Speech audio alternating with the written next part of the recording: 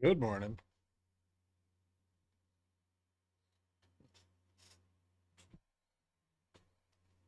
How's everyone doing?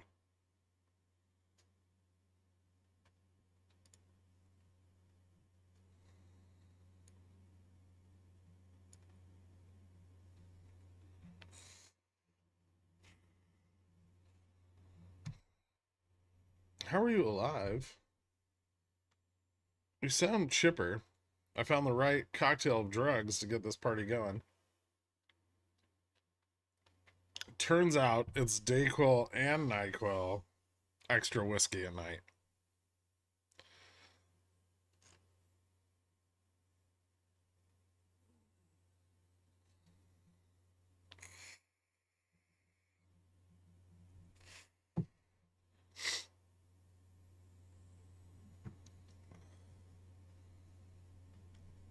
Ding ding.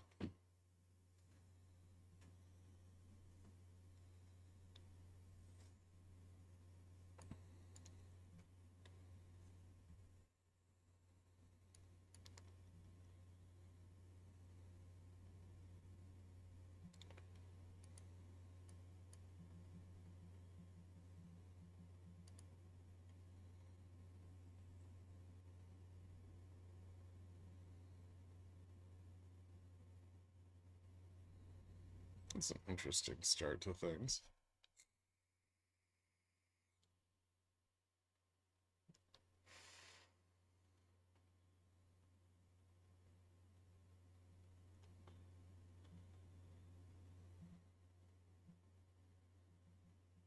Hmm.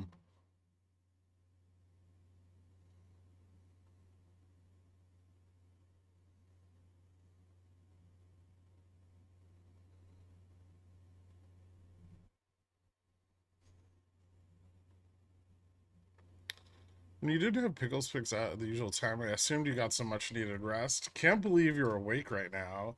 Absolute machine. So I passed out at my desk after the stream while arguing with somebody on Reddit. Slept there for about 6 hours.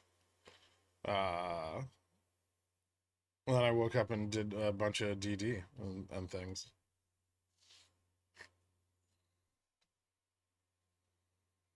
I've been awake ever since.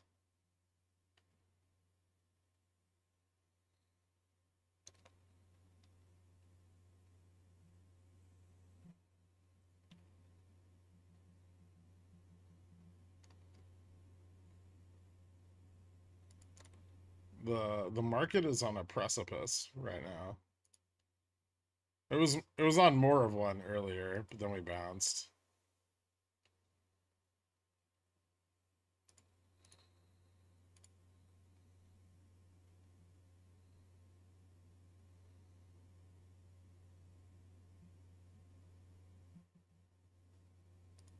Terrible.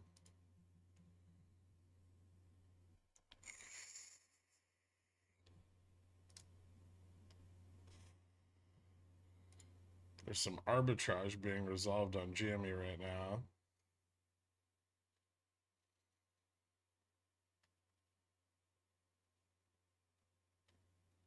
I'm worried about what happens when that ends.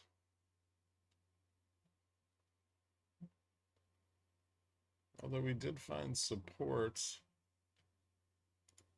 in the longer run anchored VWAP. What's that from? 1 year. Hmm. Curious. We got some nice little spike and vol too. Um yeah, we'll see. If it breaks 30, shit gets spicy. So give me 1 second.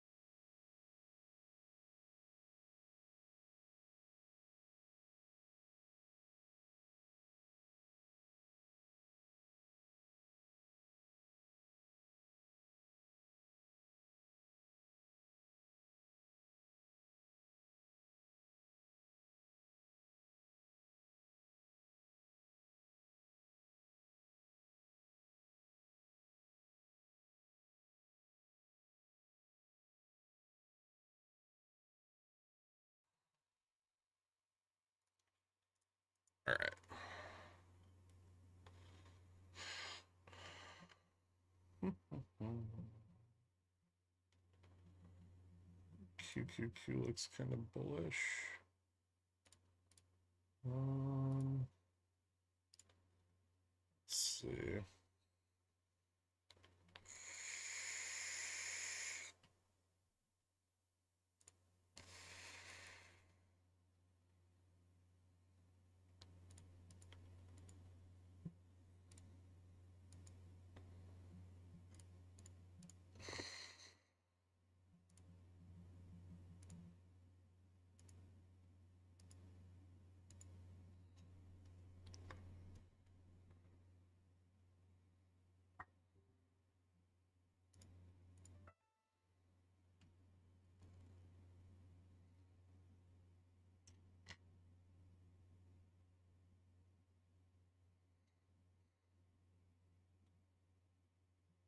Which is at 12.50 now, so already down about fucking 6% from this morning.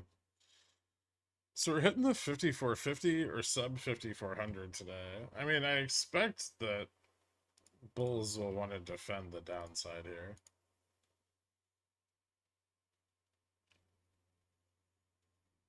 There are puts. Speaking of which, let me put that up in the Discord.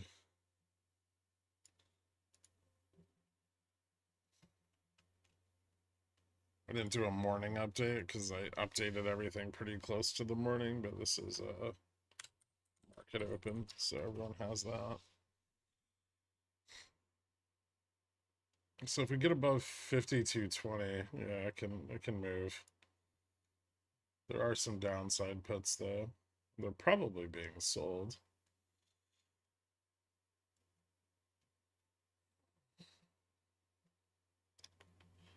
Don't forget we also have Michigan Consumer at 10 o'clock.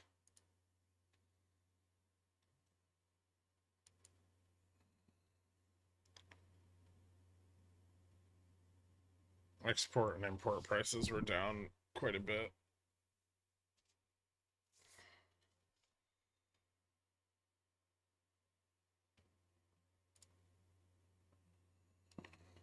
Ooh, 30.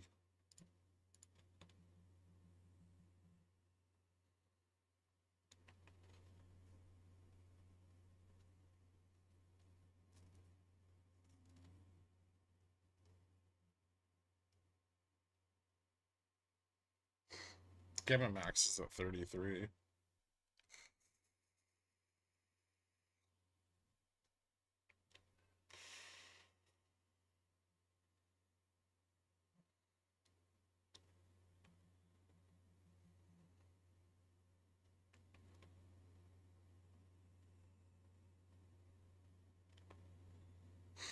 I missed estimates by 5 billion, but it was 9 billion under the prior. So the estimate was 20 billion, like the consensus for European balance of trade. But the prior month was 23.7 billion. So it was a big whiff.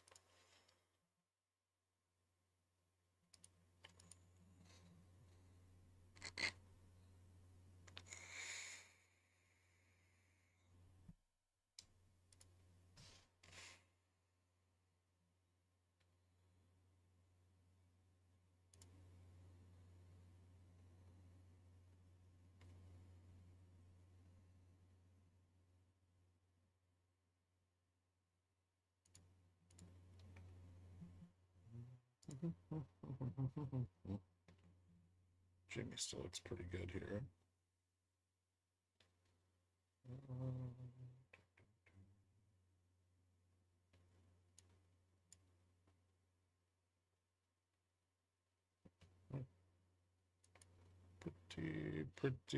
Pretty good.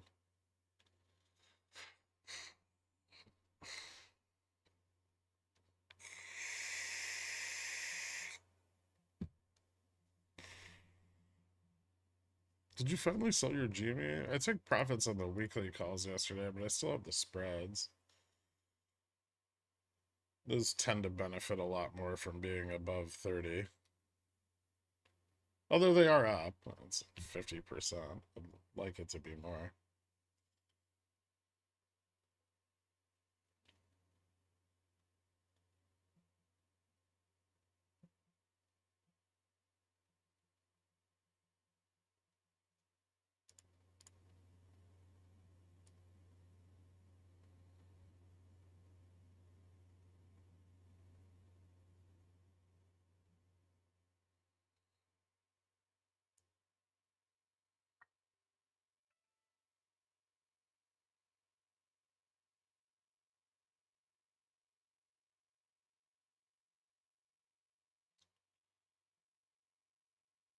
Now, if this bounce rejects off of 20, that could be kind of bearish again.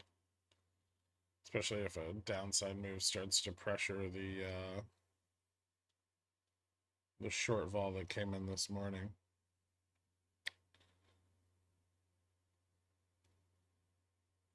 Pretty good is the best description about GME I've heard from Gherk. Well, it's got a little tiny window here where it could squeeze out $30 short calls, and that would be pretty fucking epic.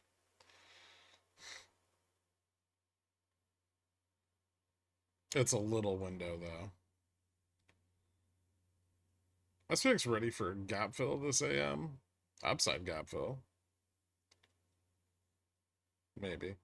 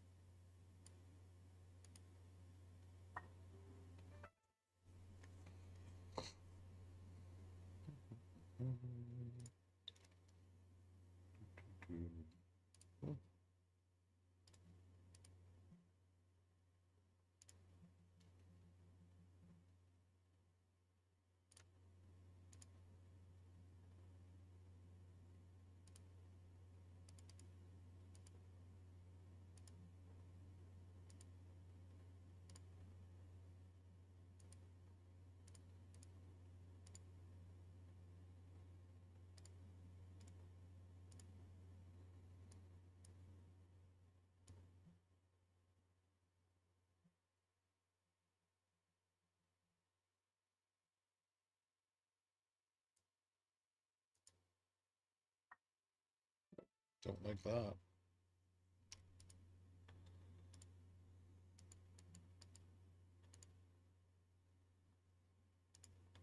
I'm going to cover my cost basis.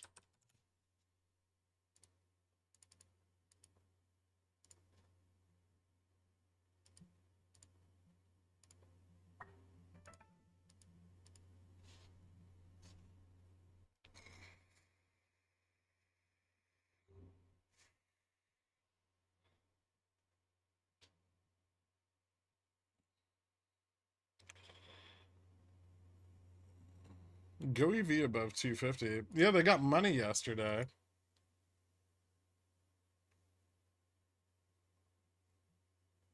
Like $15 million or something. Good for them. Someone wanted to buy a bunch of their shares at 230, which is why we pegged at 230 at open. But a little bit of covering going on.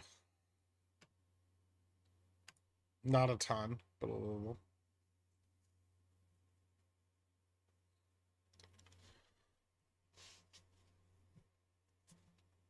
Yeah, but they're selling the shares directly to somebody, right? It was a pre-purchase agreement.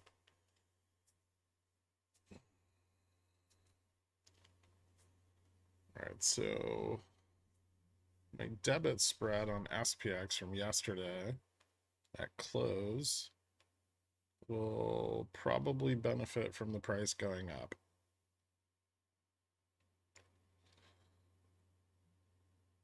Yeah, it would.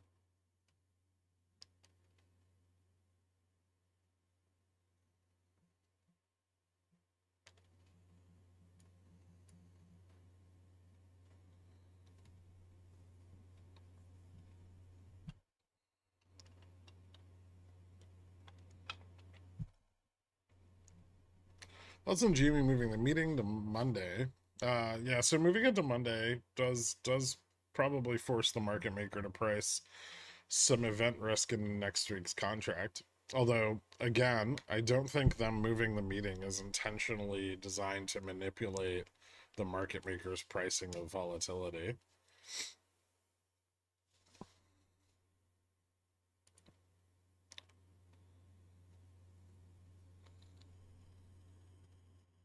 What would you do with 9 million GME shares? Well, you can't sell covered calls on all of them, so I would probably sell a bunch.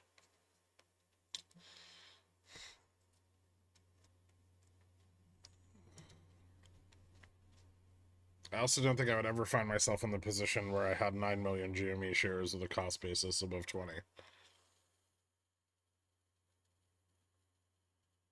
When did the 30s start getting squeezed? Somewhere around $32, maybe, depending on what they sold for in IV at the time.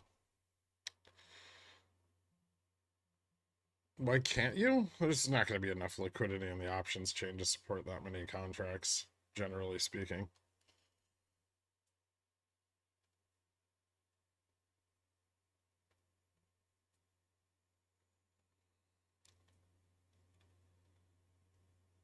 I was having trouble selling fucking calls, and I only had like 168,000 shares.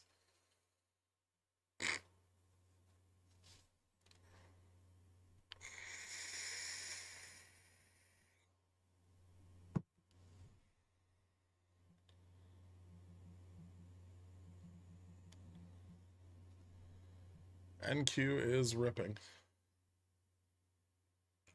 which makes me kind of want to go long Apple or Microsoft. What's Microsoft's bounce code? It's kind of over. Apple's hasn't really taken off yet, though.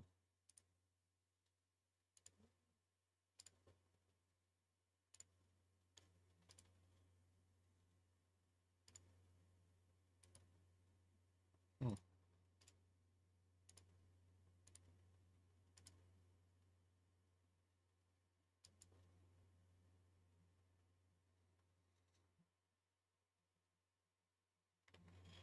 It's a little weak.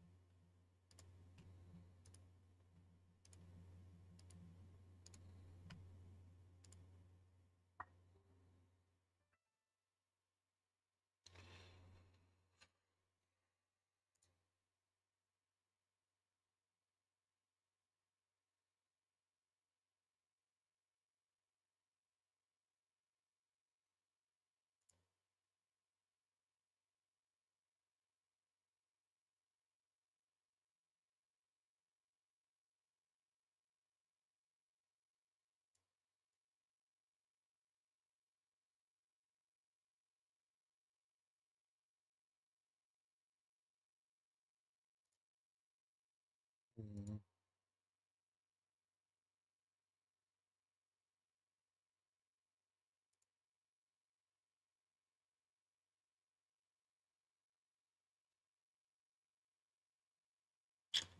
Does gold consolidate or go back to 34? I mean, I think it will go back to 34, if that's the question.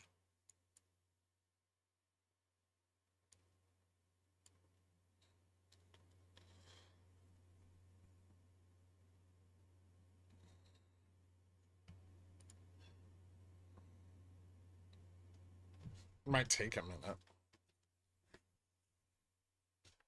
Or 24, sorry. Look at AVGO go. Yeah, that's actually kind of impressive. But I'm only interested in shorting it if it goes under 1650.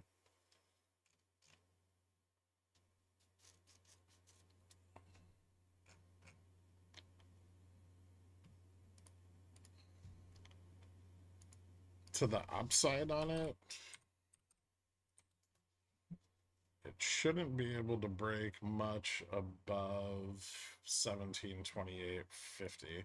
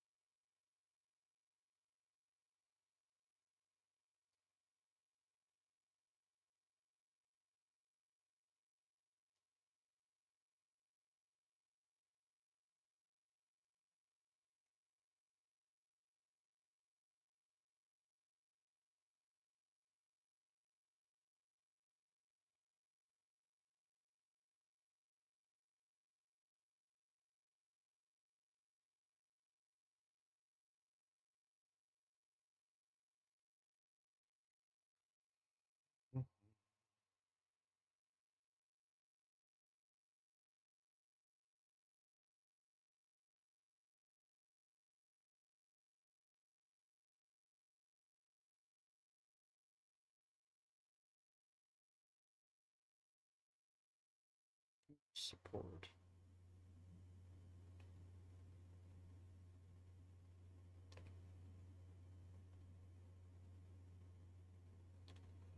All right.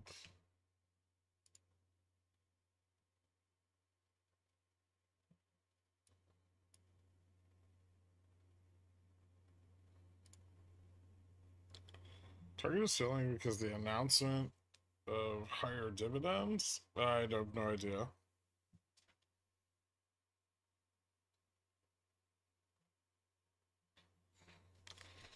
There's still potential for some GME settlement. Should we be seeing that volume in the AM, or do they have all day for those orders to hit that tape? We should have seen them near market open. But they can dark pool stuff, which can delay it a bit. GME's already got 17 million volume today, which isn't a small amount.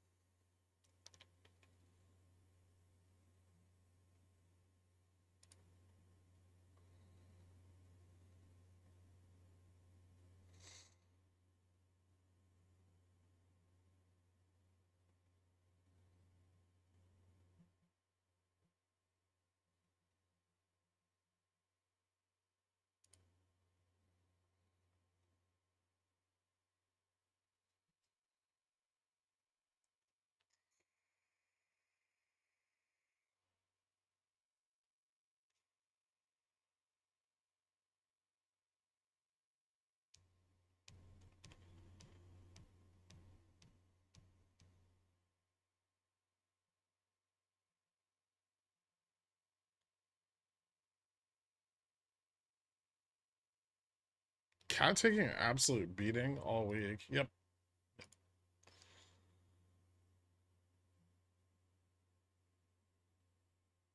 Yeah. It had a little shot at a bounce yesterday, and then ended up opening below, back below where Charm was negative. So Charm continues to be negative into the back half of the week here. The next downside support is like 310 and then 300. So and 310 doesn't look very strong. At least not right now. Do you think the most likely window was the 17th to 18th for GME? No. There's two windows. There's the 10th or the 14th, and there's the 18th or the 24th. There's also 3 different sets of settlement.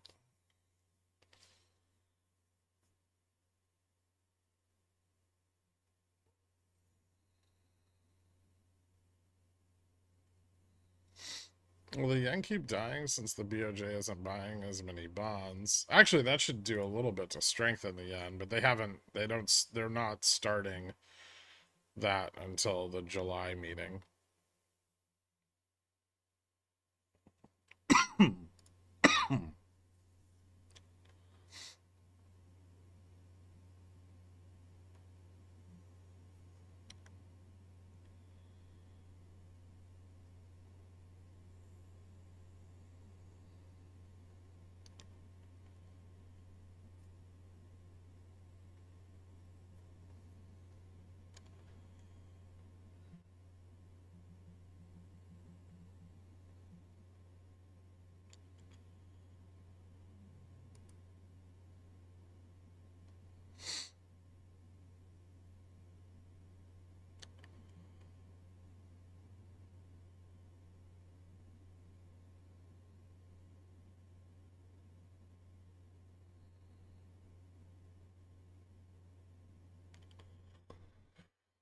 Apple having a hard time getting back over 215 because indexes are failing. That's why I didn't go long.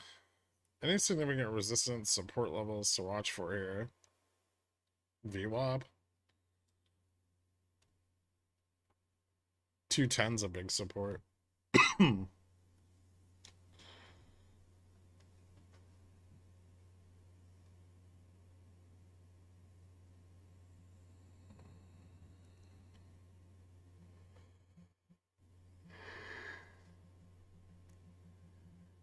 Yeah.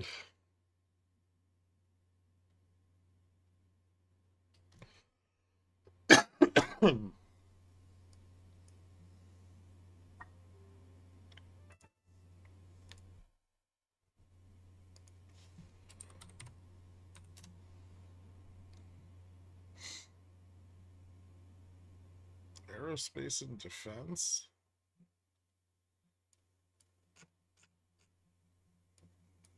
Doesn't look like a particularly quick mover.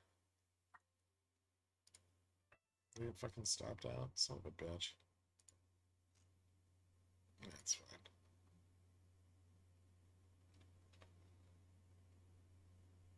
Consumer sentiment in 2 minutes.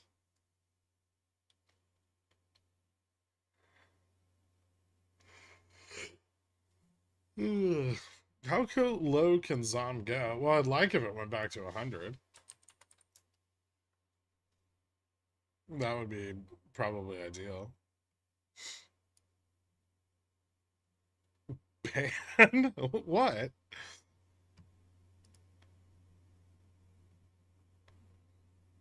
What about my call puts? I have call like long calls? Oh, that's silly.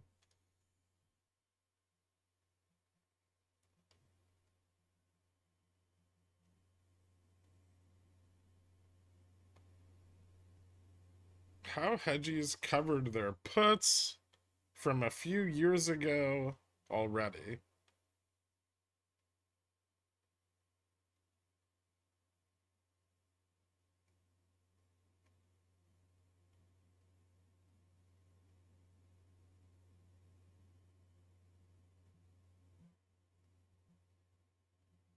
Shorts. Oh, okay. They cover their shorts like every quarter. Then they short it again. It's very simple.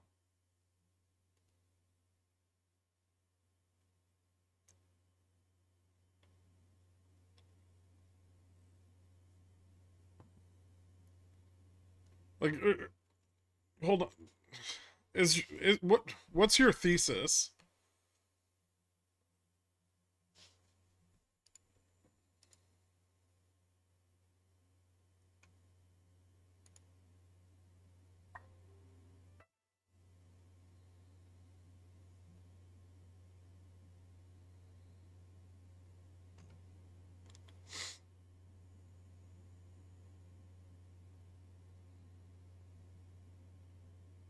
It's been wild.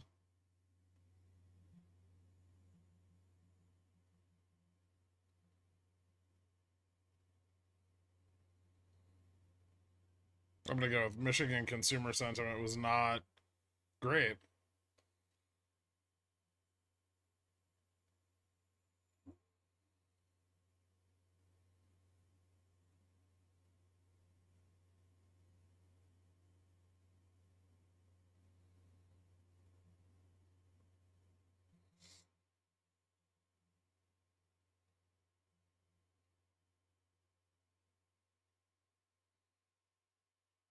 But we don't care?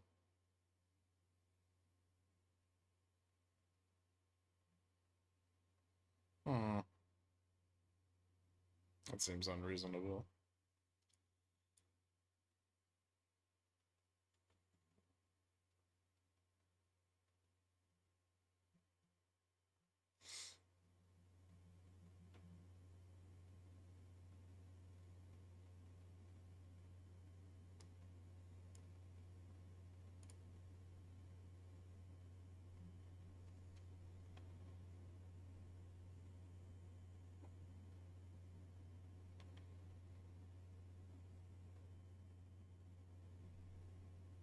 I don't think there's any valid reason to assume that the SEC is lying and that short positions remained on GME through a move from $2 to like fucking $400, right?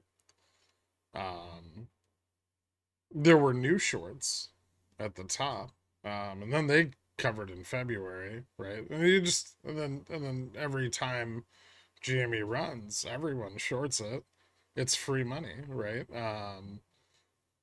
And then they cover, and then it goes back up again, right?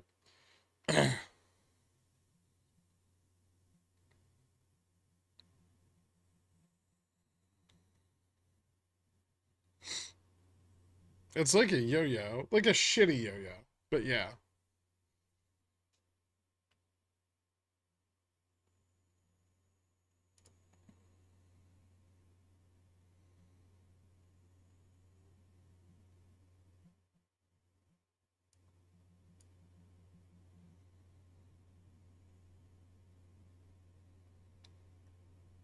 Who pays for the runs? What do you mean?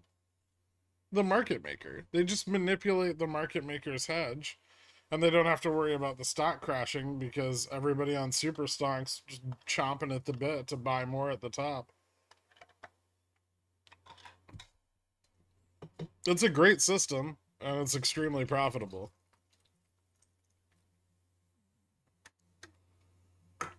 It's so great and so profitable. Barclays even wrote a paper about it and published it publicly,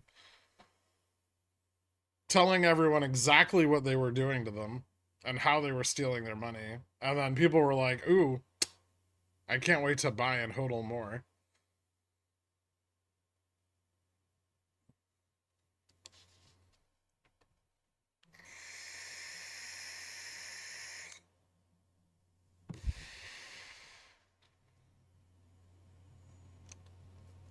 Options look stacked for a possible run.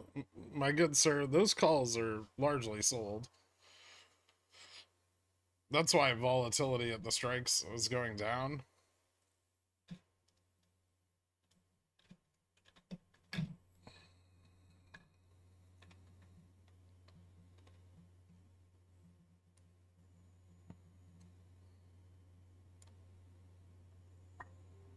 Those are Kenny's calls.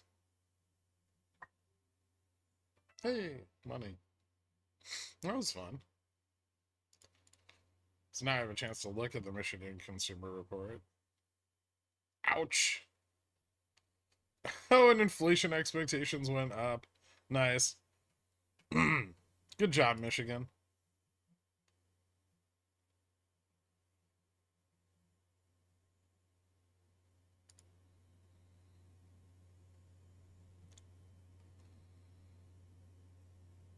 I'd like to read that paper. It's in the liquidity DD. No one ever clicks the links.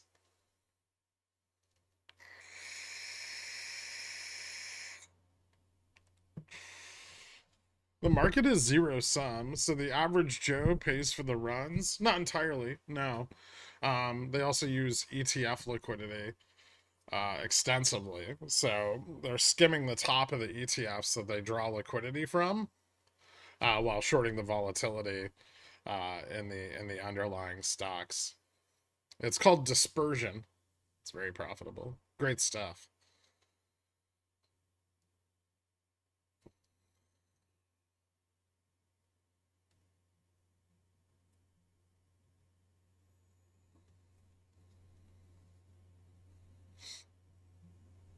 Well, you have to wait because the bulls aren't selling the 5420 put yet, right? Which means they're not feeling bullish.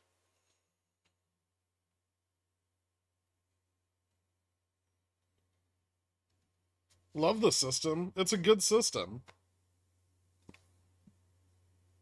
ETFs allow cash substitutes for fake shares, cash settlement of synthetic liquidity. They're not fake shares. Remove that word from your vocabulary. They're very real. Um, they're just synthetic in their creation. Handsome Colby, welcome to Zillionaire. Thank you so much, man. What's N phase gamma neutral? I don't know if it's relevant right now, but I'll take a look. Nope. That's the wrong speaker. It keeps doing that every morning.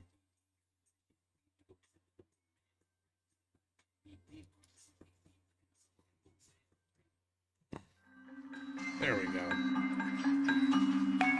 Happy birthday, Gherkin. Yeah. Yeah, we might have a chance, but we ain't got ropes. Give us more than a chance, cause we ain't no coke.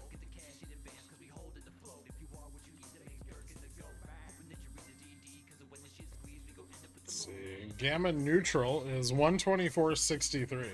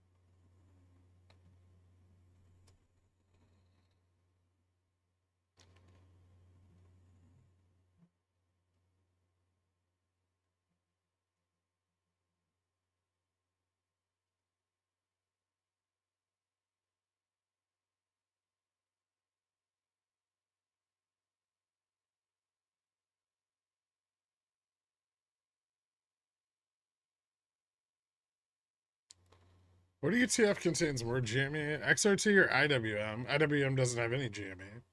IJH, IJR.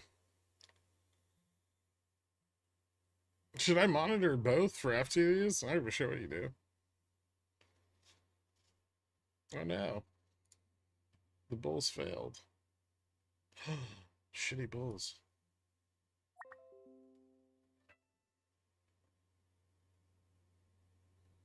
How the fuck did I get filled on that?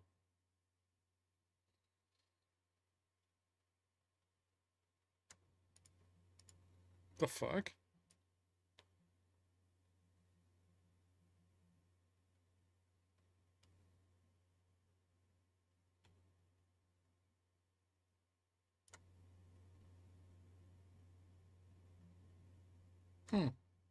That's odd.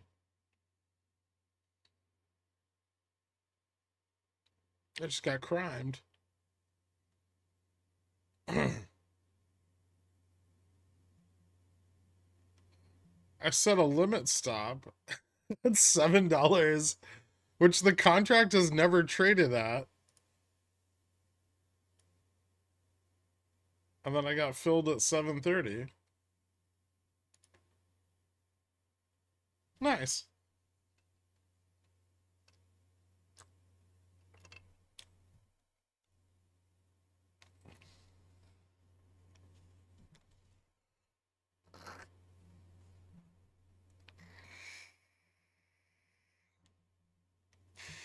I mean, I have the order right here. It's not the NyQuil.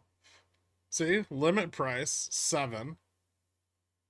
This candle low 710.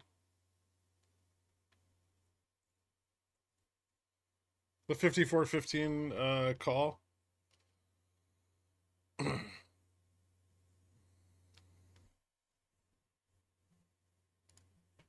Well played, Kenny. Well played.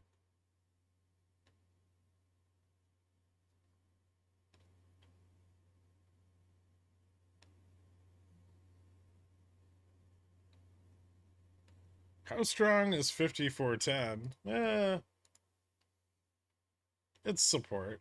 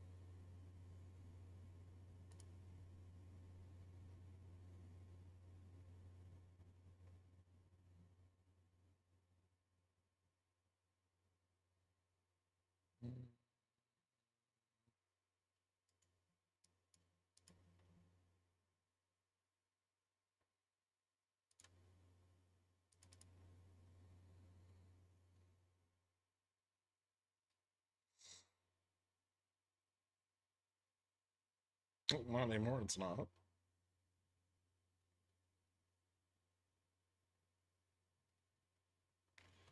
Gross.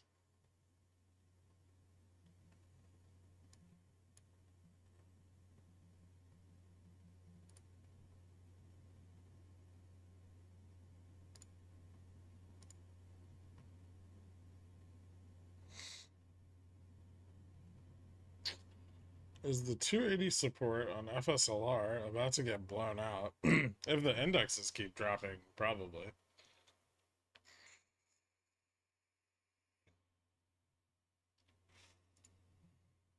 Oh, nice.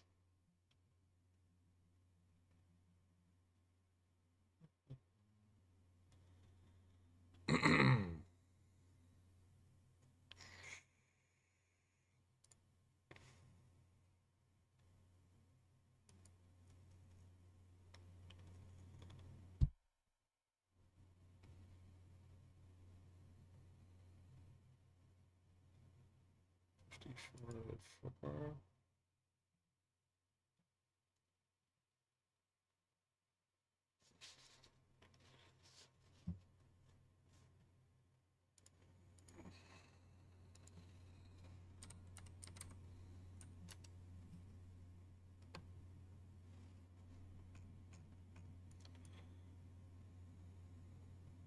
Tech? Why would tech and cat have any similarities? Tech is coal.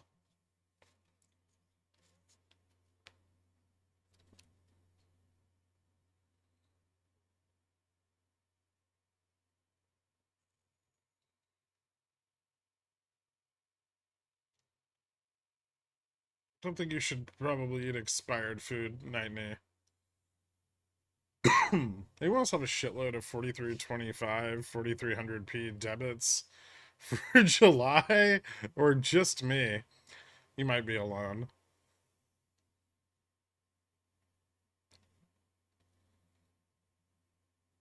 How low do we go today?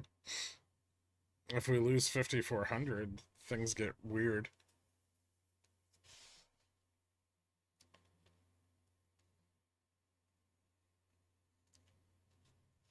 See, this is why I took my cost basis earlier. GME's being a real piece of shit right now.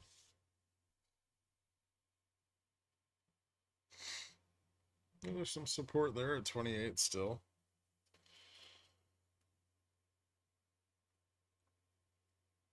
Interestingly, GME not handling the market sell-off very well. Hey.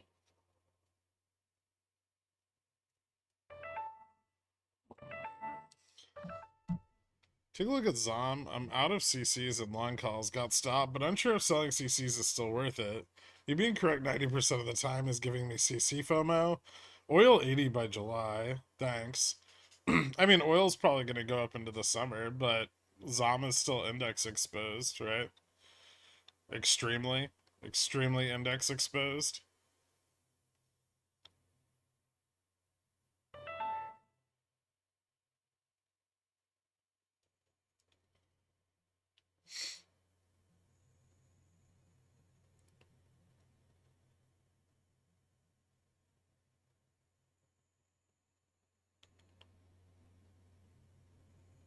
Have you seen Joe Biden at G7 in Italy? He was facing the playing field thinking there was a crowd. He's got an excellent imagination.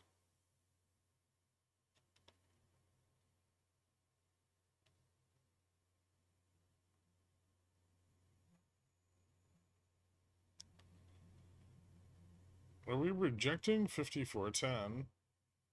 Maybe.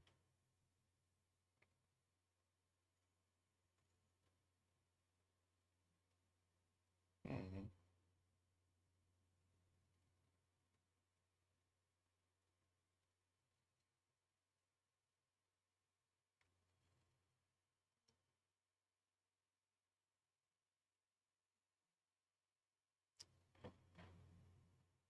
GoEV's doing some ups since yesterday. What's up? They got like, they sold some shares and got $15 million. They sold those shares at 230.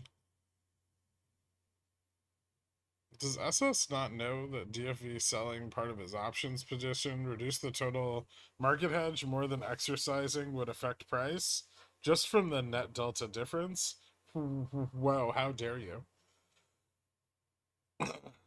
They're not even sure that he sold yet.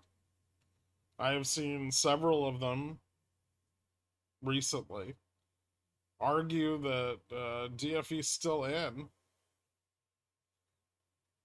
and Wolverine never hedged his position in the first place. So, stop saying shilly things. Yeah.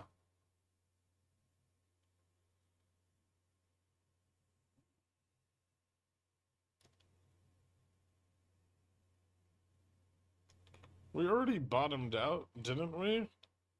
How? What, on SPX? Probably.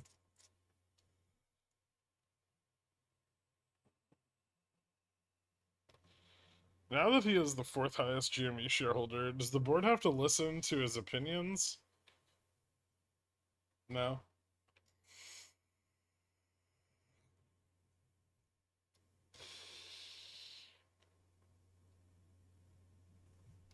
There's only so many chromosomes to go around, Greg. Well, I wish Super Sonic would stop hogging them all.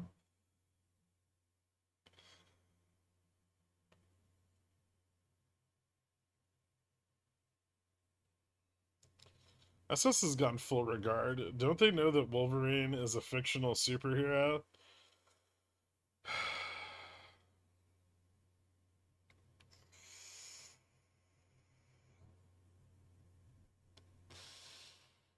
Will you start entering CSPs for Upstart when it drops below 20? Maybe, yeah.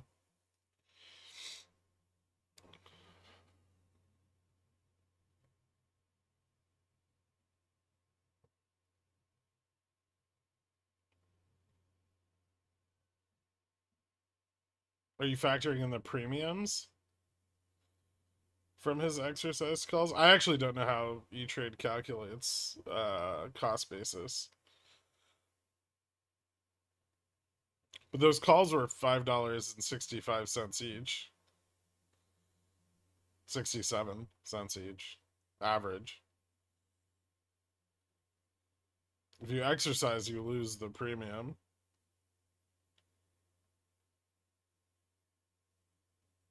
Joke's on you. I have an extra chromosome.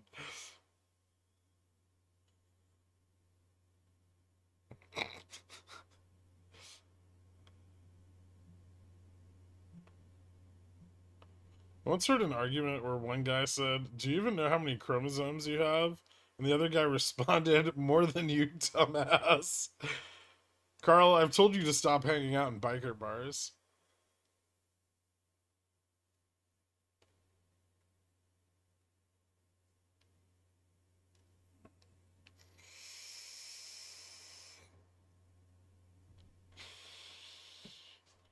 I saw an idiot on Twitter stating 17th is National Take Your Cat to Work Day.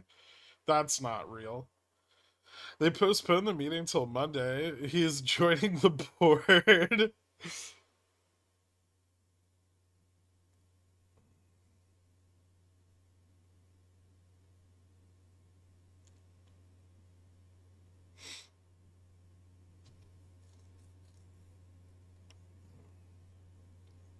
What did the cost basis on those shares be? 25.67.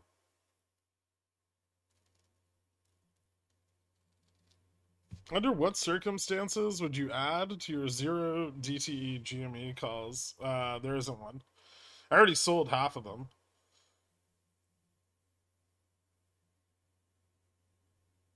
I wanted to get my cost basis back.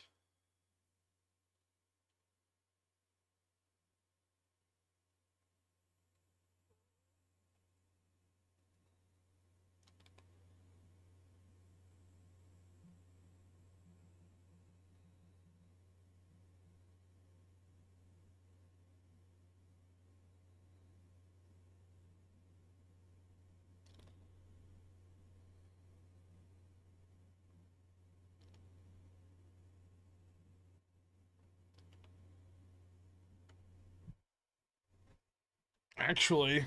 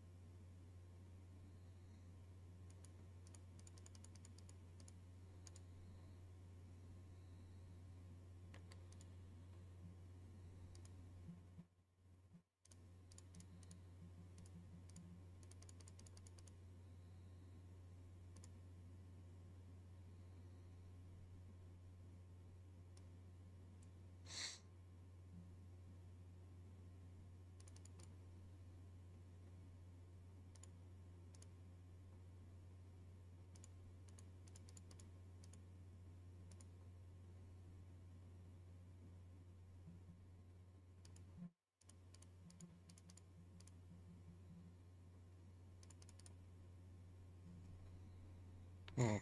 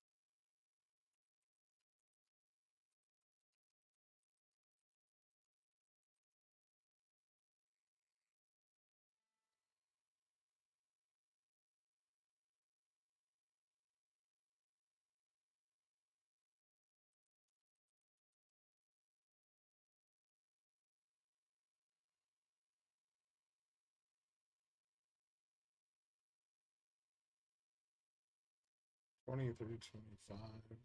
He may have bought some shares at market, but if he exercised 4 million shares at 25.67 per share, and his initial cost basis was 23.31, then that would be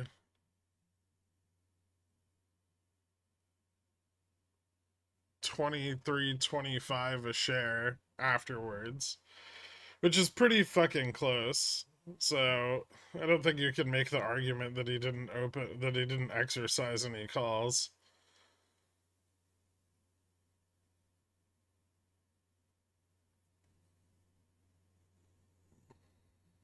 I'd like to report a crime with GoEV. What's that?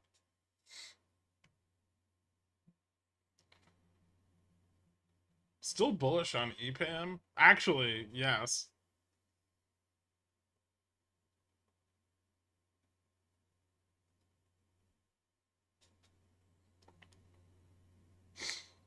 That reminds me.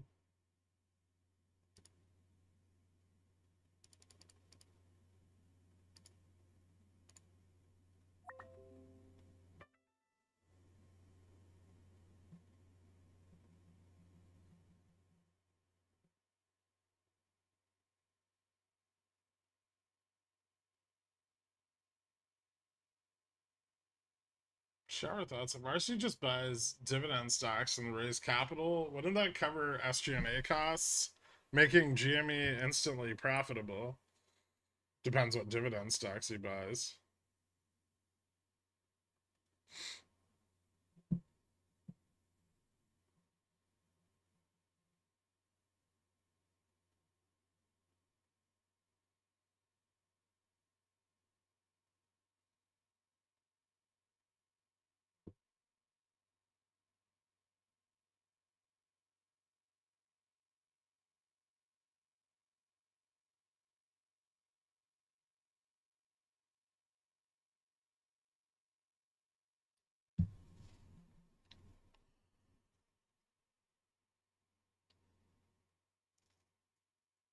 So what's the point of having the shares if he has too many to sell CCs? Infinite theta.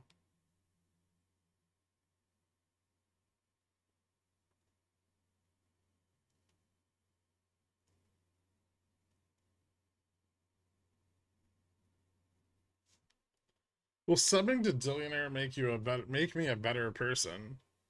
Probably.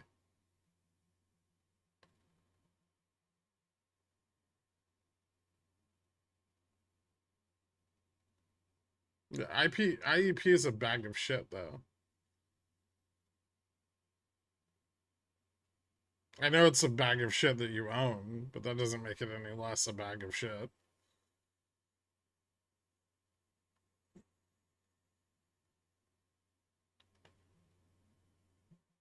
Is EPAM a Pickles pick? No.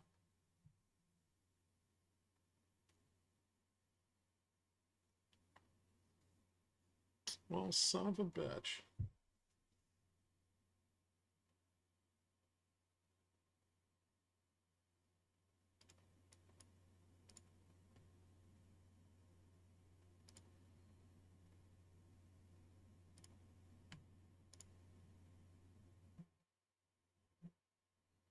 Hmm. What's interesting about that is despite the pullback, projected off 3070. So it is being shorted.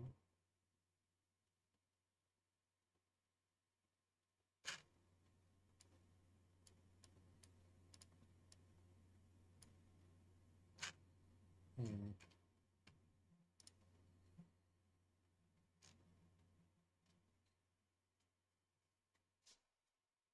I don't like it.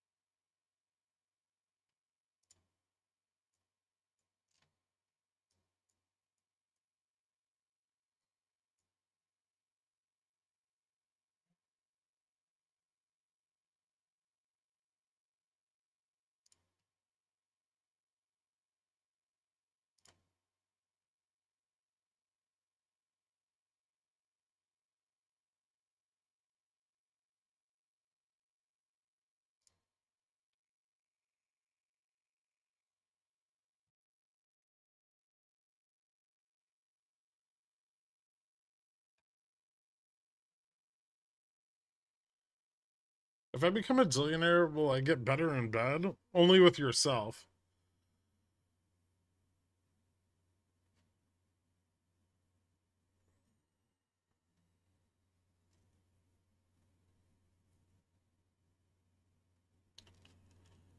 You have no idea what GFV believes in. What do you mean he believes in a game squeeze?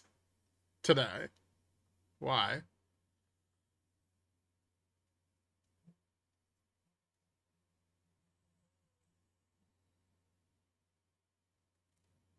This is news from Russia, not the best. Russia says that if it were to negotiate, Ukraine would have to withdraw from the land they lost, which Ukraine will never do. Yeah. Does this look like Russia's getting burned by Theta in this war? A little bit. But now they have the yuan to fall back on. Winning. Crippled Mule, welcome to Dillionaire. I hope you find the self-healing you're looking for.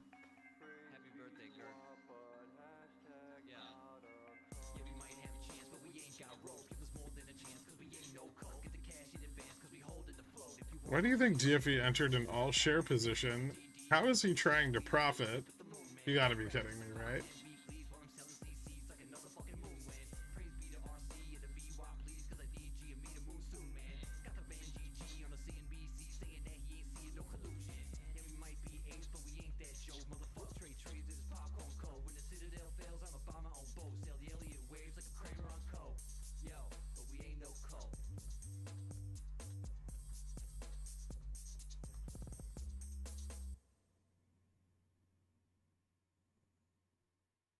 Are we at support? Yes. Not a very strong one, but we are at one. Hmm.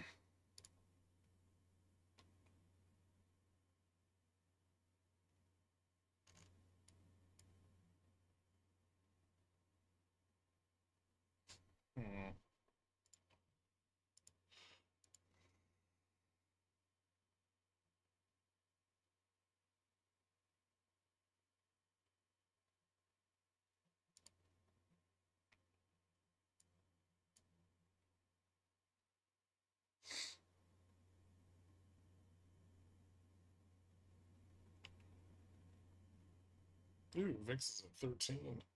Nice.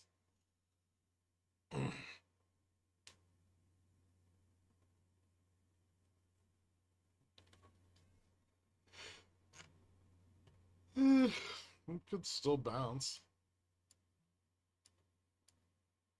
There's a call wall at 28. You know, I gave you guys a map last night. You don't have to ask these questions.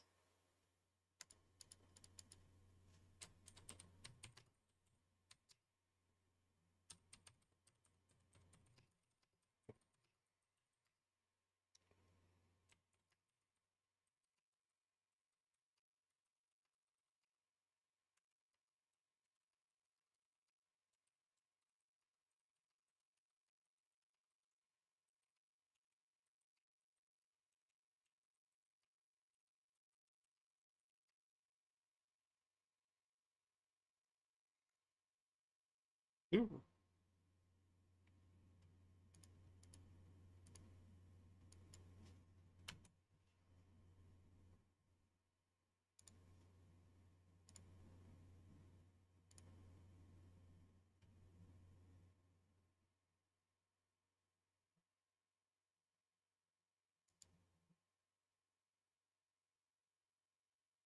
Mm. Charm is not friendly here. Either is Delta.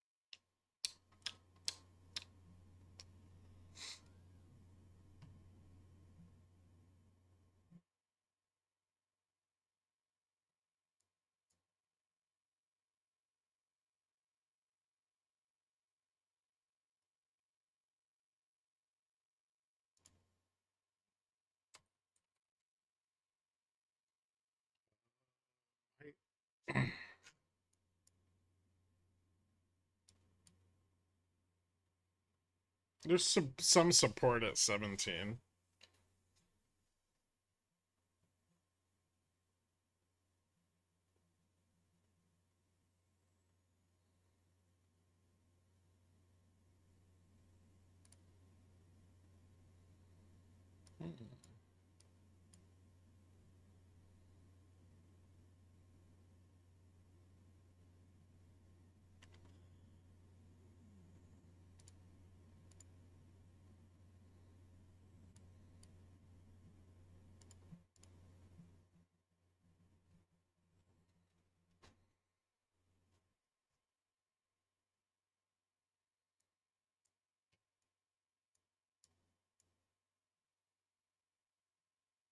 This is fun.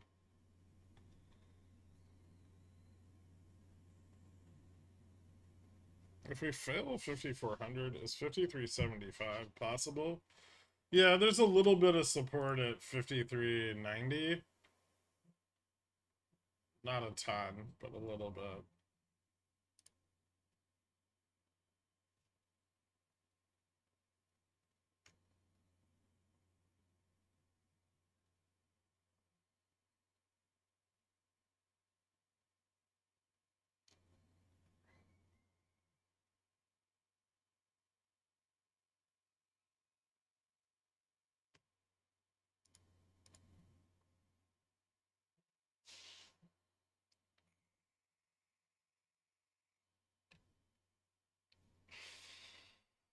What was ES volume? Not too crazy. Higher, a lot higher than yesterday, but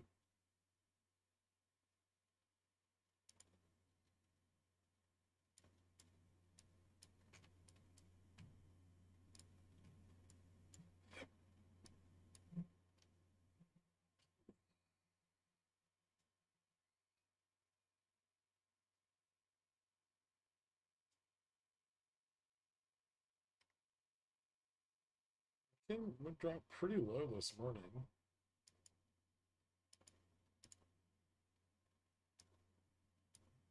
Yeah, this morning we tested like SPX like 53.93.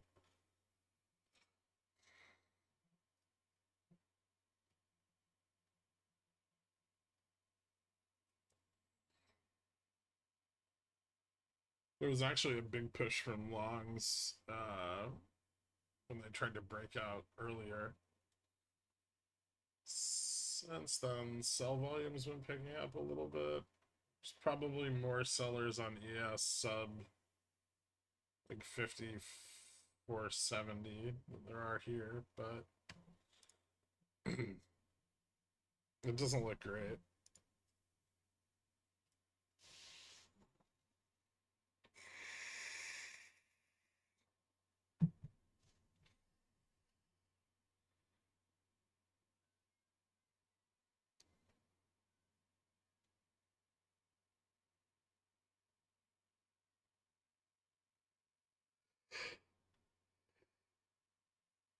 Yeah.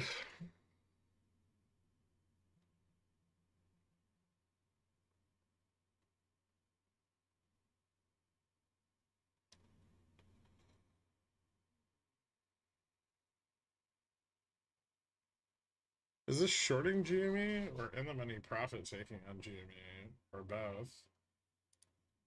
I mean, it's a lot of out of the money calls closing.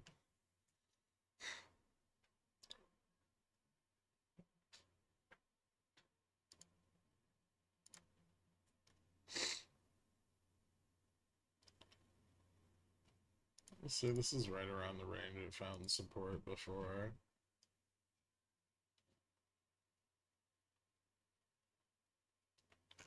It's getting a little bit more illiquid. So we may start to see some covering soon. Arbitrage is turning just a little negative again. So yeah, there's some shorting.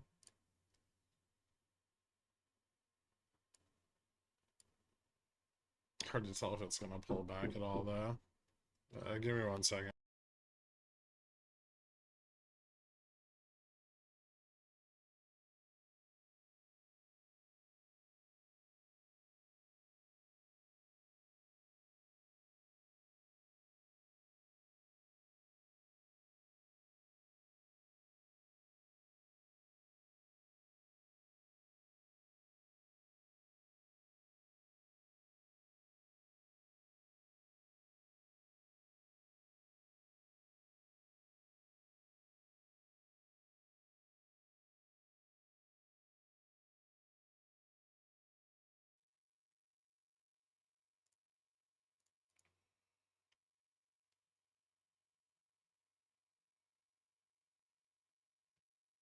Any thoughts on GoEV? Yeah, my CSPs might not get assigned, which is pretty cool.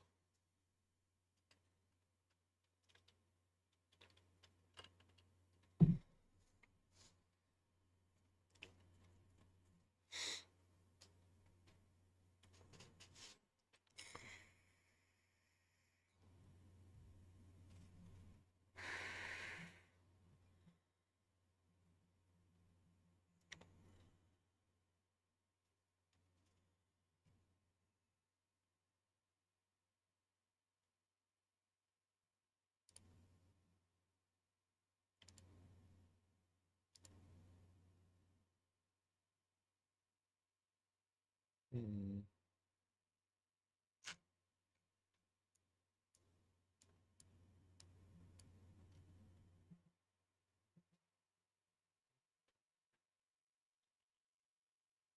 I got some Apple runners. I kept after cutting this yesterday. You think 215 Cs for 621 are worth holding over the weekend? Seems Theta's going to beat out any possible run to 220. I paid 220 for them.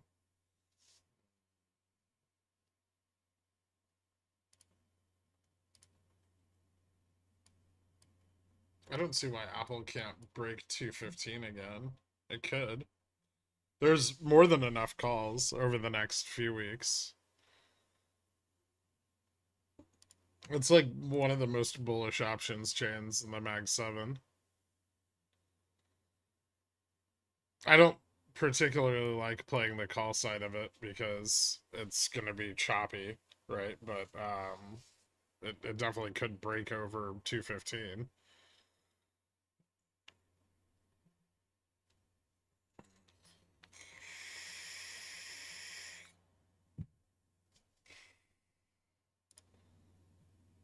Yeah, gold's getting kind of spicy again. I'm already long GLD.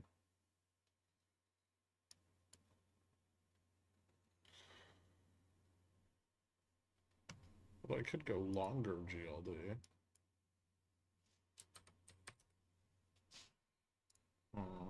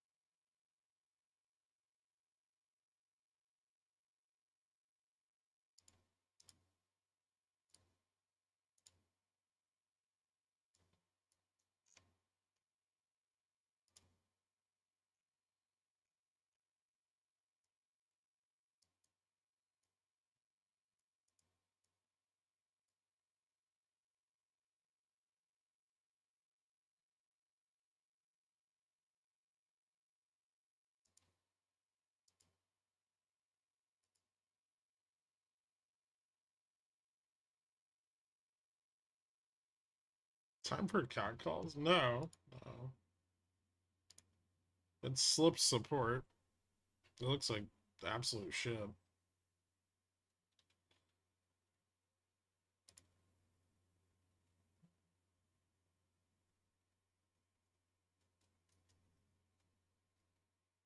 Head and shoulders on QQQ. Yeah, I know.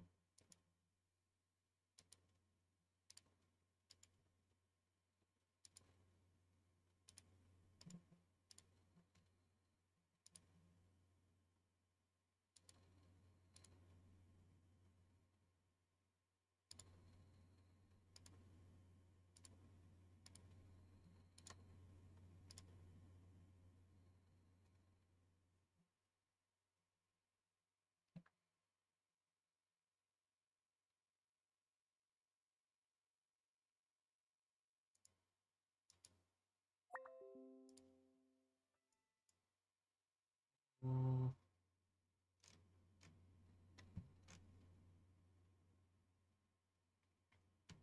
Hmm.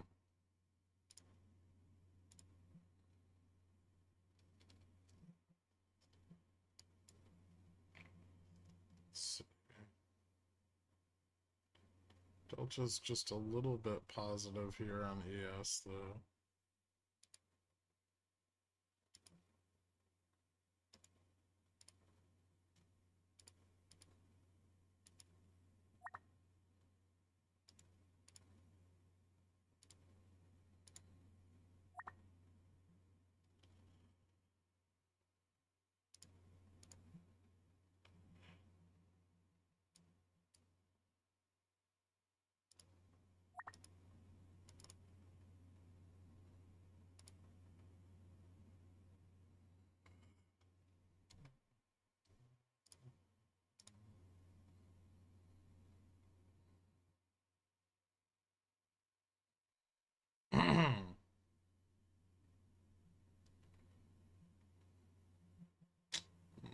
Nope.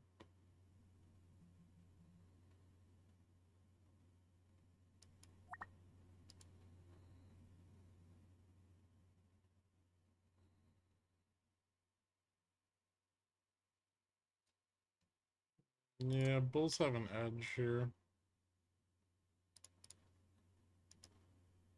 Over. Yeah, if it gets over 15, we can break out again.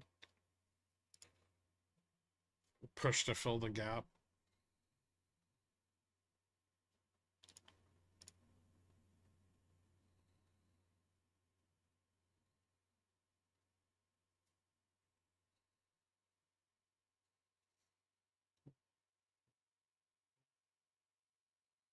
GME's got a nice reversal.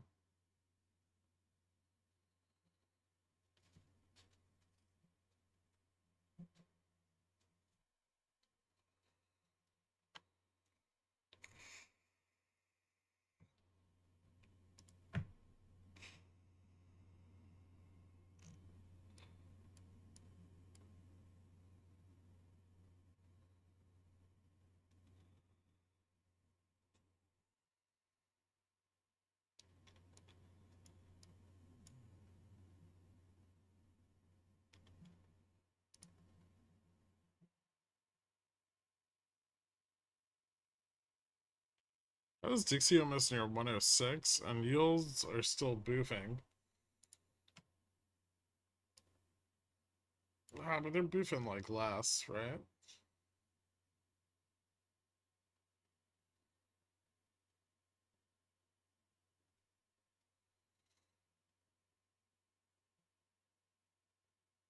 It's probably not going to be a big concern until the dollar breaks 106. Although if it does, things might get a little spicier. People are going to want to go long U.S. Treasuries and the stronger dollar, at least while the dollar is rising.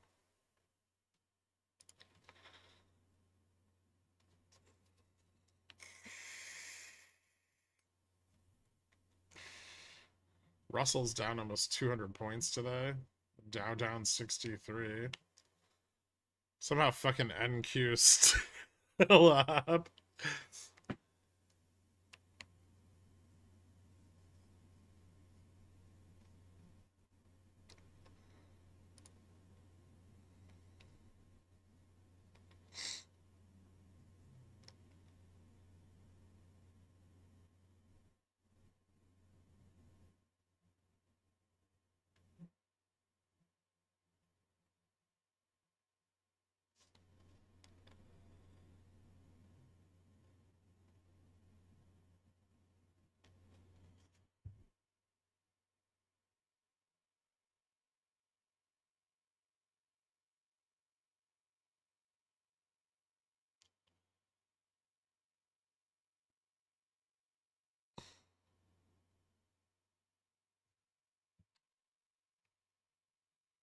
Gonna be 50% concentration of the Mag 7 and SPX at this rate.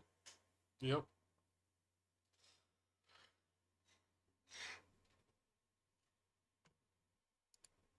Dude, Nvidia's going for Apple's seat.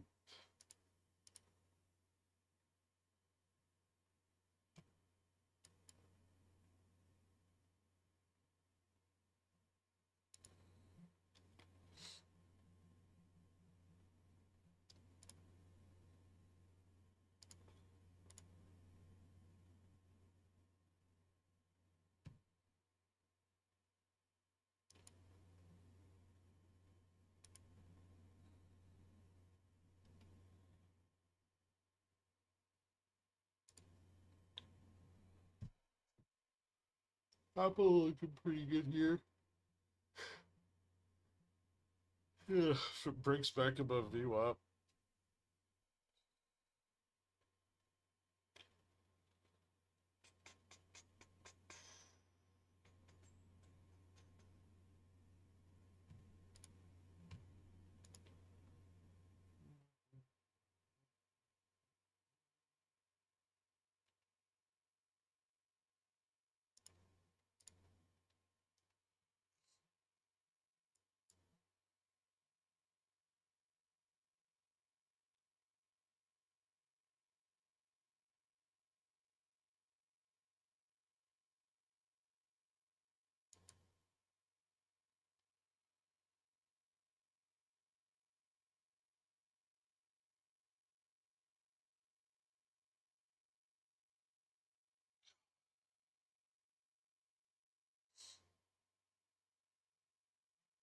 Tesla's about to dump more. Bear flag may break down. Uh, yeah, Tesla's falling below gamma neutral. Or it's actually below gamma neutral. So it could start to dump a little bit harder.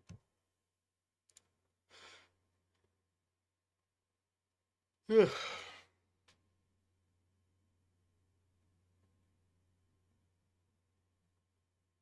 It's like the old days. GME drops hard with the market, but struggles to keep with it when it bounces. I would argue that GME's bounce here is higher performance than the markets. GME up 93 BPS, so it's technically outperforming.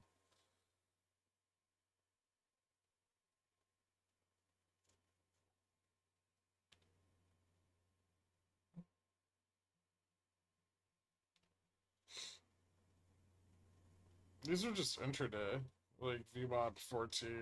I think they're anchored to open.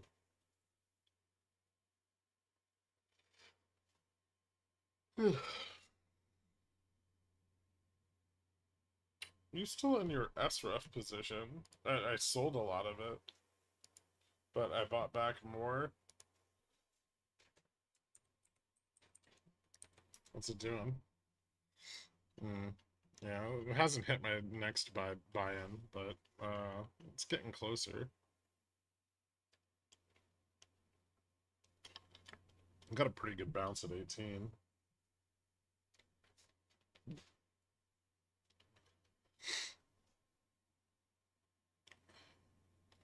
I bought back a little on the last like 1950 test, but I sold a fat chunk of my position when it hit like 25.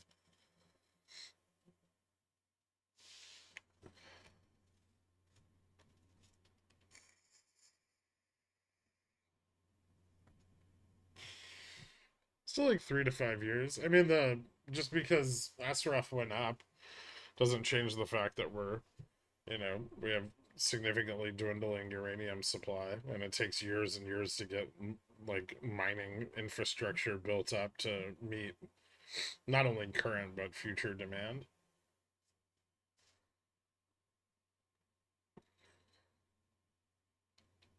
Although, if there's some resolution of the Russia Ukraine conflict war, that could be bearish for uranium for a while.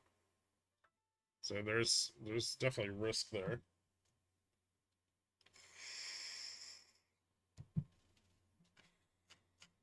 Although buying at 1950 didn't really do much. My initial position was at like $10, so I'm not super worried about it.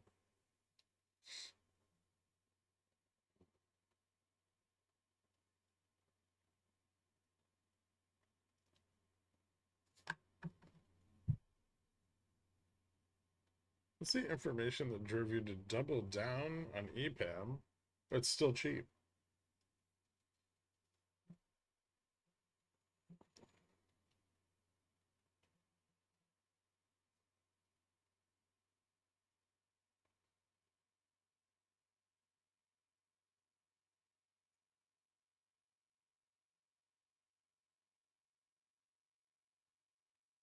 That's on GME 30 621. Risky.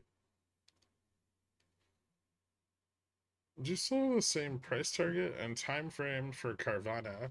I exited a lot of that short position already. But I do have shorts on Carvana still.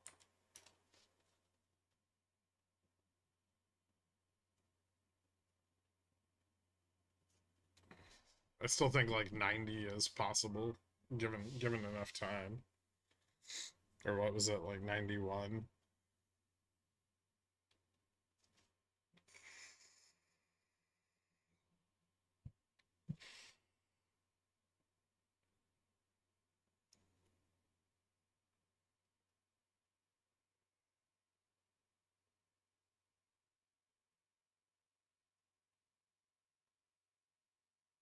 SPX 5000p for September.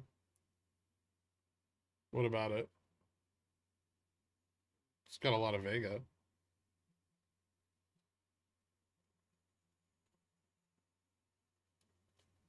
I would tell you you're an idiot. Eh. Volatility is a little high today. You sure you want to get them today? Like VIX 3-month is at almost like 15.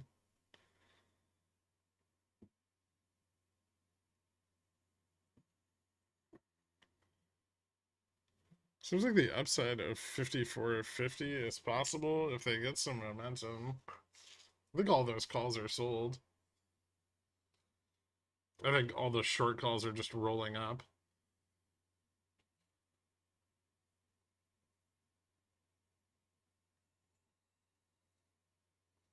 What makes you keep talking about Russia, Ukraine? Does BlackRock know the stop date? What? That's crazy. Even if Larry knew, he'd never tell me.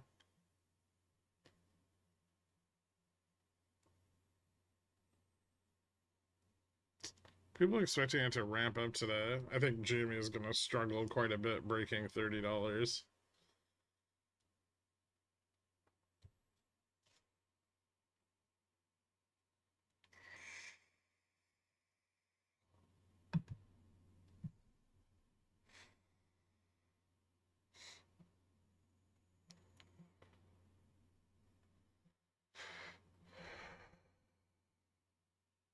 Max Payne's not relevant. It also changes.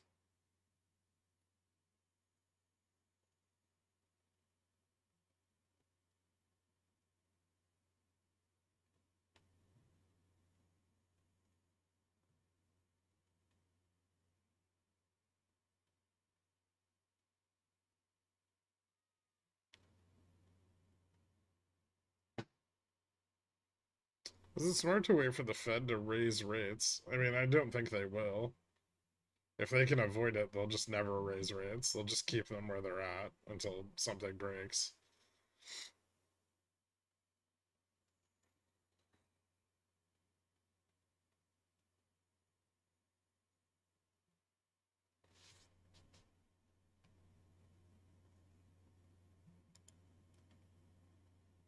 What happened to Siri? Did it die?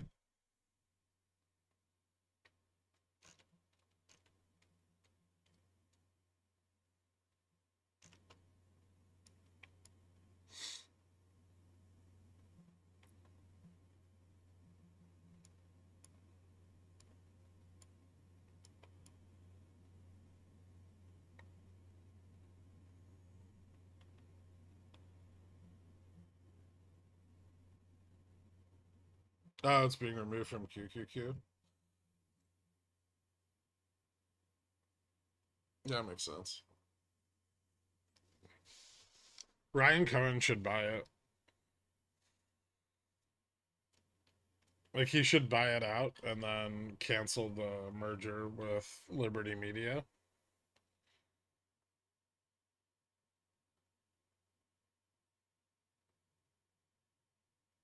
And force the arbitrage trade to close.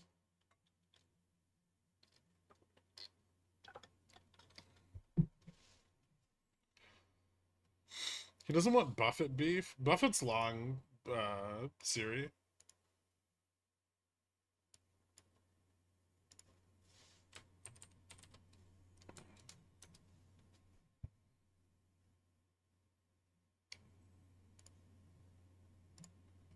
Market cap's 9 billion. And you know Ryan Cohen loves Sirius XM radio.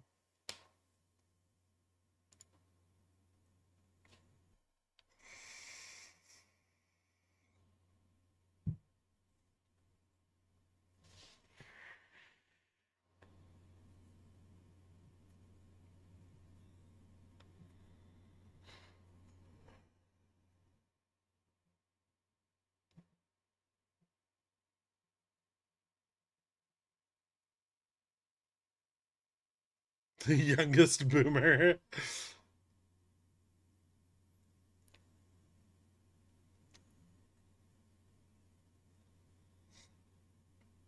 It sounds like you won, Clapton America. Is what a bear flag on the 15-minute.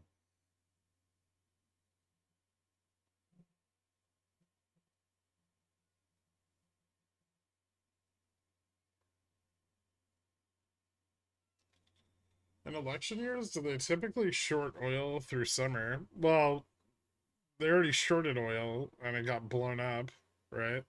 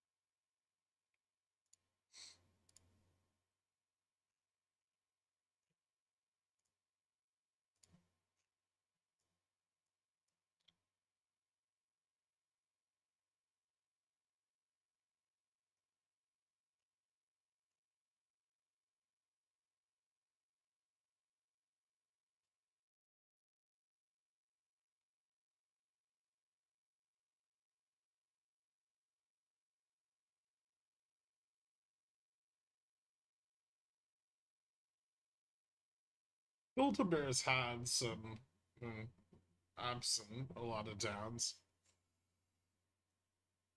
Their earnings have been really inconsistent. They insist on paying out that stupid dividend.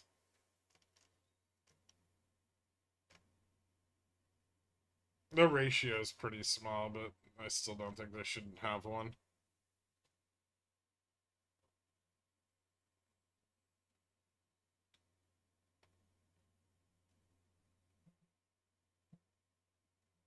I hope I'm right and we have a good ending to that. We'll see. I've still got a little bit of exposure. Did I get stopped out of those? Yeah.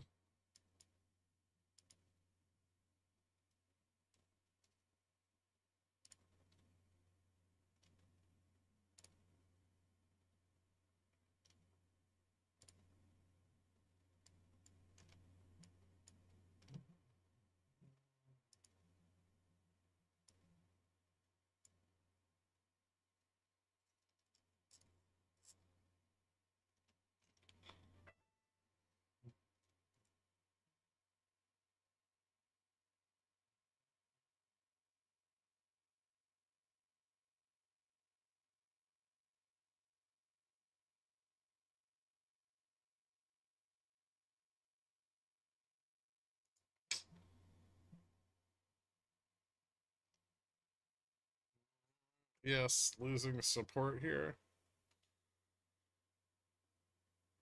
is the 5480 test on ES.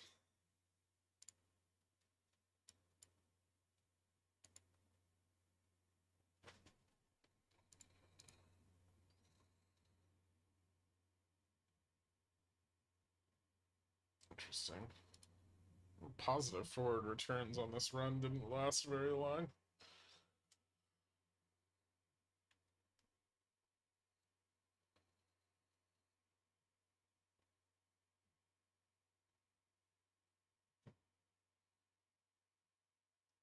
GME IV's picking up a little, despite the drop.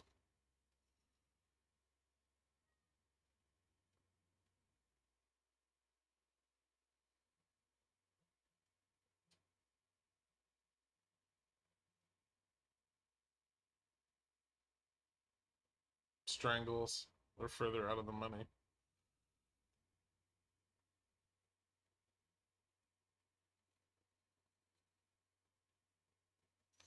What was the fund that you showed a while back that outperforms when rates go up? I don't remember.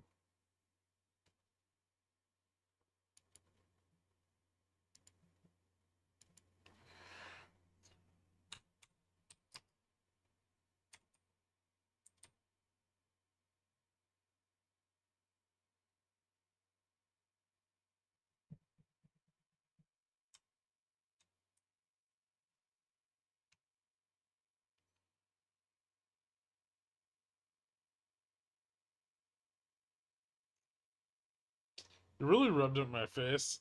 I was like, yeah, he's good at this.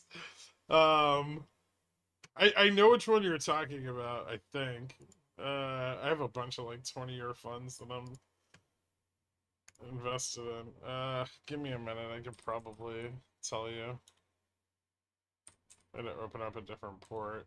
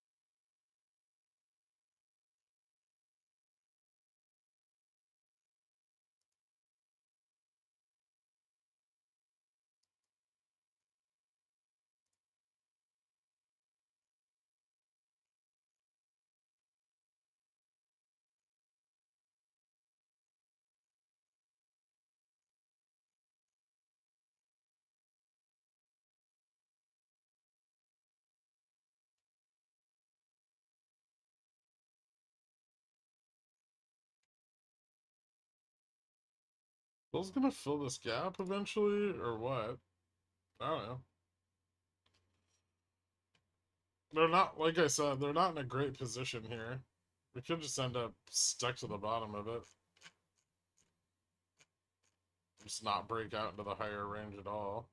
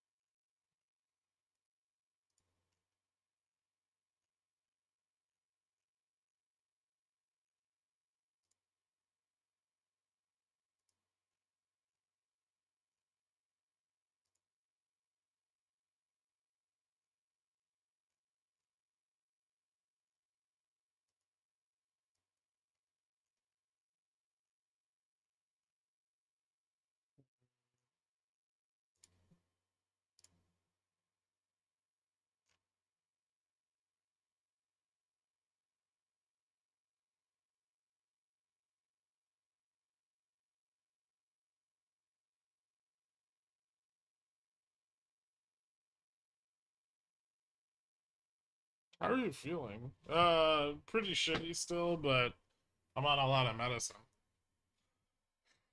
which is nice. Ooh, Nvidia failing. That's not good.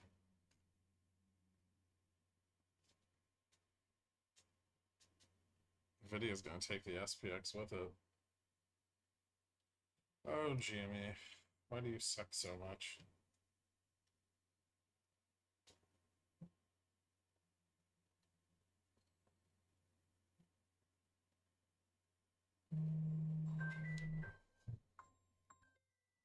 How boring is this? Fairly. Could you draw a triangle on GoEV just for simple sake that it would be the easiest triangle to ever draw?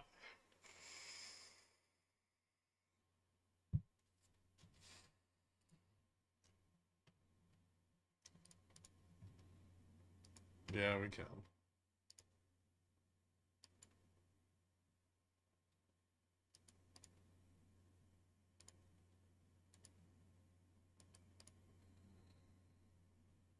Is that what you want?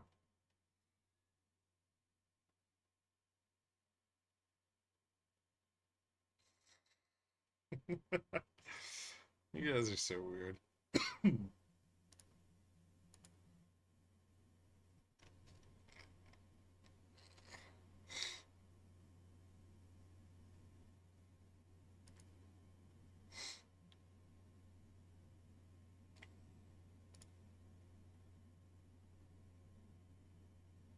GME would be enjoying this increased volatility a lot more if it was above 30 fucking dollars. Come on, Keith.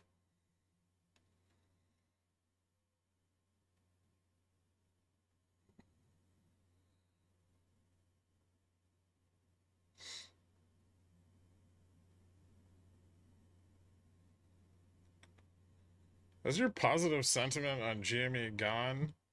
What, as far as the company goes? Oh, yes. Yeah, long gone.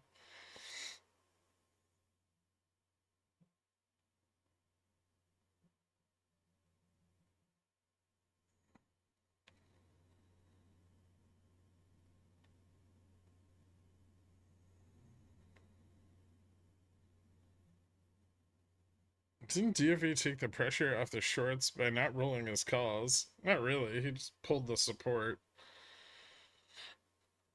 Everything else is pretty much the same.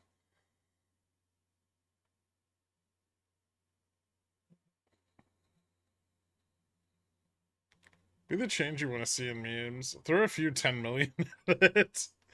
Absolutely not. They're short vol.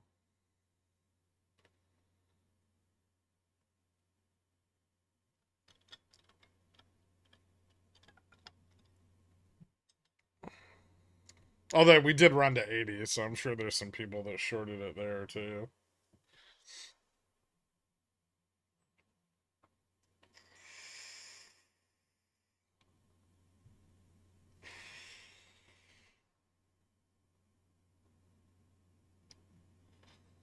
Why CPI instead of how much my groceries cost? My bank account doesn't get seasonally adjusted. Yeah, yeah, because well, that's just because you're not get good. Company has survived. Well, that wasn't that hard. Has money now. Seems they're acquiring other companies. Nope, nope, they're not. Plus shifting business. Also no indication of that. Seems like long-term gains. Well, not necessarily. Most businesses fail. Starting a new business is a way bigger risk than improving the existing one.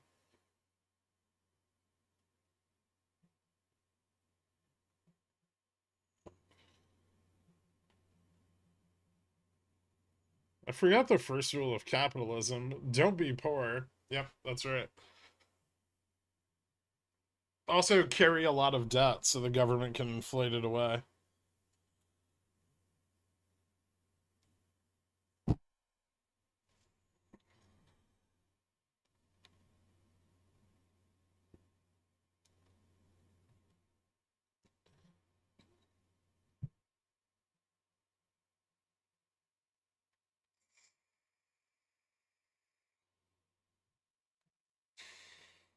I hope RC buys some French treasuries. Ooh. Wait, are we going to talk about... What about the bond? The 10-year bond? Right?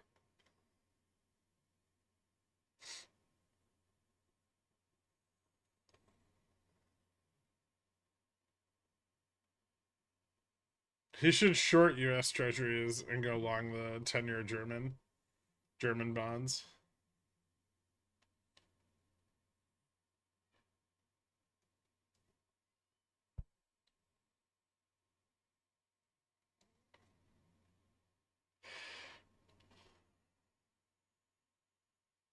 Gabe isn't selling Steam ever, and definitely not for $4 fucking billion. I'm pretty sure he's been offered more than that already.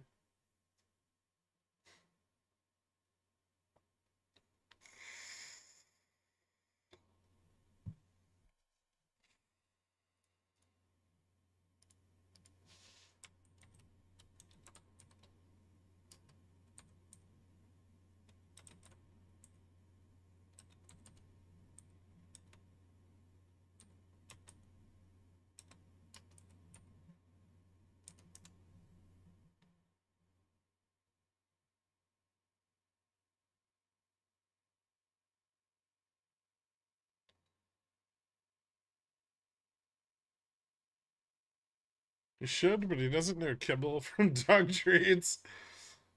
They're called oats, and they're currently underpriced.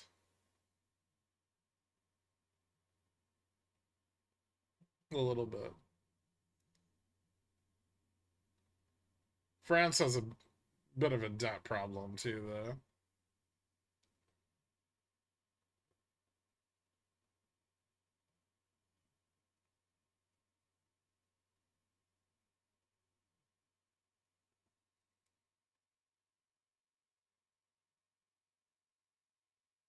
He has his own little monopoly. He's never going to give it up.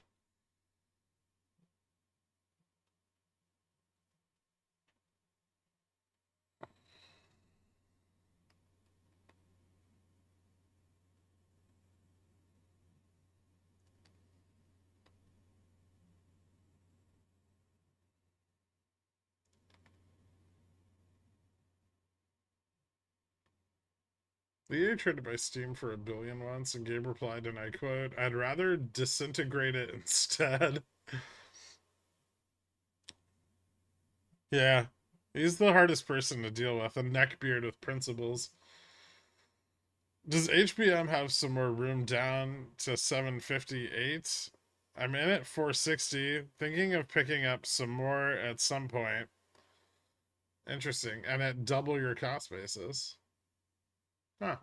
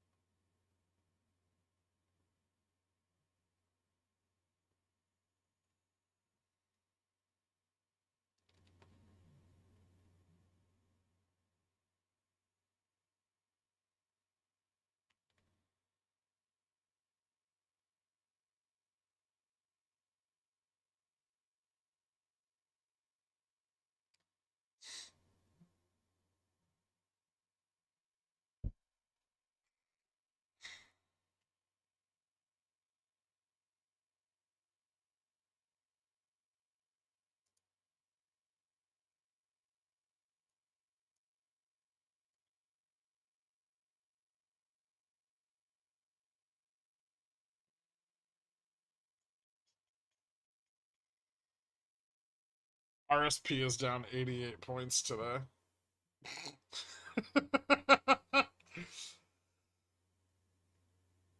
Dow's down 40. Yeah, this is pretty boring.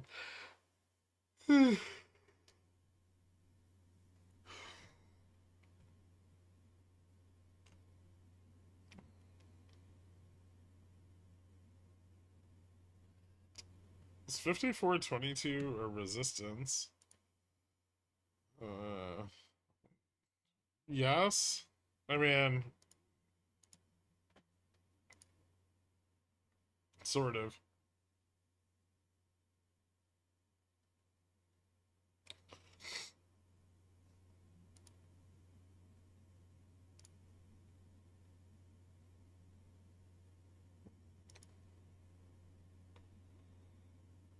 there's a shitload of puts underneath us at like at 20, and that's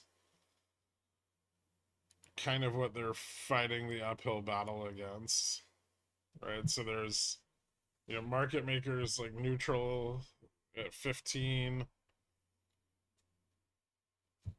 and there's a bunch of puts at 20 and 15, and they're trying to push off of those and run it into the, like, run it into the bullish, the more bullish calls above 30, but they're not having a ton of success.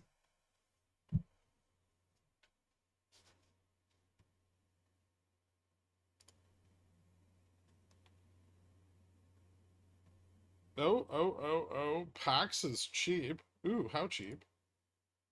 I like Pax. Oh, that's not bad.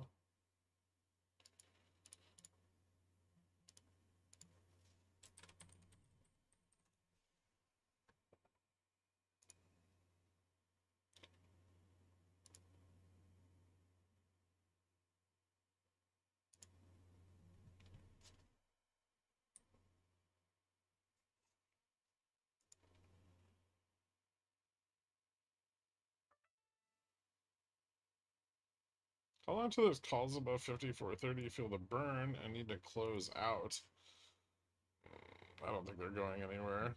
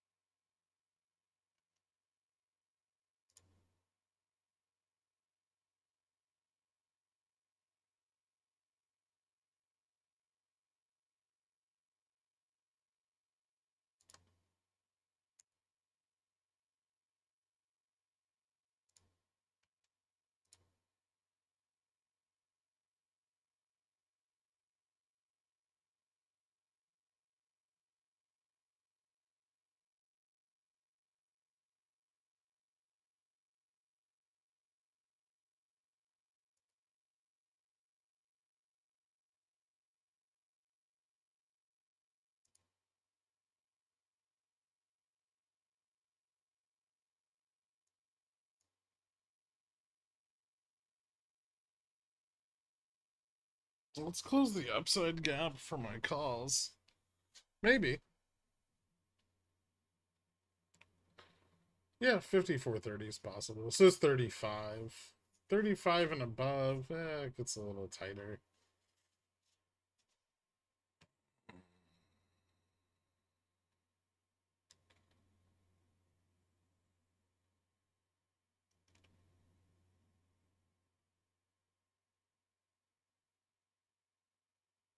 What in the fuck are you talking about? Vibration? Dude, you need to lay off of the fucking YouTube technical experts.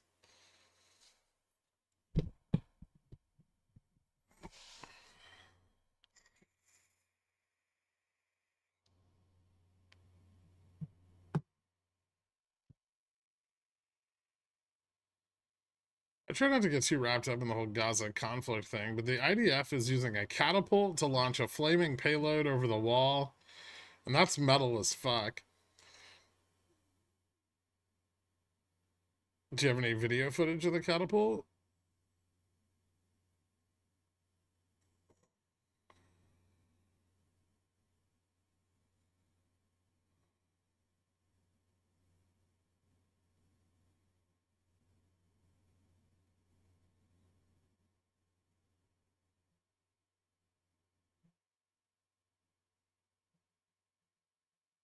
It's a trebuchet, and it's kind of awesome.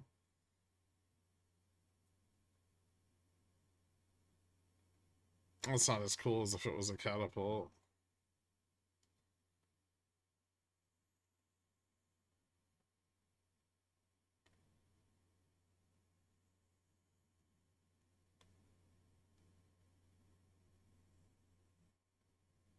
No, it's less cool.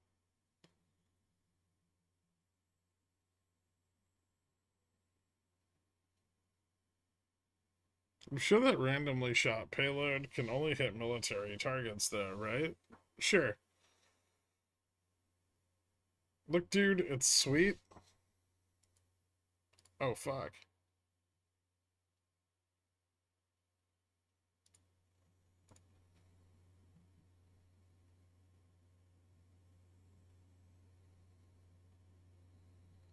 All right, yeah, that's a trebuchet. But what's the giant ball of fire?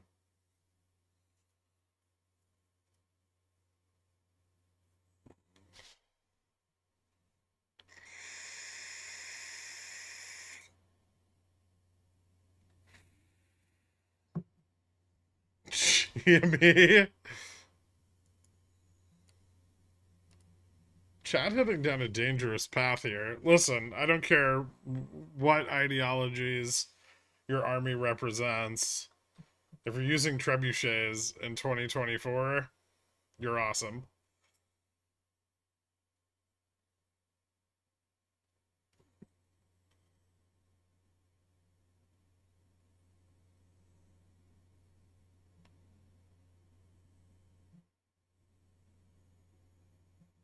Why are we going up if Nvidia is going down? They're pumping the other things. It's pretty small. Yeah, it's a small trebuchet. Could be the angle.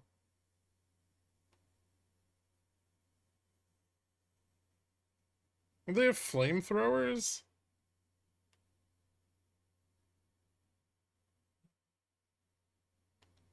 We'll just brace for a senseless, angry mob. Trebuchet. Cornub.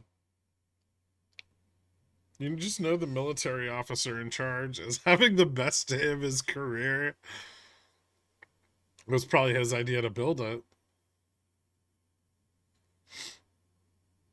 That's not how charm works, AJ. It's dynamic.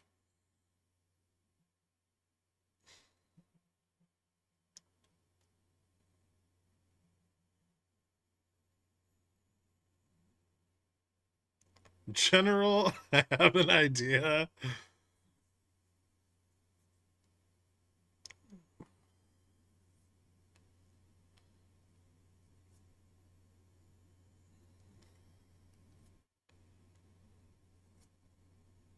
Still a step up from the other side, or still in the throwing rock stage.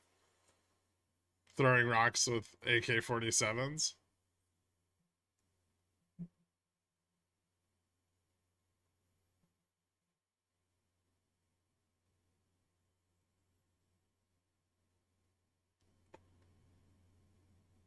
I just watched the video. I guess Biden forgot to sign the supplies package.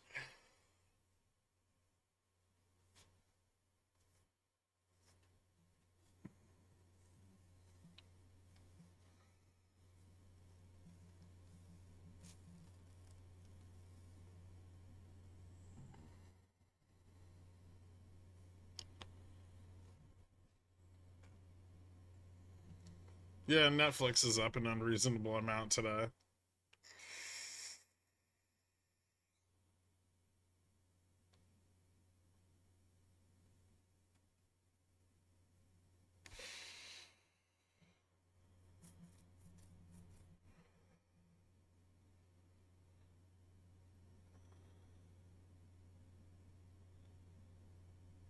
The area of the Lebanese border is characterized by boulders and tangles, dense thorn vegetation, which poses a challenge to IDF forces deployed in defense. It can be estimated a ground maneuver into Lebanon that they're starting with trebuchets.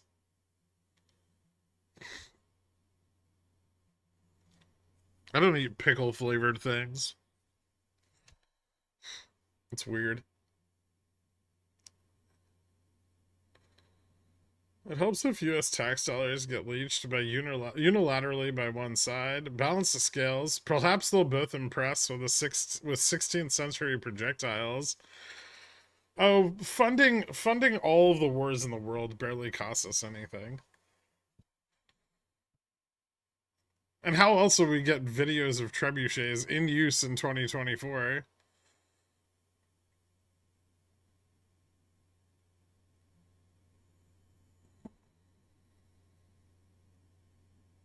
Who makes those trebuchets? I want to go long. Lockheed Martin. Maybe General Dynamics.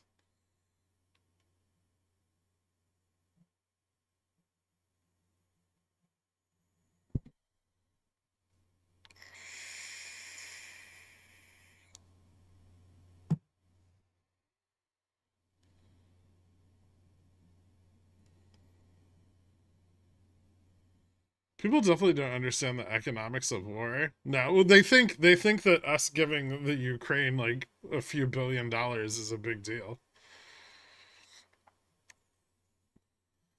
We had like $250 billion in bond auctions this week. And people are like, "Oh no, they gave Ukraine $3 billion. What about the poor people?"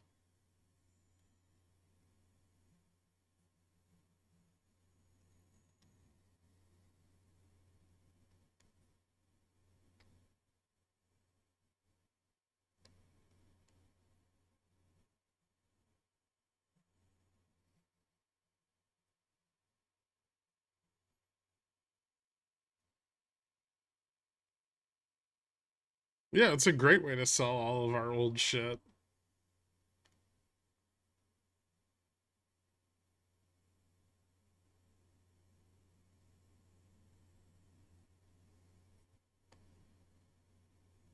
The missile they made with swords is the most metal thing ever. The R9X Hellfire.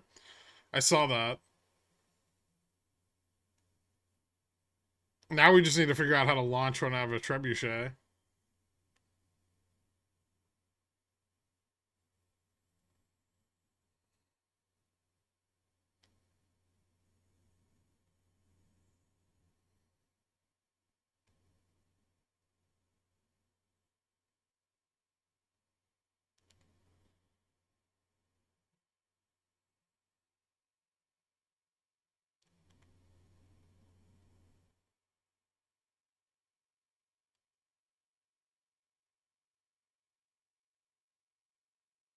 I work in the defense industry. Fun stuff. Nice. Is Deferpex disproven? Well, we had some covering this morning. But no, there's two covering periods. We don't know what Rex code it is.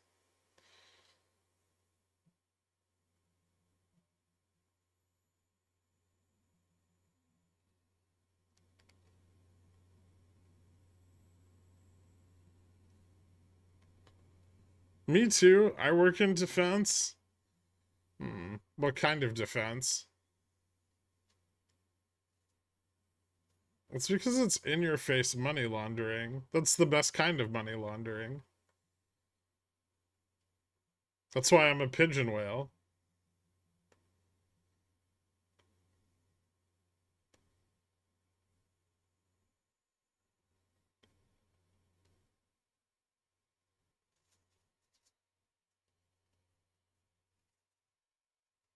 Are taxes paid for the trebuchet? Okay. Say more awesome things that end the sentence with trebuchet. I don't want my money being laundered in the Ukraine. It's not your money. This is where the people don't understand how taxes work. From the time you receive it until the time you pay it back to the government, it's theirs the whole time.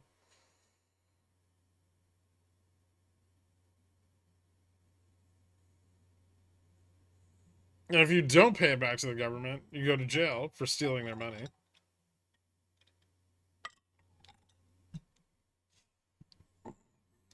Why can't my taxes fund local trebuchets? Well, I mean, get your local council to clear out some brush using trebuchets.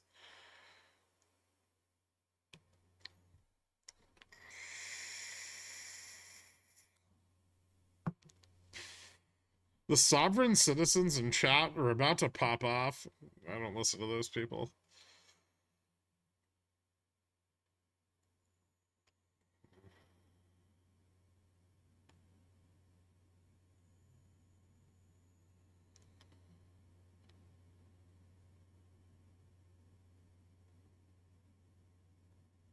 It's not looking very bullish.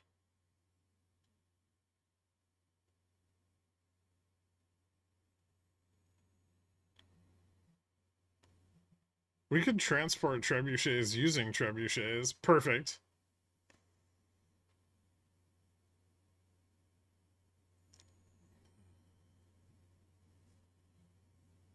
Shouldn't R2K be doing better with where yields are at?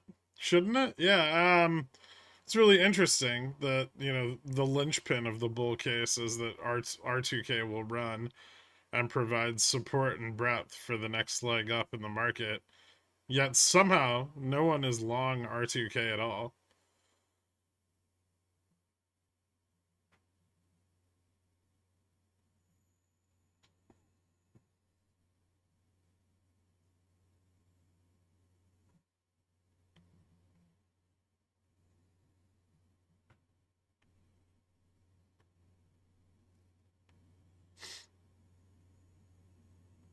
Would you rather short QQQ or SPX right now?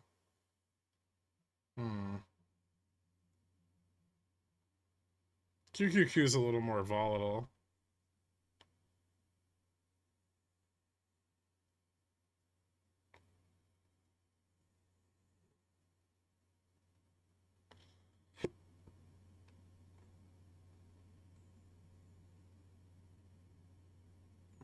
No, no, wrong, Mr. Grey Pubes. If Boeing had built it, they would put the flaming ball of pitch or whatever in it, launch it, and then it would collapse in on itself and light them all on fire.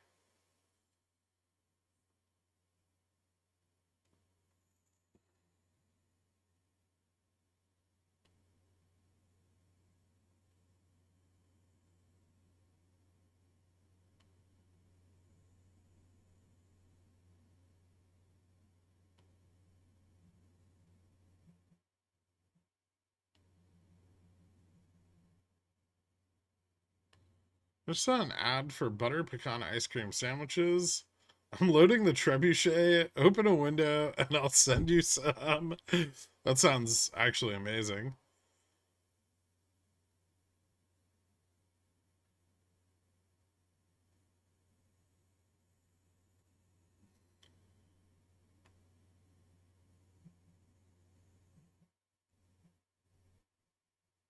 Yeah, I've noticed that the younger generation seems to be aggressively upset about the Israel Palestine conflict. They'll get bored in 20 years when it's still going on.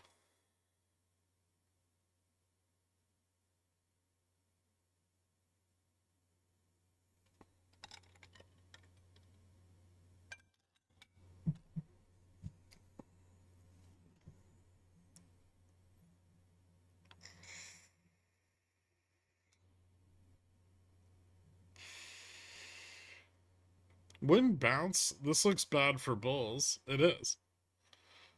We already did a bounce, and then it failed.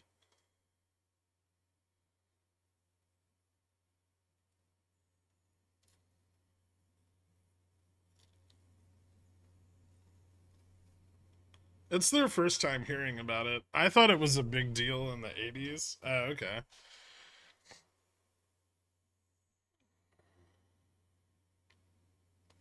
All this talk of trebuchets is making me hungry. Did you see the video?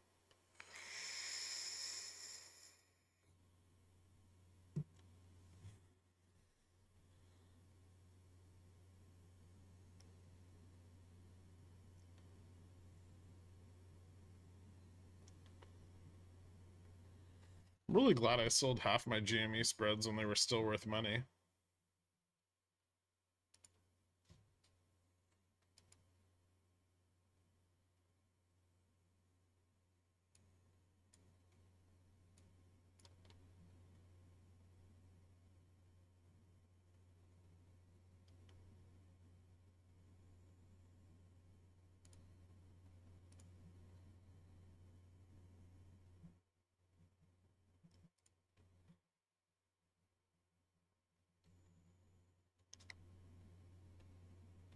Yeah, I sold the calls yesterday. I sold like half the spreads today. Figured I'd get back my cost basis.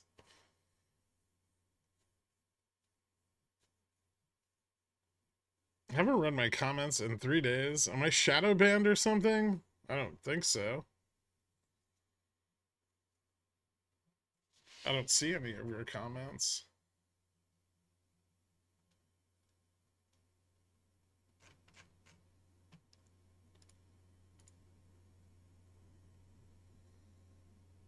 Well, besides that one.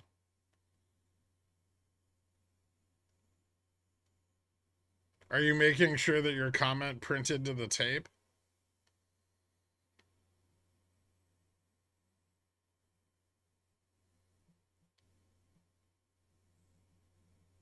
Chances we break 5,400. Pretty low, but it'd be awesome if we did.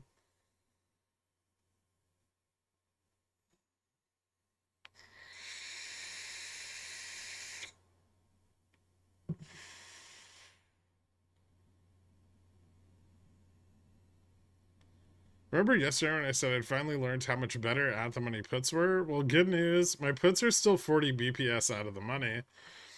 Are they sold? Because that could be a good thing.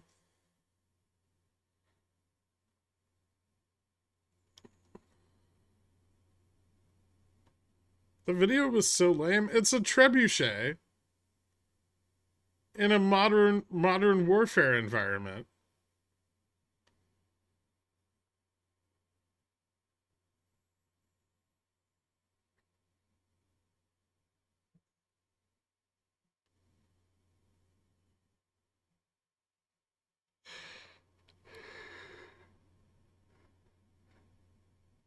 Ugh.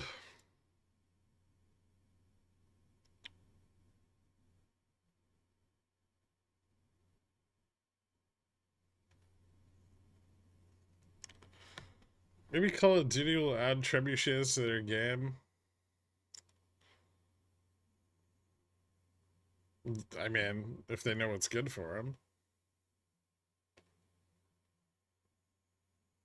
I just watched a 9-minute YouTube video on the physics of the trebuchet. Awesome. It's pretty good.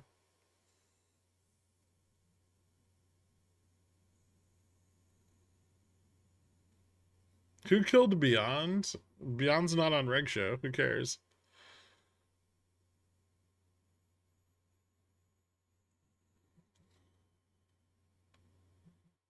This is a lot of red candles in a row. Yeah. Yeah, it is. I have cracked a whip.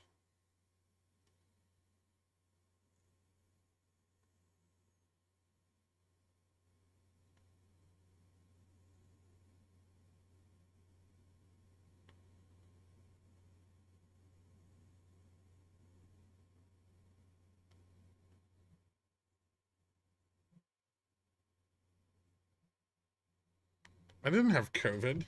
And I'm not back to normal. I'm still sick, but I feel a bit better.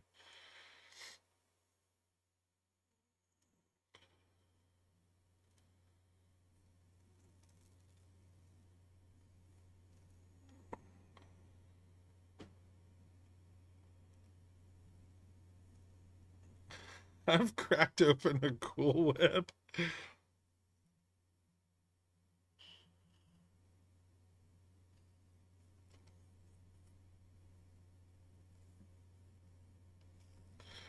Any bullish potential on GME for the next settlement period? I don't know. Maybe.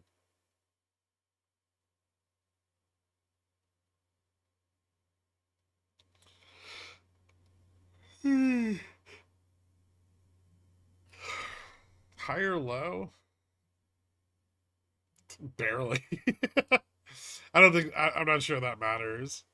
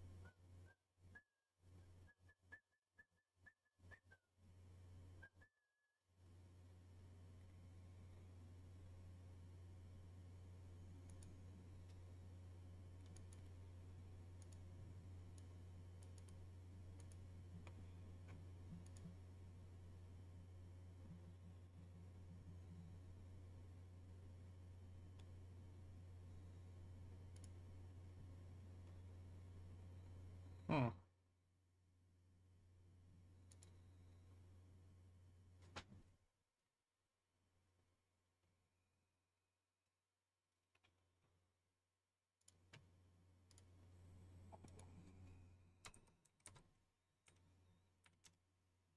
I'm still long, Hal.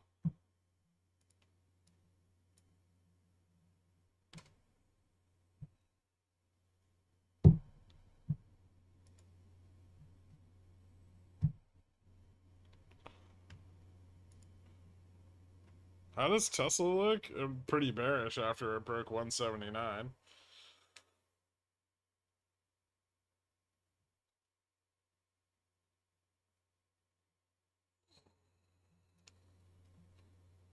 I wouldn't want 500,000 people in here, Grim 2. How soon do you take profits on Vega positions? I usually scale out of them as soon as they start becoming profitable.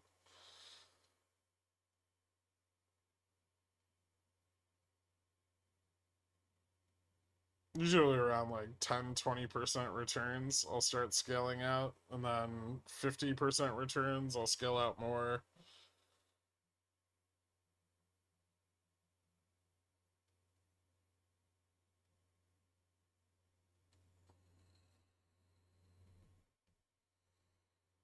I made my PAX comment before my order filled, and it went up 3 cents. Ha! Get fucked. I bought it with a market order.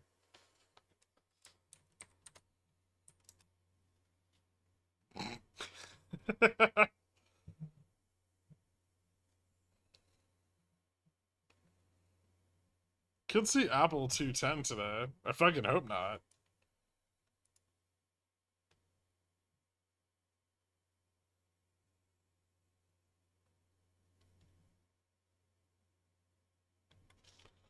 Bulls are wild. They're gonna push the upside again. Yeah, they're just gonna keep doing this for like the rest of the day.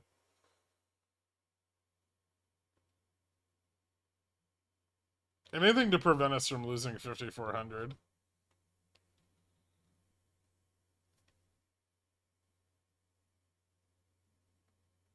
GME have any chance at 30 today for 0 DTE gamble? I'd feel a lot better about it if it went up above $28, where the call wall is. What's the bull case on EPAM? Undervalued. Well, I think they're undervalued. Massively. Also, the options chain is getting fucking stacked to the tits with calls.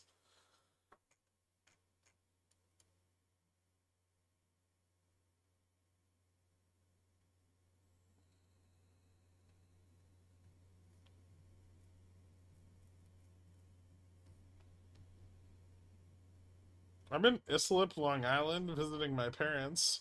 When do you want to meet up? Never? I don't want to go to Long Island, and I'm definitely not hanging out with you in person. You've already made clear your desire to kill me.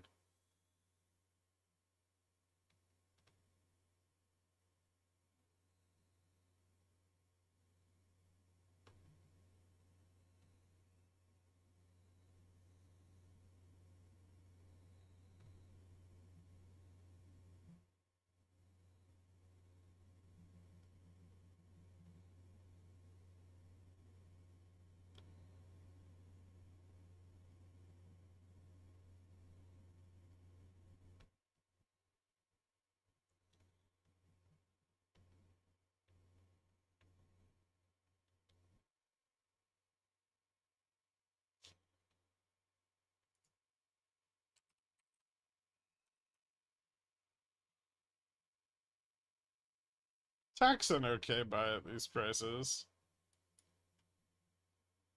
I bought a little bit around here. That was like 13. Well, yeah, that's basically the current price. I have another buy order at 12.30, but so far nothing.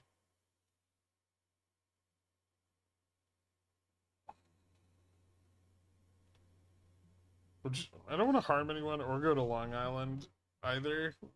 Would you like to not meet up in Long Island with me? Okay, yeah, sounds like not a plan. Awesome.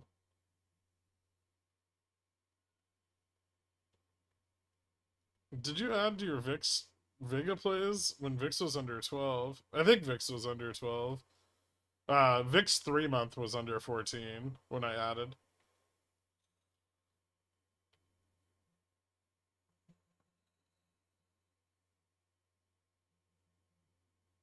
If Duvia was playing because of defer packs, you could argue him going into shares means he thinks it's over. Alternatively, he didn't have enough theta to wait out the next settlement period.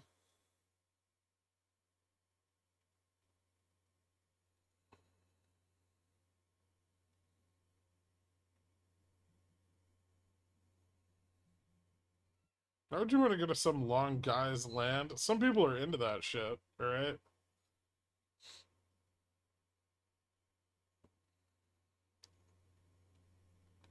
Me plotting your assassination is just a minor detail. I think it's a pretty important one.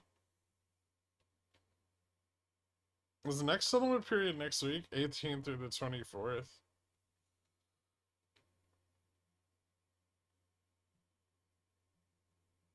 People trying to find motivation in DFE positions actually hilarious. The dude took profits the only way he could. He could have done a lot of things.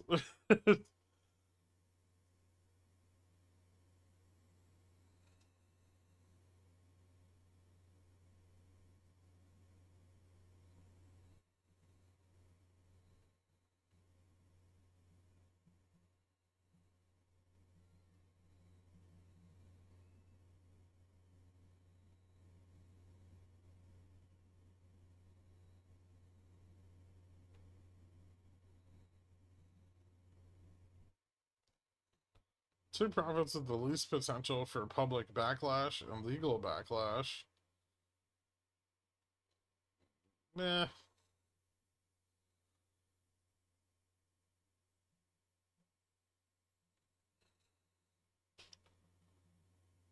What he should have done is sell the July 20 and then roll his calls up to 25.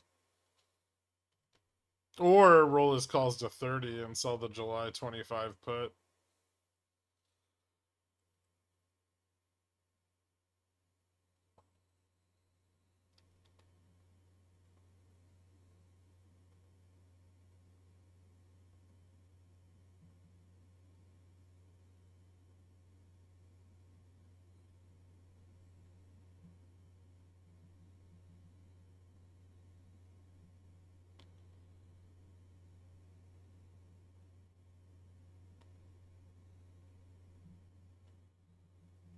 I think you didn't count on them doing two dilutions.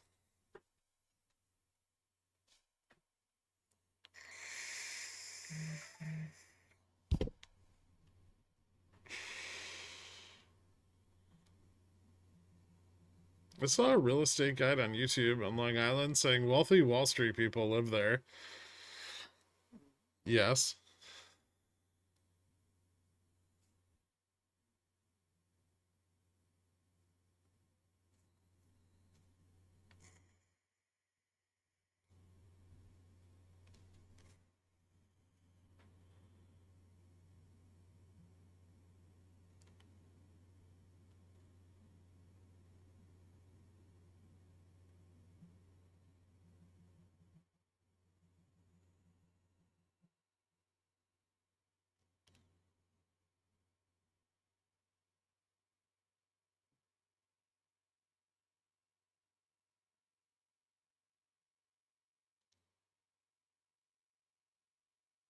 RC fucked up DFV's play, obviously. Win third dilution next time GME's over $40. It's a $13 stock, right? Like, fucking. At best. He should be diluting right now, honestly.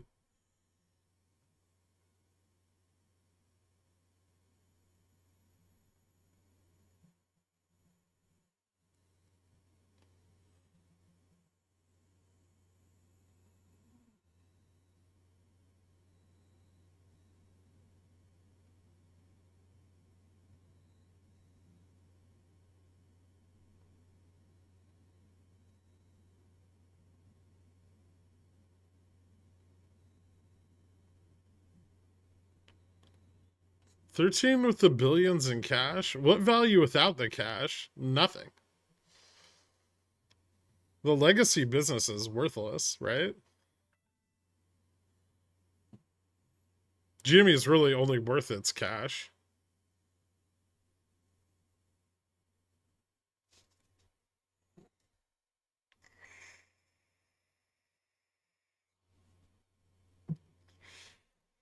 Do you think RC read The Intelligent Investor? Reading and understanding are different things. Yeah,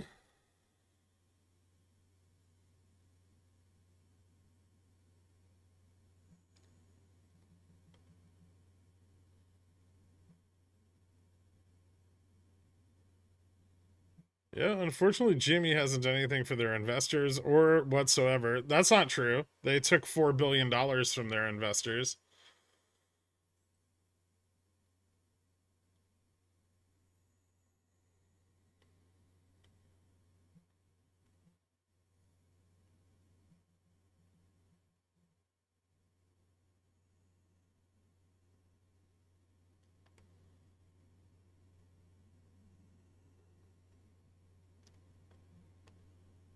Any thoughts on why we have such high VIX and VVIX is up? Just Friday expiration junk? I mean, generally speaking, vol crushes into the end of the week, right?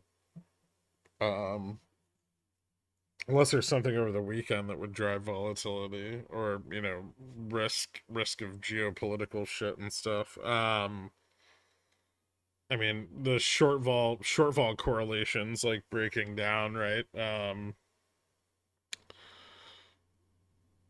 And we're starting to move into like election season, which is going to drive a lot of volatility in the markets. So I think largely short volatility wants to be out by then, and like the June OPEX expiration and the contract in front on VX rolling off is going to be a good opportunity to get out of that, as long as they can hold these levels where they can effectively de-risk.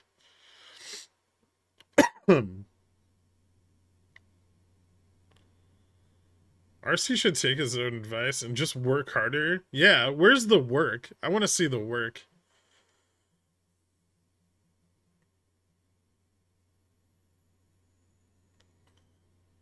I'm sick, and I'm on the fucking stream every day. RC can't even schedule a fucking shareholders meeting.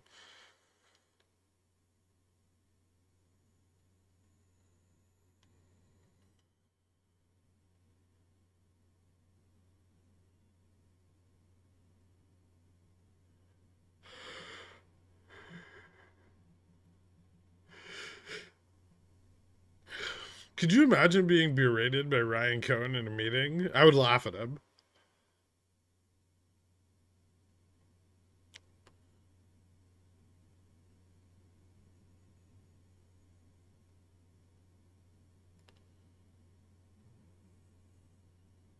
Why is RC working on logistics for GME when nobody buys discs? Haven't you heard that GME is the now the penultimate reseller of DVDs?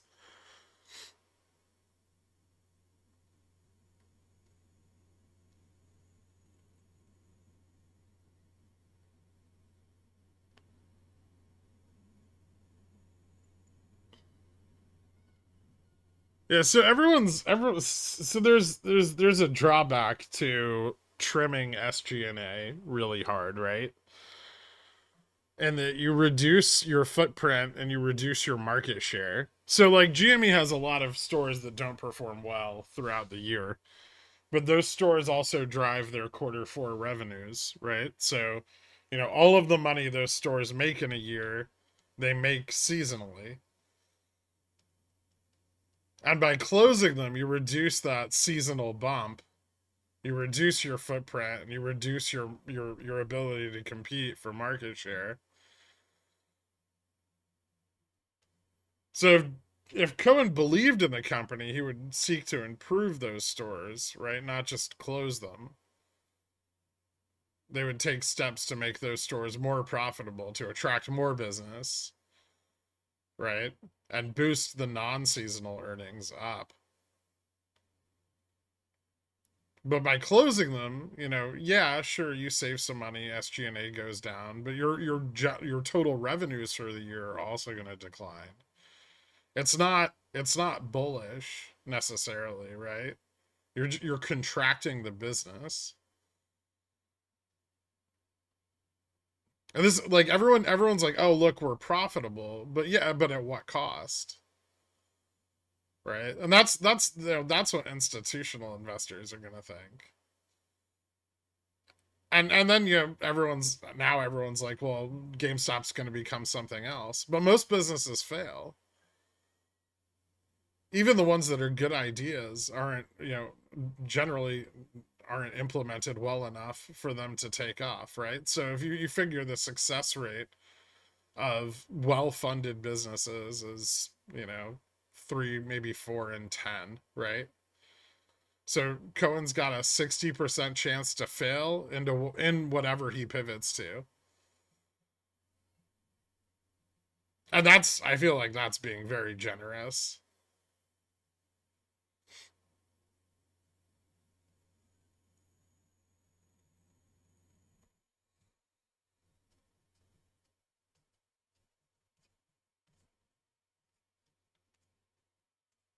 Gherk believes less in GME than Citron does.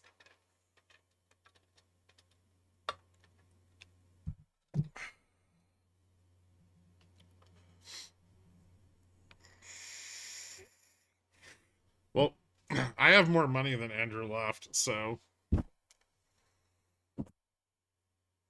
my opinion means more. That's how it works, right? Chill.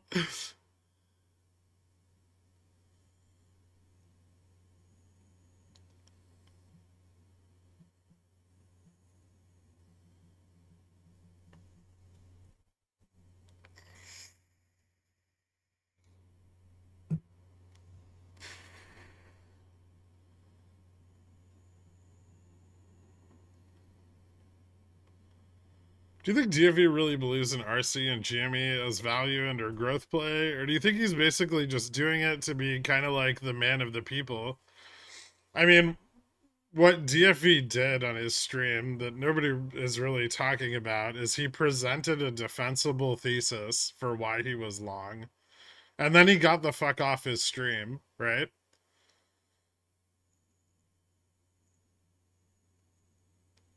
That was it. But DFE's playing GME like a fiddle, and he's making money off of it. I don't think he gives a shit about the company anymore. He didn't say anything like bullish, right? He just said some things like, yeah, sure, maybe they can do something very high risk, but you know, maybe Cohen will do something. And he just said that over and over again, like 10 times. He drew a triangle on a chart.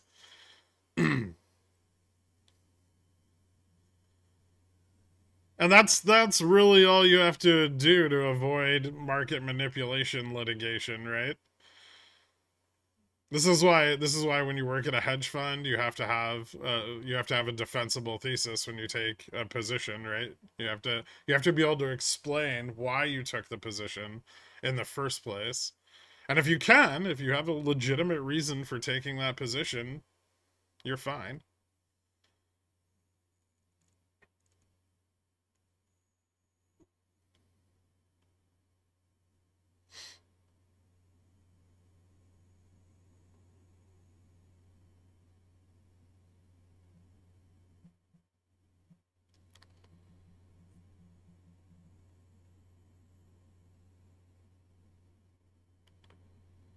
I went long GME for X, Y, and Z reason, and that's all he needs to say, right? And he said it publicly with an audience of 600,000 people, you know, and that was it, right? And then he walked away.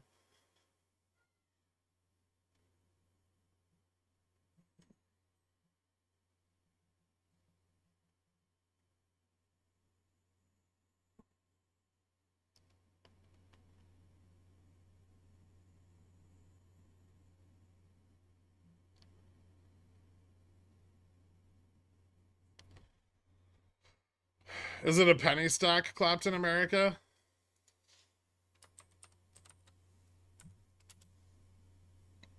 Okay, it's not. Nice.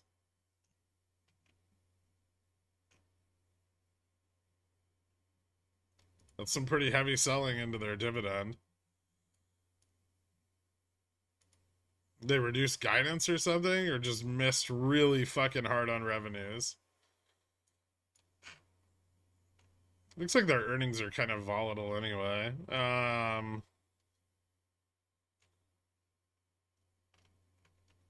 I don't know. This is probably more to do with like the contraction in industrials and manufacturing on the macro level than it is the company itself. Looks like their margins are holding up pretty well around like 12%. Are there any debt issues?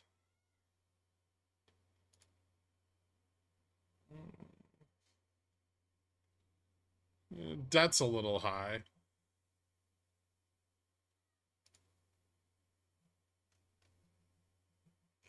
I might take a look at their yeah, you might want to take a look at their last shareholders or their last 10Q and look into their debt situation a little bit.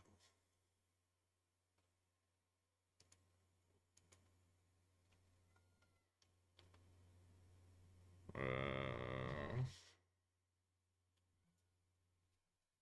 looks like looks like they're losing a lot of money to input inflation.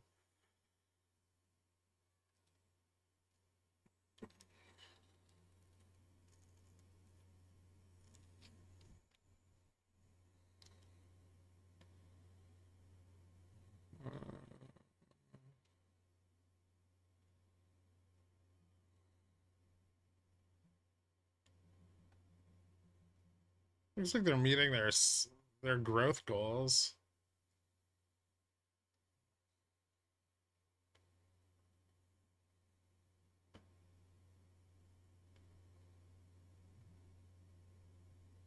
Cash flows are picking back up.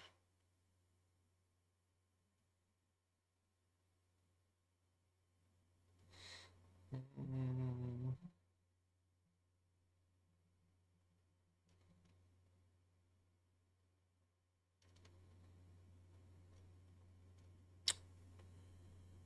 Well, given their performance, I would say that it's either an issue with their debt, which is sitting at around 1.16 billion, And 750 million of that is current, right? So I think that's hurting their cash flows a little bit, but their cash flows are kind of recovering. Um, Annually they're up. They're like their growth is solid, like what, like high single digit, low double digit. 2023 the revenues grew by like about 11%. Net income grew by about 15%. So I mean, yeah, they're doing well enough, but the macro is not favorable for them. I think rising labor costs are hurting them a little bit. Um that could continue to weigh on the price for some time, as long as these conditions persist, right? And they reduced guidance. Okay, well that makes sense, right?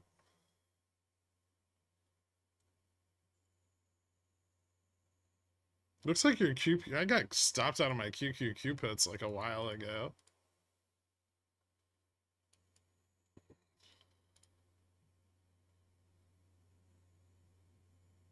Oh shit. GME breaking 28. Let's fucking go.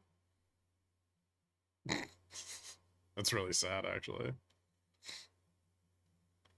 Oh, look, SPX failed again. That's gonna be rough. Just keep sliding back down all the sold puts.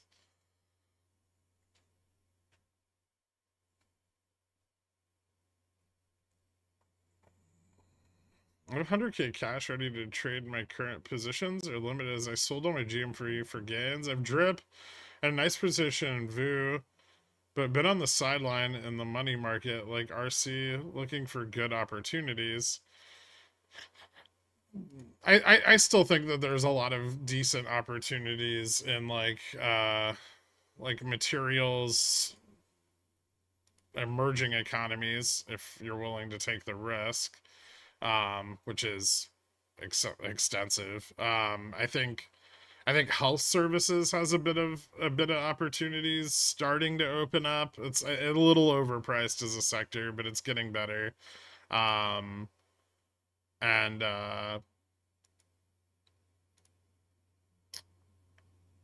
Utilities. I mean, utilities has really been performing very well lately, as has communications, but they're still like a little underpriced, and the yields from them tend to mitigate the risk of not having the best entry. Consumer services and like consumer durables are starting to be a little more heavily discounted, and durables will do really well if we hit a recession, and they finally like bottom out.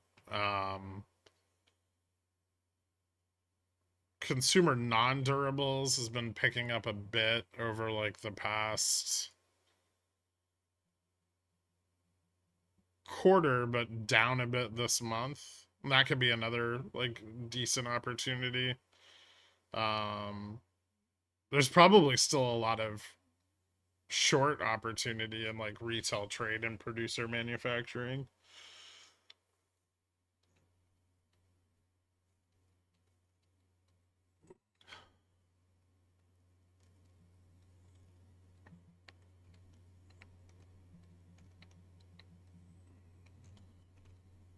Nice, Grimsu. I hope you get a bunch of karma. When are we getting back in PBR? Ooh, that's a good question. Not yet. It's back at $13 though. It is getting cheap.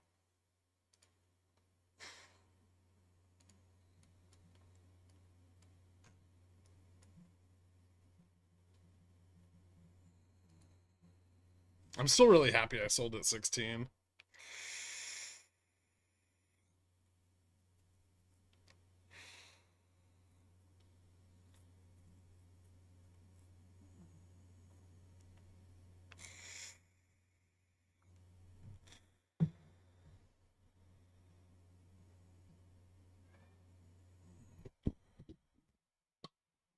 Yeah, no problem, Golden. Smart move.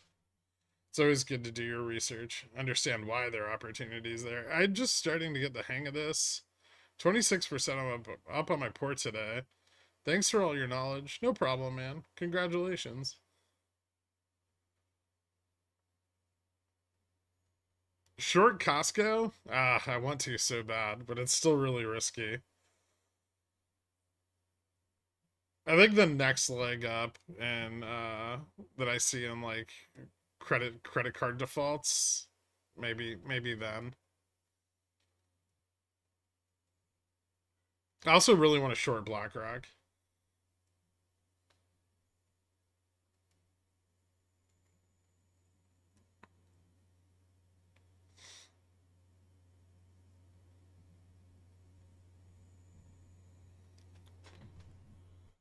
Yesterday was the X divvy on PBR. Yeah, but it was like a shitty dividend.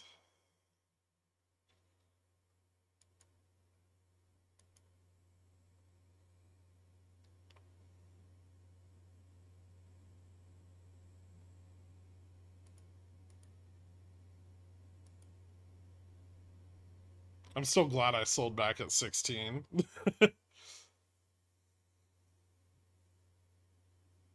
That was definitely the right choice before it tanked. I don't give a shit about the 36 cents a share. I also got the other two dividends for 70 cents.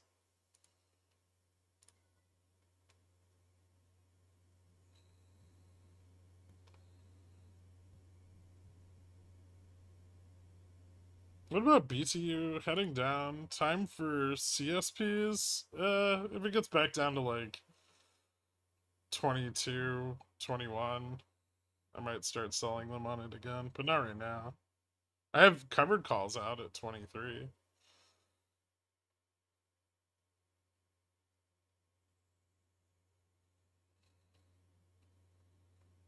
UGI is also creeping into the odd range. Well, yeah, generally as the financial conditions loosen, right, but yields remain, or like rates remain high, like utilities get hit.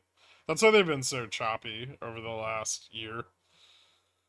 Like if you look at like T or UGI or DVN a little bit, Verizon.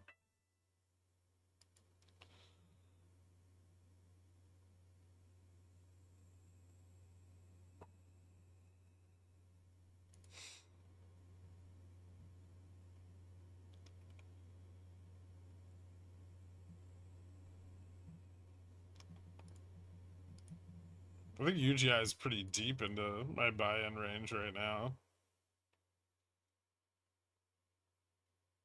Yeah, like 22.50. I bought a lot of it last time though, so I'm just gonna wait. If it hits 20, I'll buy. Maybe I'll double down on it. Dividend's been good. It's still like 6.75%, so well above Treasury yields. How you feeling? Kind of bored. I don't really want to play the chop on this.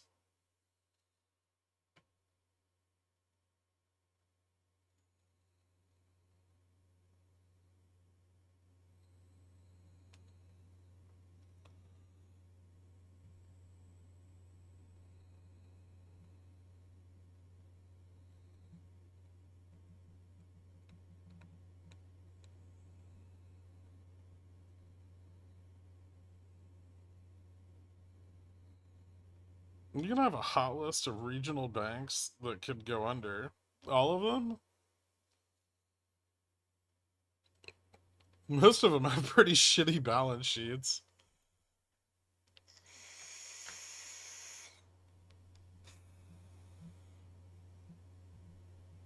Can you push GME past 30? I'd like to. Ooh, Carvana slipped again. Nice. It's gonna be back under 100 in no time. I made $50 on 5400p, but it seemed like the only worthwhile trading is gonna be really close to end of day. Possibly, yeah.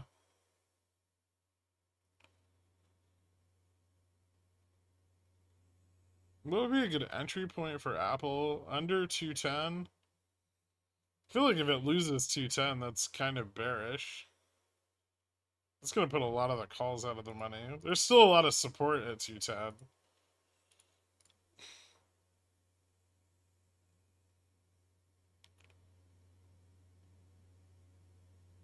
Did you play Carvana today? Yeah.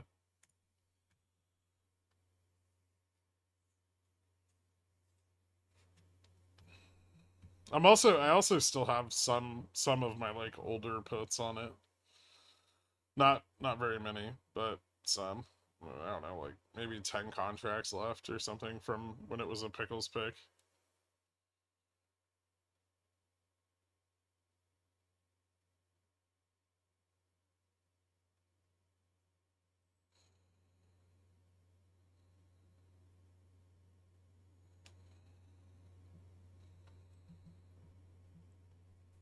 I think I made more money selling the calls on it before it dropped than I did on the actual puts, but I did okay on the puts. What are the odds SPX breaks up or down or just stops being boring? Well, the bulls don't have a lot of leverage down here, so it's hard for them to push it up. But they also can't lose 5,400 or they're big fucked. So expect us to just do that a lot. Like between 5,400 and like 5,420.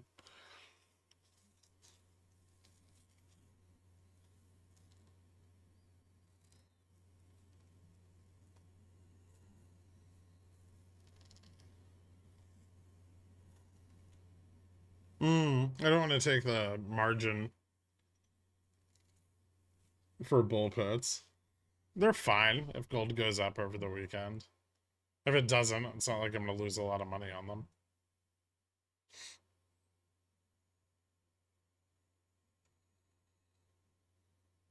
Gold looks like it's in a pretty good place to break out. I just need a test of like what 237 2375 2400 would be awesome.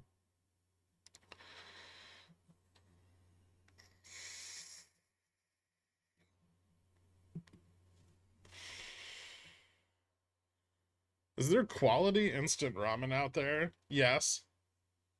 There's ones that don't use like fried noodles and they don't have what is that shit? TH TBHQ in them. There's some that use just like air dried noodles that are a lot better. Although there's less MSG in the like seasoning, which kind of sucks.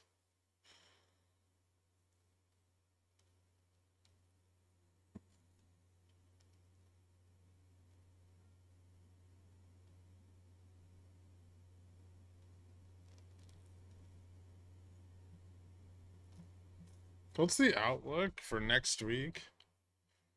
That's a good question. I haven't given next week that much thought.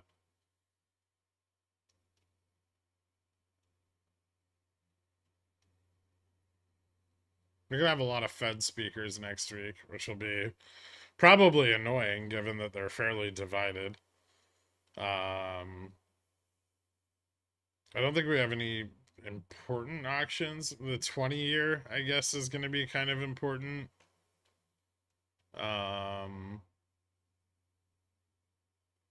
We get like Japanese balance of trade.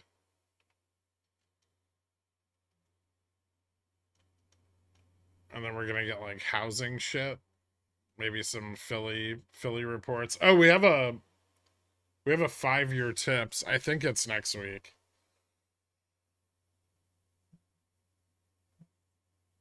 That could be kind of important. We'll see how the bond market feels about 5-year break-even inflation expectations. Next week's SLD. SLD and OPEX. So I'm sure it'll be at least moderately fun.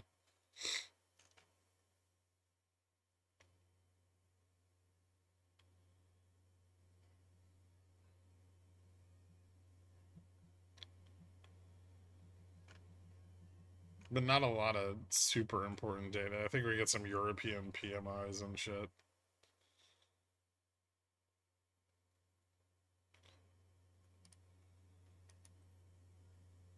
Yeah, it's quad witching.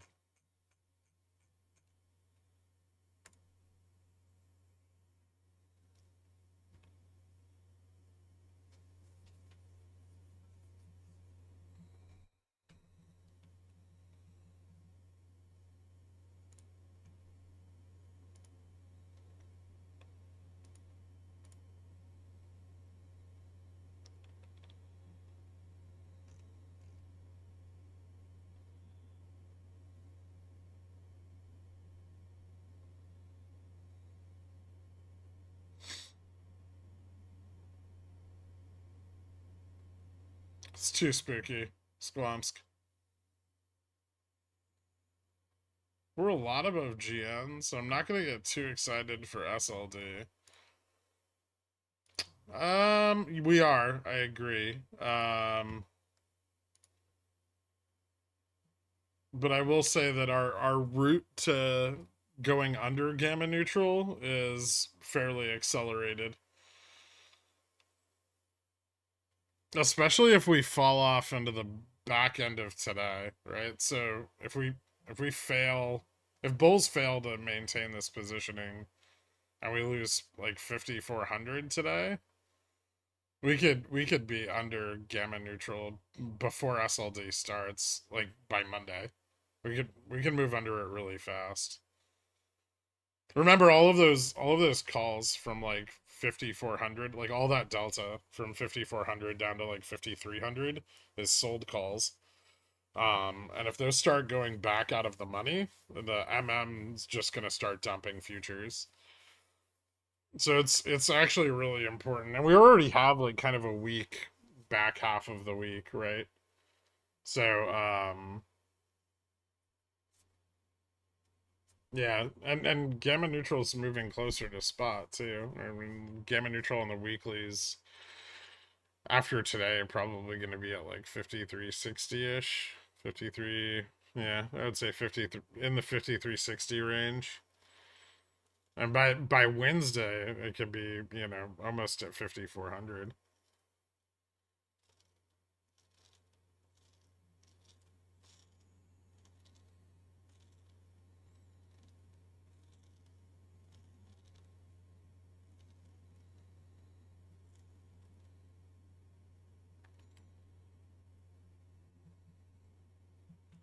Most of the sold calls on GME expire this week. Is there any chance the weekly 30s falling off give us a bit of upside on Monday? I think most of the sold calls on GME expire at the end of the year.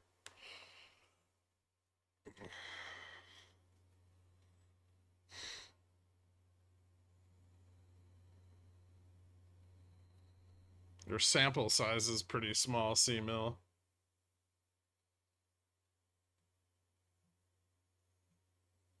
Why are you in color? I don't know.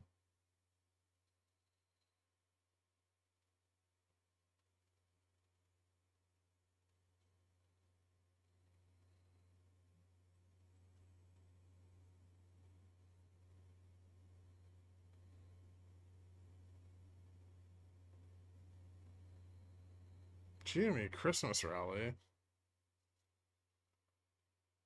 Fuck you talking about?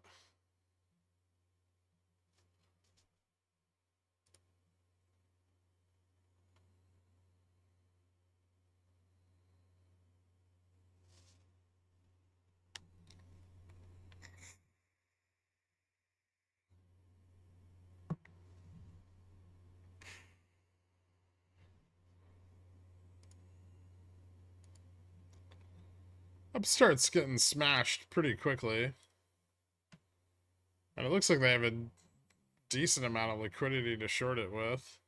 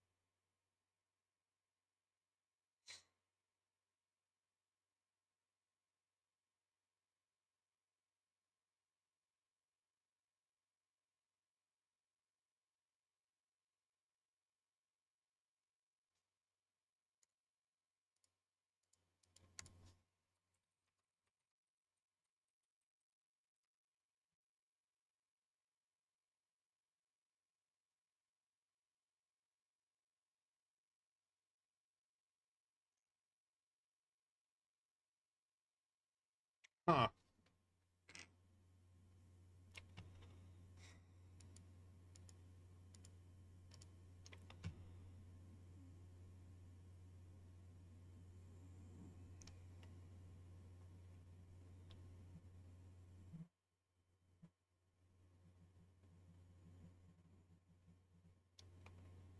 That looks kind of bearish.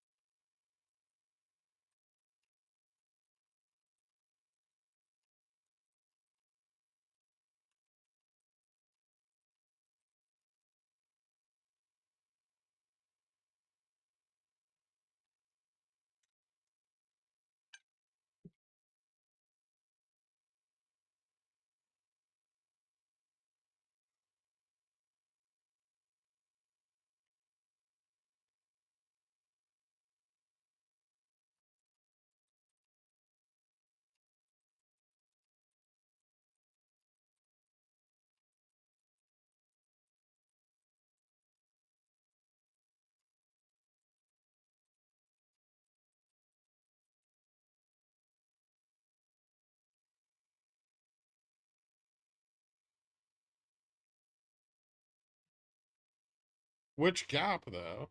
Right? Like you keep saying you want SPX to gap fill, but I feel like you're not being clear which of these two gaps you want to see filled. I feel like one's way bigger than the other.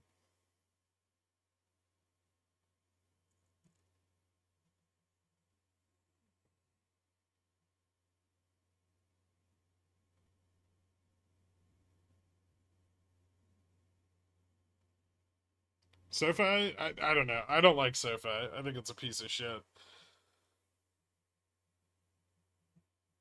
I've gotten into it with people here a bunch of times, but they've never made any money off it, so I don't really hold their arguments in high regard.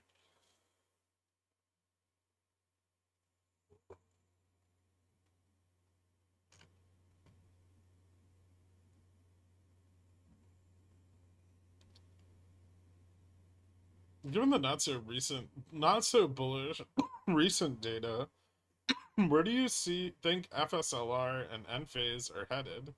Well, they both just ran like crazy, so I mean, some consolidation seems fine.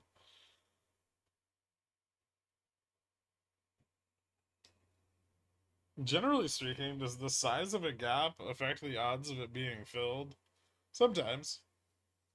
I don't think gaps really have any specific probability to be filled that's accurate.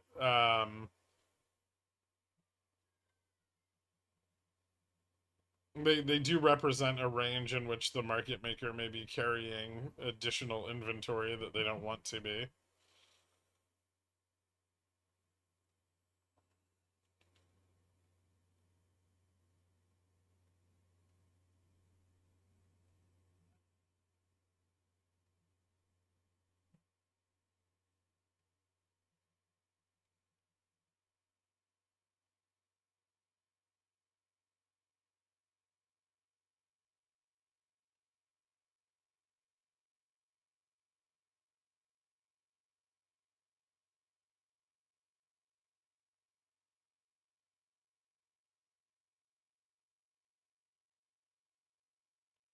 Was that an inverse head and shoulders that just rejected now on ES?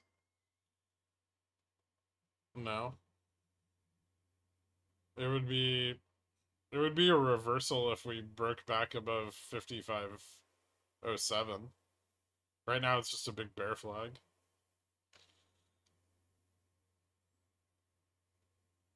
Y'all need to calm the fuck down. Have you seen a Cybertruck in person? Yeah, a few of them. They look like Pontiac Aztecs, but with less fit and finish.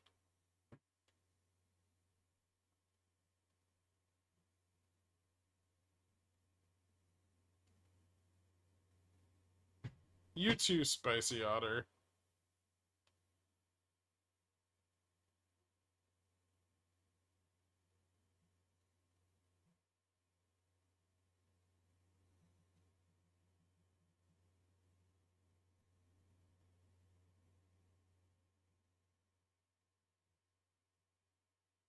Hmm.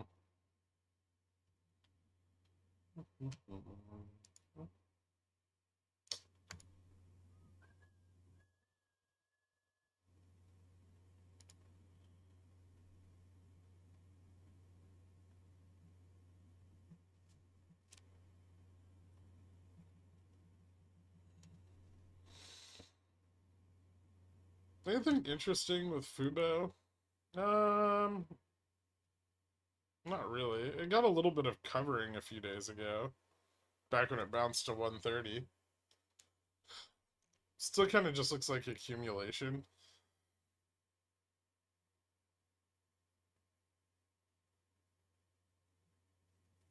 Cheap prices, but I'm not gonna buy it unless it goes under $1.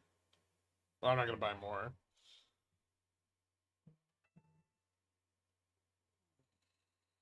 What's your opinion on slingshots? I don't think I have one.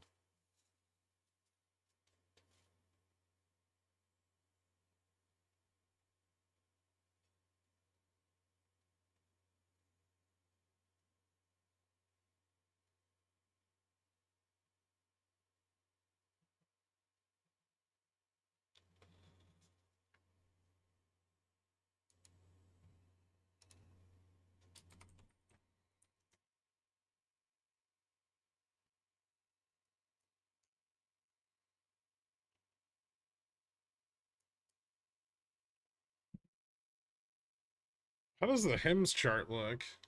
Overextended?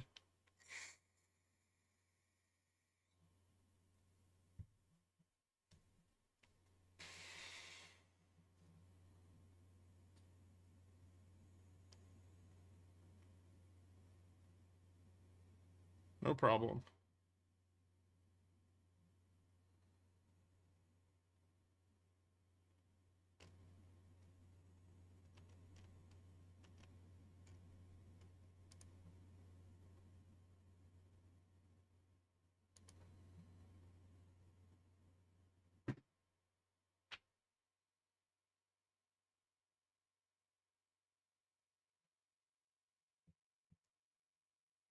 Are we all excited to trade vol next week, or did the pickle jar get overly rug burned of late? I don't think so. Things have been pretty good lately.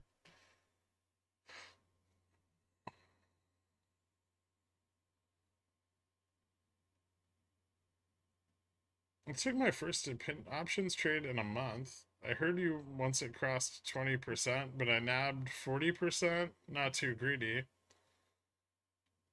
Okay. Nice, CML. Congratulations on the $5 gain. I made $62 on SPX today, and then decided to stop trading it.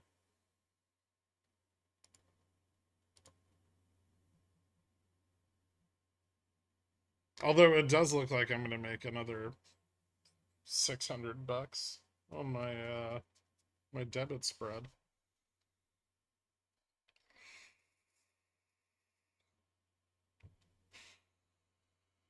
I'm not sure that selling Ozempic at a steep discount and close to cost is all that bullish.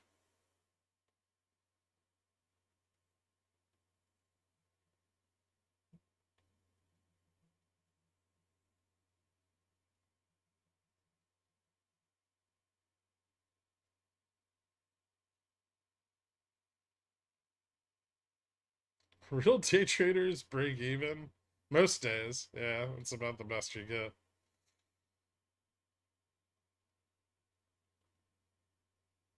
Amazon made losing money bullish. Yeah, Hims isn't Amazon.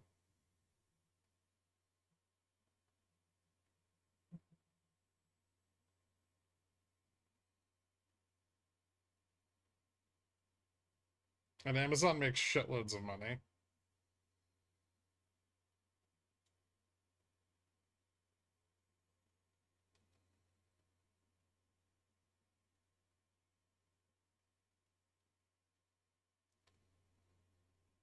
Yeah, we're gonna find out that it like fucks people's kidneys up.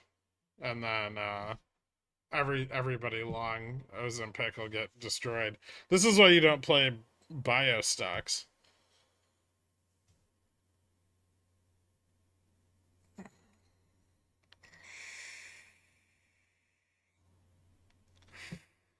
Or pharma, because it takes literally one news report.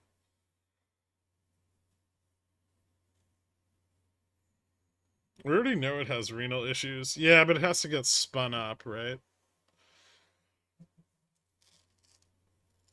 Are you saying medications? All medications have side effects?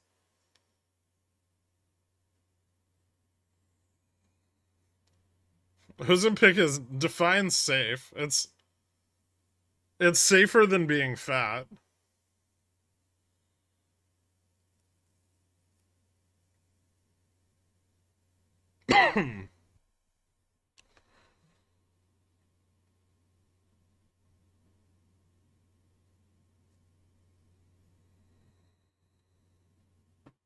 If you take Ozempic, buy puts on the company to hedge your life.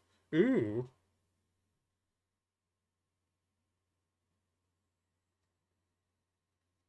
Real talk, when copyright issues with AI, it'll probably take some time, but I'm sure once enough evidence is compiled, there'll be cases.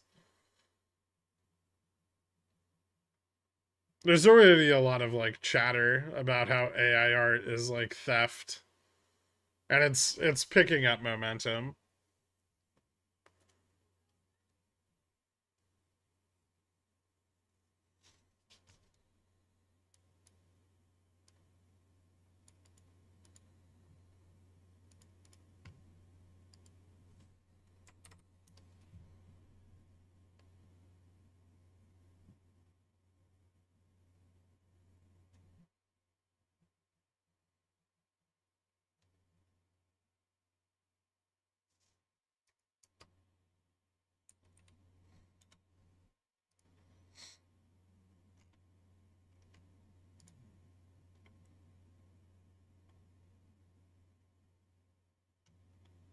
People on Ozempic are developing Bezers, which is neat.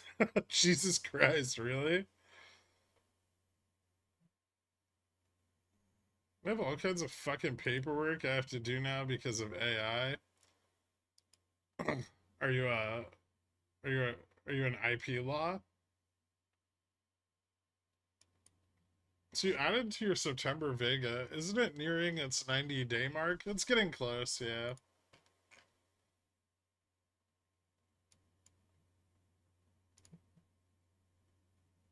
But I can hold out through like July OPEX and a little bit into the next week without really being too affected.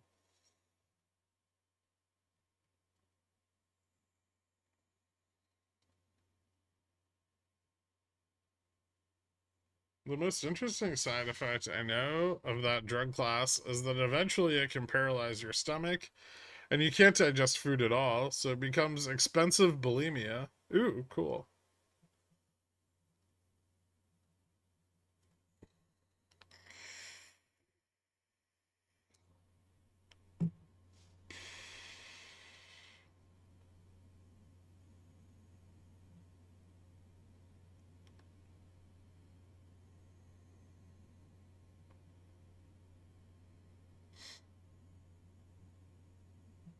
What happens if a company acquired GME? RC is actually in a threatened position right now because his shareholding isn't so Sufficient to prevent a hostile takeover.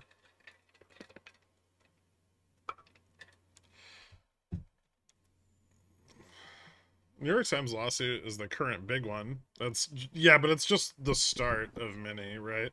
It's a lot easier to prove, um, you know, like theft of intellectual property in writing, than it will be for images and likeness and stuff like that, music.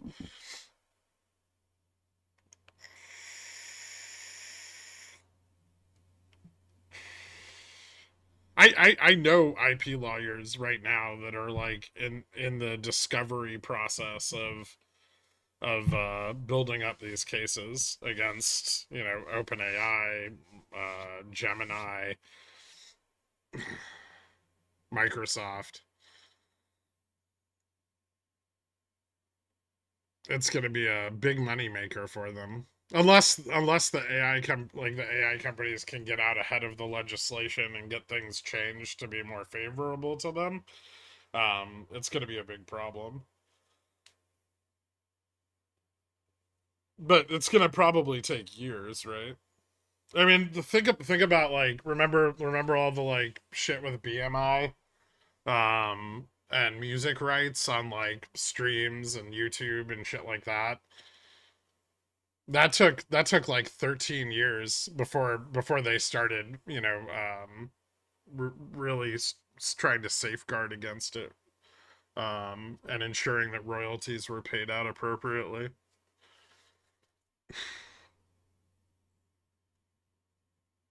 Can we invest in law firms? You could, technically.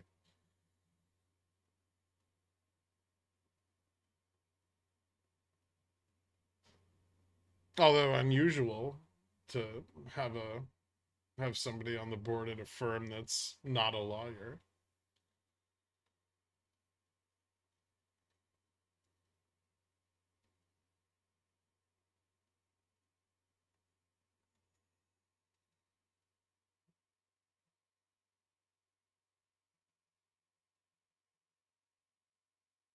What happens to BTC when quantum computing is achieved? Theoretically, it'd be worthless. But I mean, we're probably so far out from the like viable or ubiquitous quantum computing that I don't think it matters right now. It's always like 10 to 15 years away and it just stays there. Yeah, BTC's been drilling. I have one put on MSTR that I bought because someone on the subreddit said MSTR to the moon. So I just bought a put that day. It's been good. It was a good choice. I should have bought more.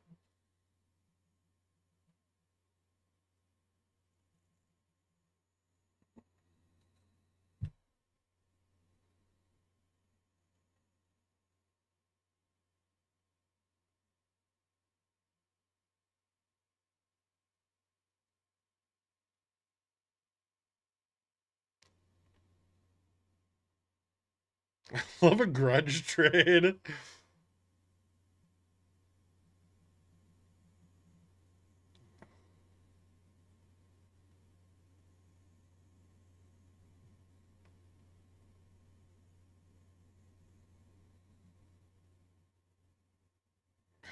I think we assume that we have quantum safe encryption. We don't know if it will actually be quantum safe because we can't test it. Also, yeah, integrating it into the Bitcoin blockchain is going to be extraordinarily difficult, maybe impossible, while maintaining the value of Bitcoin itself.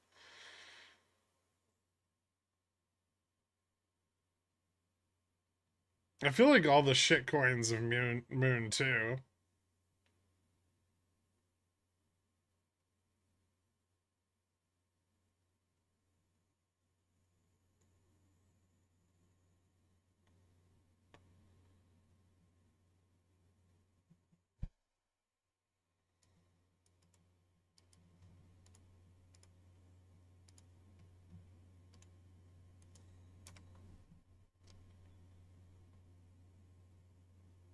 Quantum computing is fake. Name one quantum. A photon?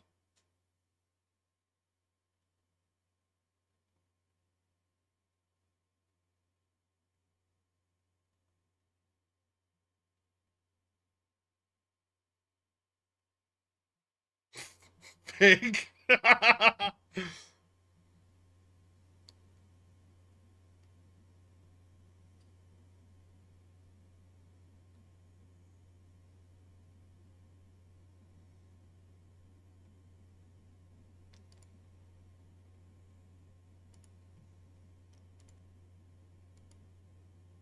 Yes, this is weird too. It's just...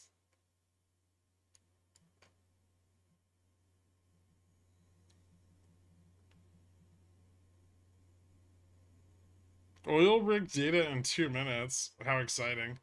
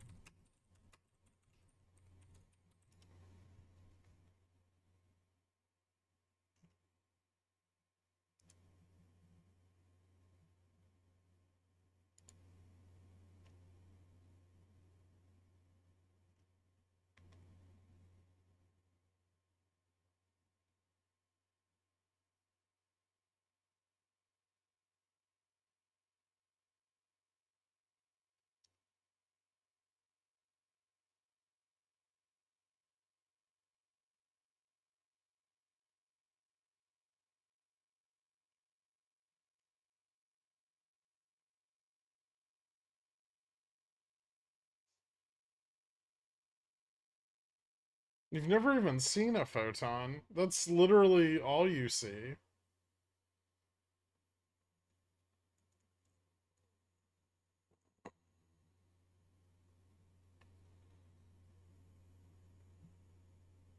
Later, Brock.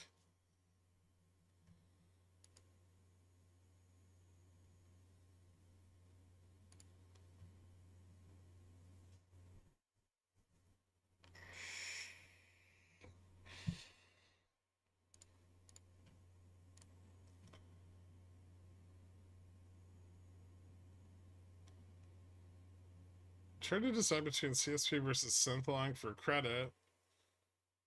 What should one consider? Well, there's the risk of a synthetic long is roughly equivalent to the risk of a CSP, except you have no reward on a synthetic long unless the price goes up.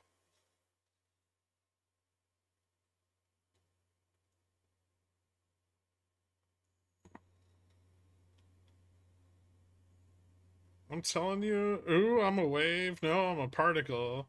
Balderdash, you're a fraud. What? That's wave particle duality.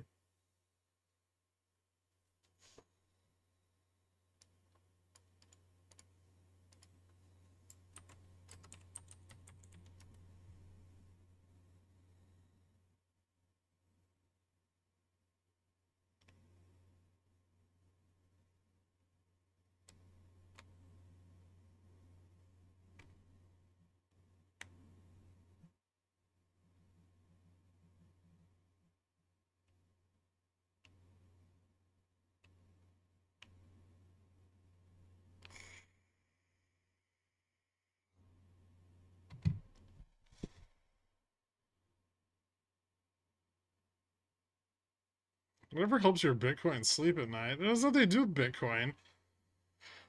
What about the double slit experiment? E equals HV.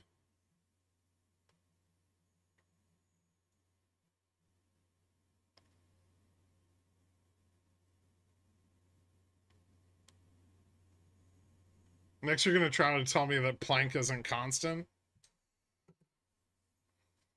Ridiculous.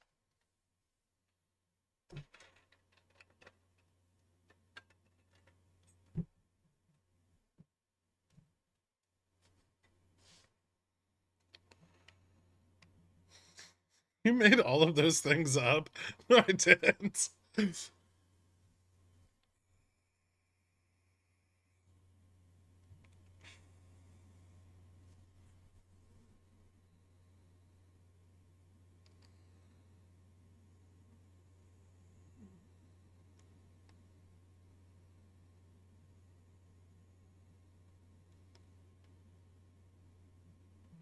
A double slit experiment launched out of a trebuchet would be more metal than a sword missile. Possibly. Give me 1 second.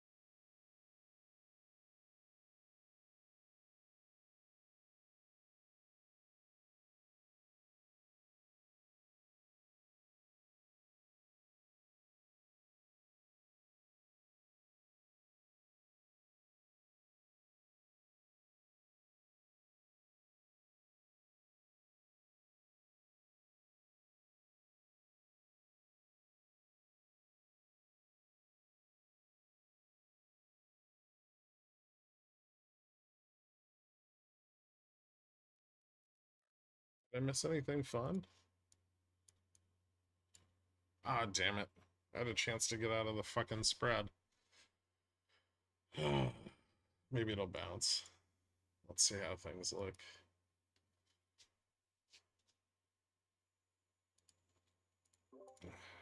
I choked on a peanut. Chalked? You chalked on a peanut?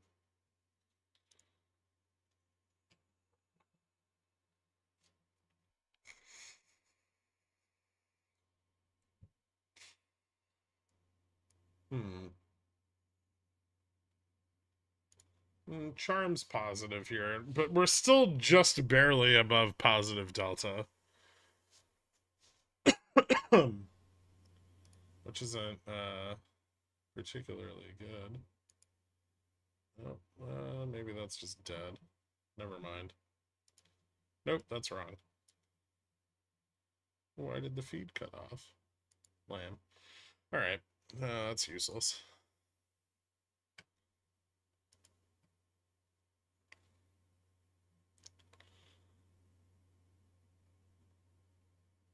It's a bear spread? Is it just the bid ask is too wonky for you to exit cleanly? Well, no, it's the fucking 30 put is too deep in the money. But I don't think I need to worry about it today. Maybe. I don't like where we're at now. 35 should be resistance. It rejected on 30. Did Apple bump super hard? No. IWM came back a little bit. Meta. Microsoft is up. Microsoft looked really good today. I should have entered that at open. But things looked kind of shitty. Nvidia bounced.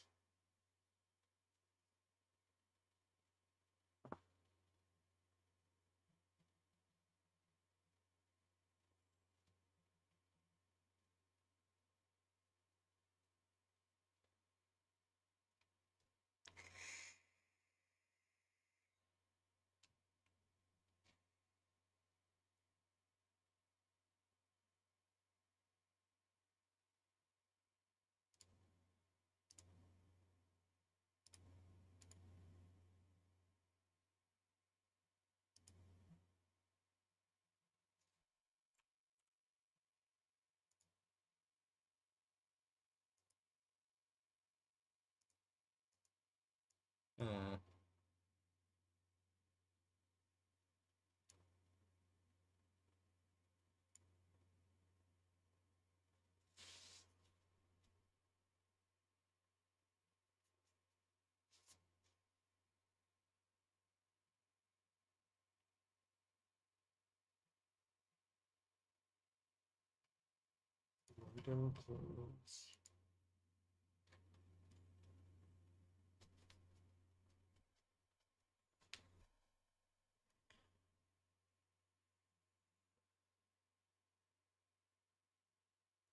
I remember I was shorting a video at 360. Pretty soon it will be back there again. Jesus Christ. $9 trillion market cap. Nvidia greater than the world's global GDP.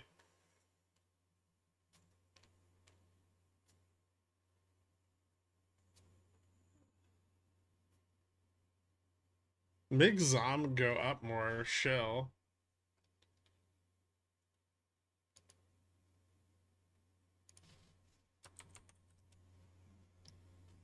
Ooh. I can't wait for it to get back to my cost basis.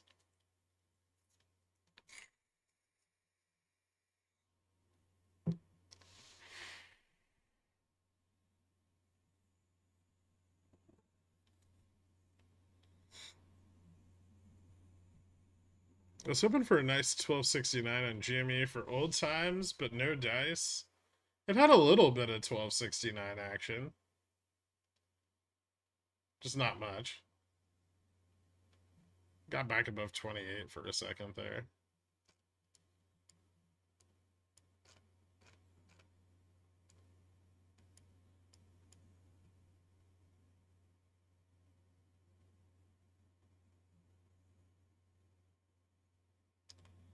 We kind of need to lose 20 on a drop here. So we got a double rejection on the test of 30.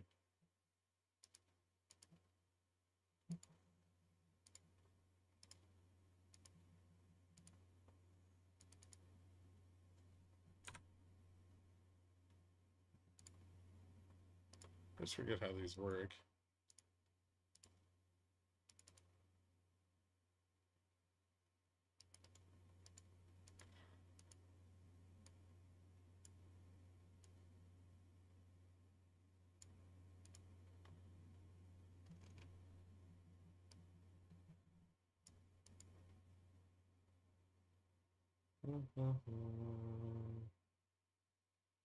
So the parabolic move failed.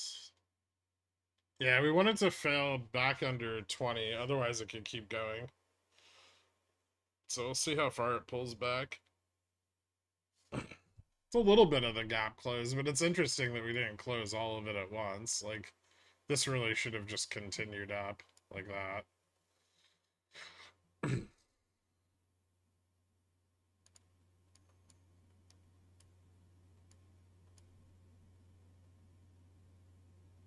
Puts us in a bit of a sticky wicket.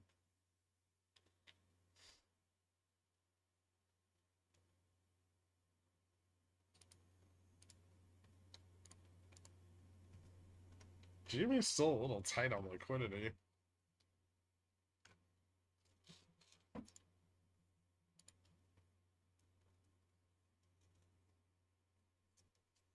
Getting a bit of a bounce on the 30, and ARB resolved this morning, but it's negative again. So we might see like one more resolution in ARB. In the latter half of the day. Kind of like yesterday.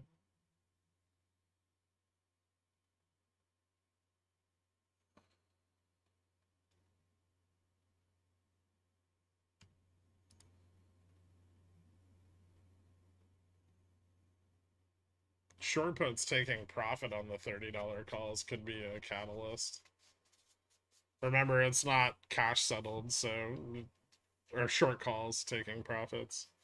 It's more likely that short calls will take profits because of our proximity to the strike.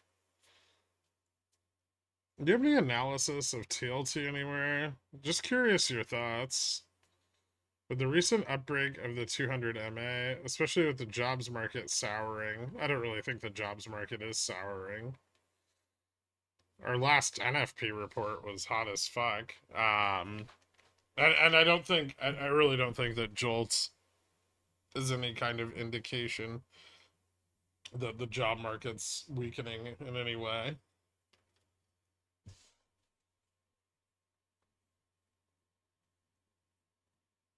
Yeah, I mean, I have calendar spreads on TLT, but nothing like truly long. And those are for 2026.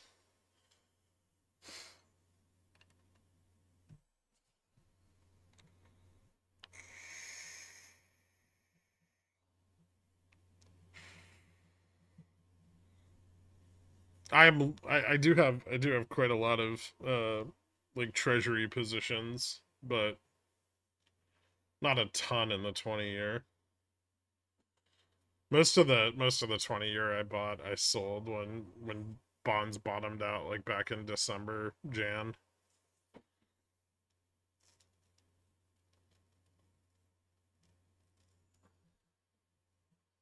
So jobless claims have been a little bit elevated over the rolling 4 weeks, but I don't think it's been enough to like say that there's any actual weakness, right? And then Jolts was like the unemployment methodology is questionable at best, and then like what everyone's really leaning on was Jolts, but I mean Jolts is just available jobs, right? It doesn't really tell you about um, strength or weakness in the labor market. I think it just tells you more about weakness in the total labor pool.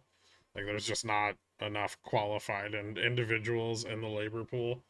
And that has more to do with everyone taking like early retirement back during COVID and stuff, right?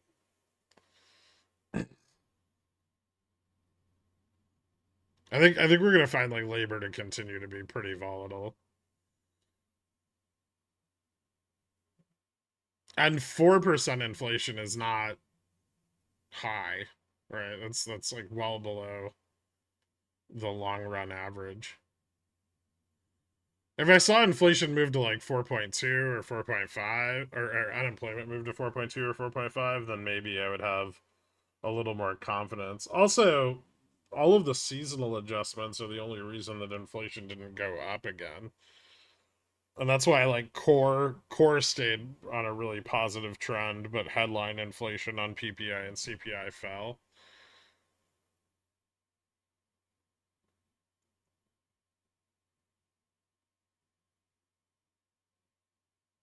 If you had only 500 to invest, what would you be looking at? And options or shares? Uh, I mean, I feel like that that amount of money you're probably better off just waiting it out or saving money. If you've only got $500 to invest, you probably don't have $500 that you can stand to lose. Um, and taking risk with that money could be detrimental to your financial health. So maybe consider waiting it out.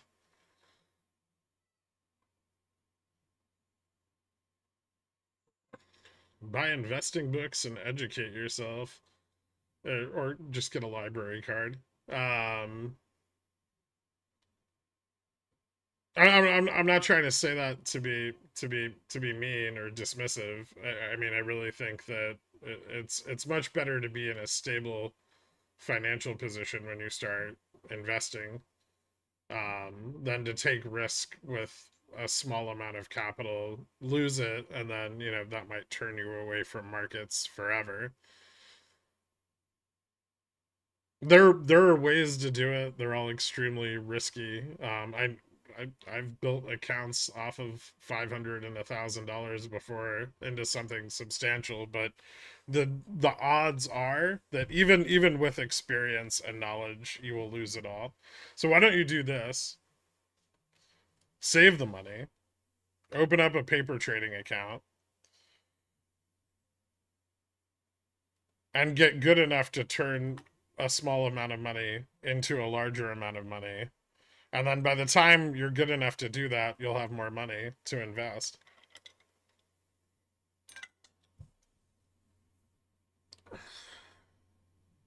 FUD? What?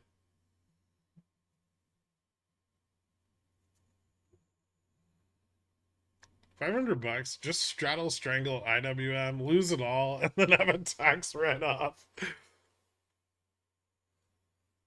Goddamn shill. What? I don't want him to lose his money.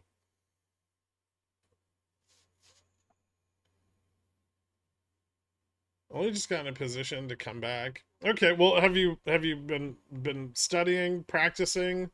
Do you have a plan? See, this is why one of the reasons I'm telling you don't do anything, right? Because you're like, I have $500. What do I do with it? And I feel like if you were ready to do something with that money, you would have a plan for it, right? You'd be like, okay, I got $500 that I can just throw away now.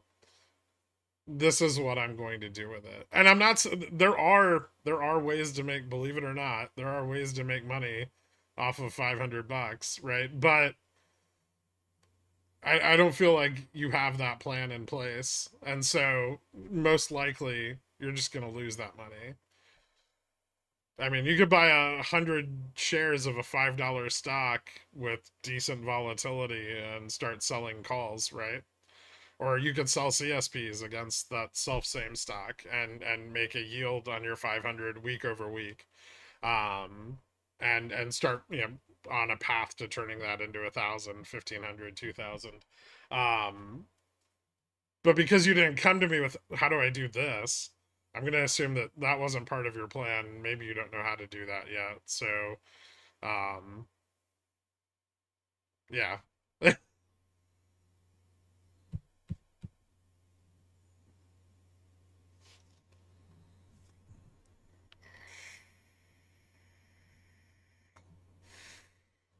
20 months of Dillionaire.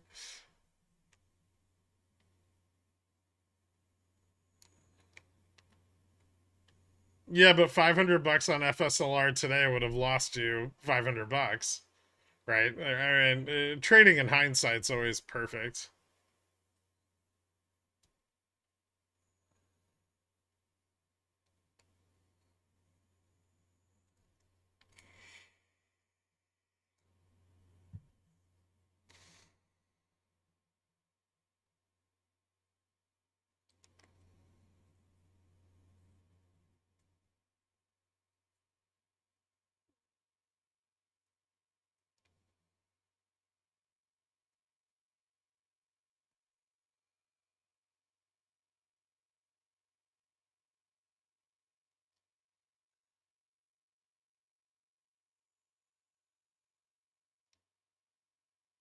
I'm 320 trading in hindsight.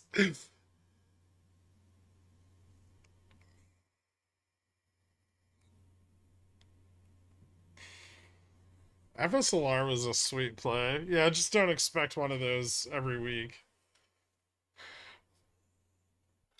I buy 500 in penny stack that has options, sell CC, ride the insane volatility, become a fully fledged pickle. No, no.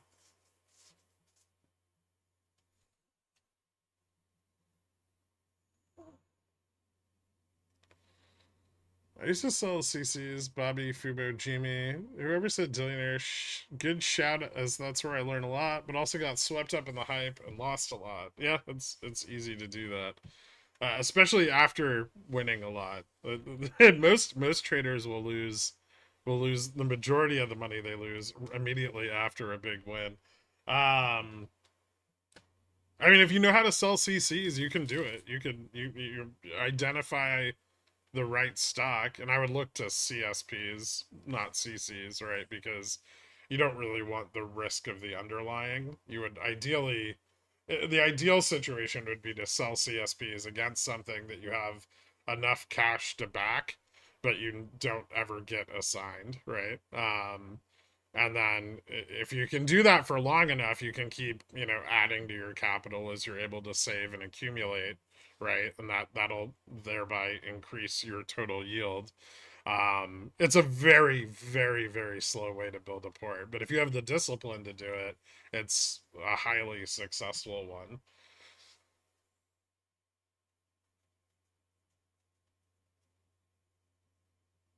Like from a probability standpoint, focusing on sell side gives you a significant advantage, especially with less capital at risk.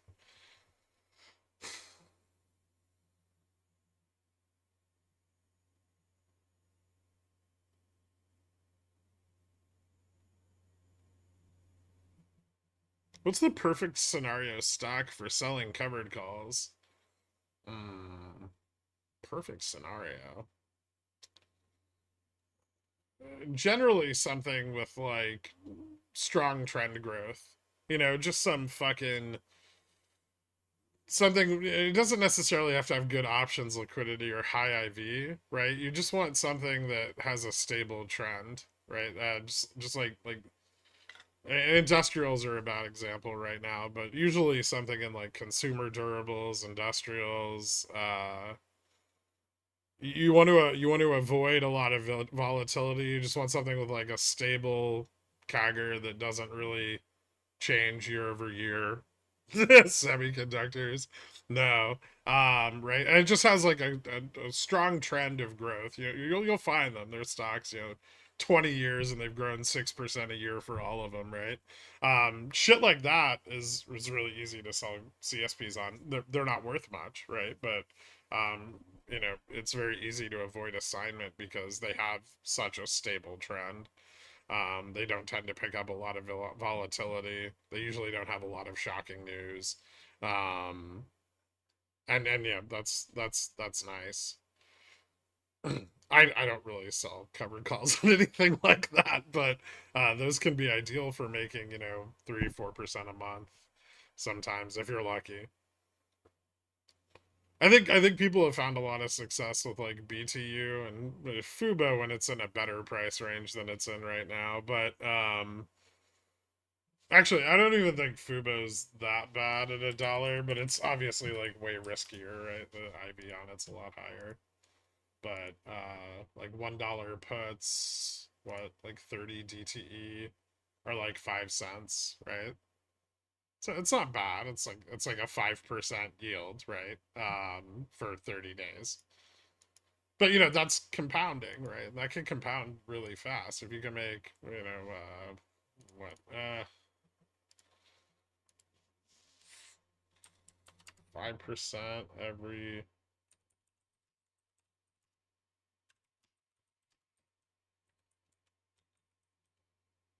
Mm,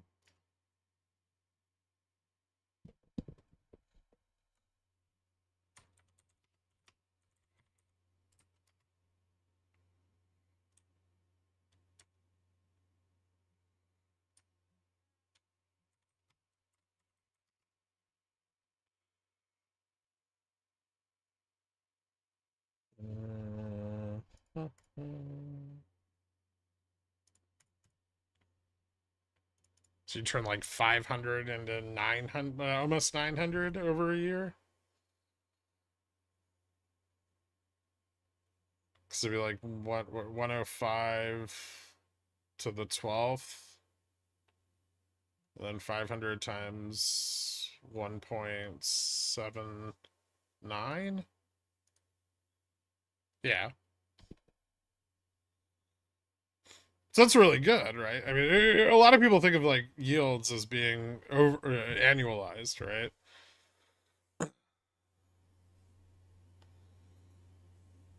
Also, have you heard of SPX zero DTEs? Well, That's how you yield 100% in a day, right? Obviously, that carries significantly more risk.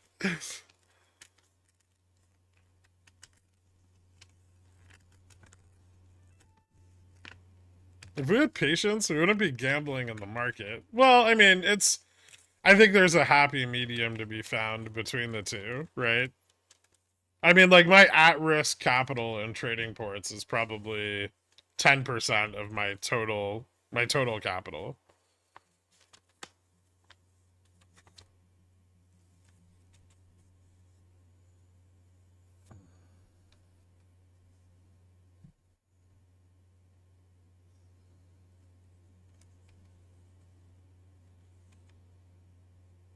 Hmm.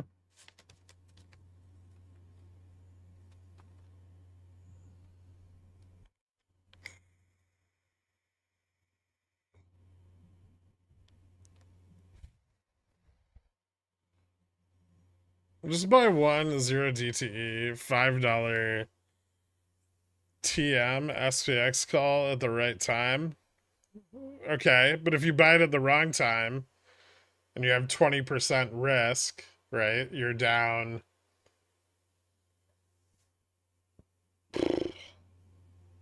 $100, right? Then you only have $400.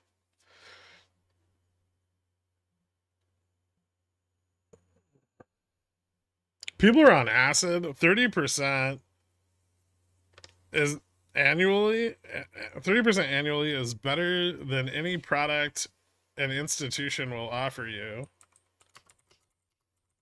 Hold on.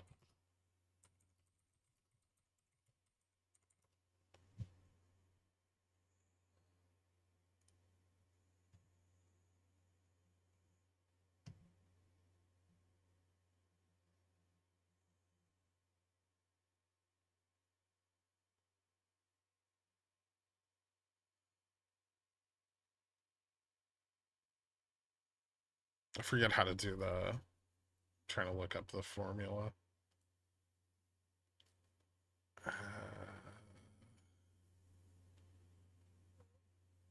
You have to figure out the effective annual rate. Is Carl still here? Carl.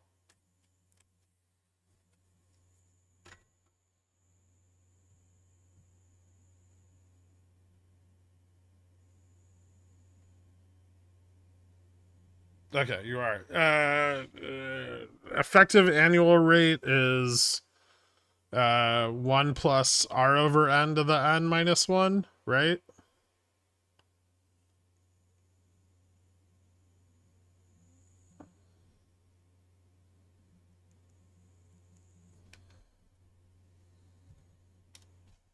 It's like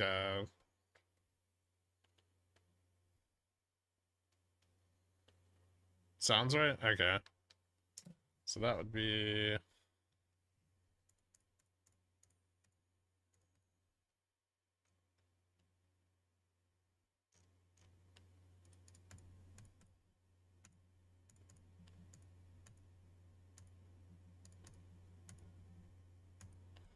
So if you can do 5% a month, compounded every 30 days, the annualized yield should be 79.59%.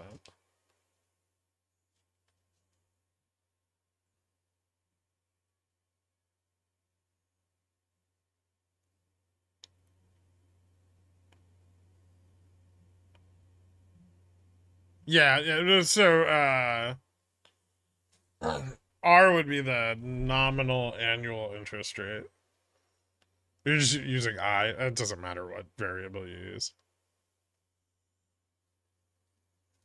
Okay, so I ate my words in a good way then. No, you were just, yeah. It's an 8, but that's 80%, right? Like no one thinks about that. If a fucking, imagine a mutual fund came to you and they're like, hey, we'll give you 80% a year, right? Most people would shit their pants. I mean, yeah, it takes some knowledge and some management, but it's not that hard.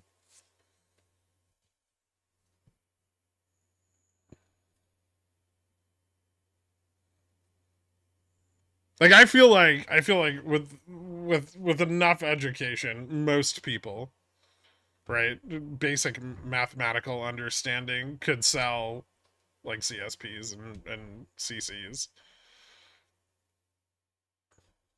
It's just not that hard, right? I mean, that's a lot of why I started doing this was because I think most people can do that. They might need some guidance or help or understanding, but like I don't think it requires savant levels of intelligence or anything.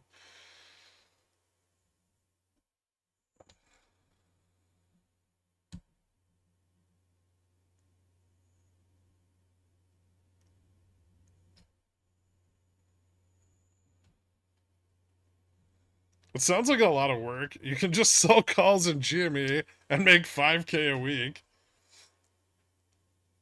My favorite thing is when people sell calls on GME and they're like, I lost money.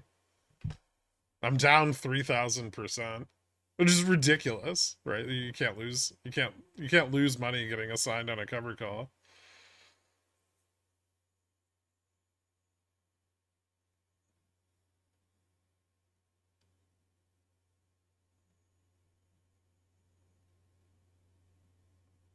Remember the majority of people can't do math. Yeah, that's why it's still easy to make money in the stock market. Well, that's why it's not impossible.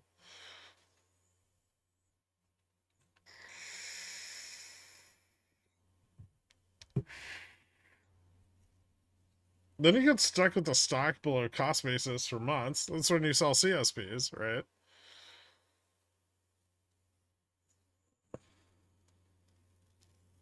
I went to exercise puts because of Rev when the options can no longer be sold. Nice.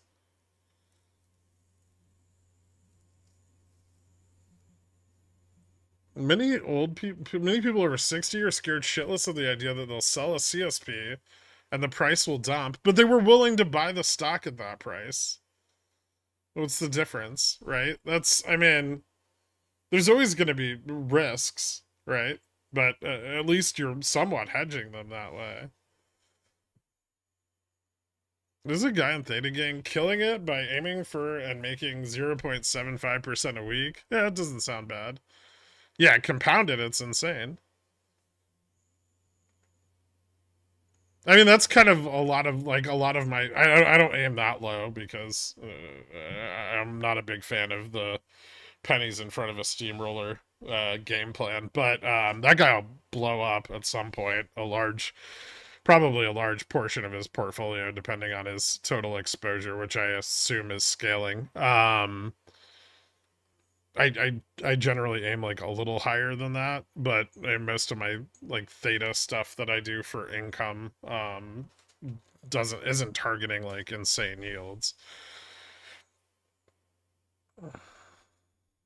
Like I have like short straddles, like somewhat hedged short straddles, which kind of like a partial condor that I roll on like a 28-day period. I have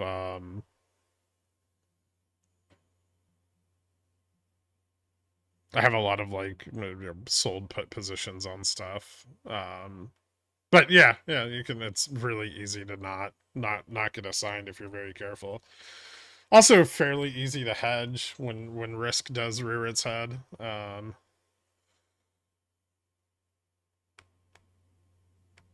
It's the hardest part about doing that is just not being greedy, right?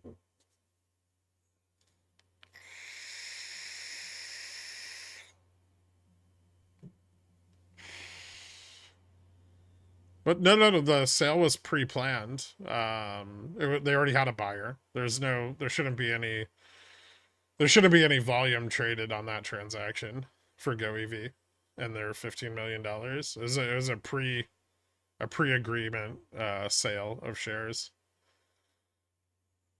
at 2:30.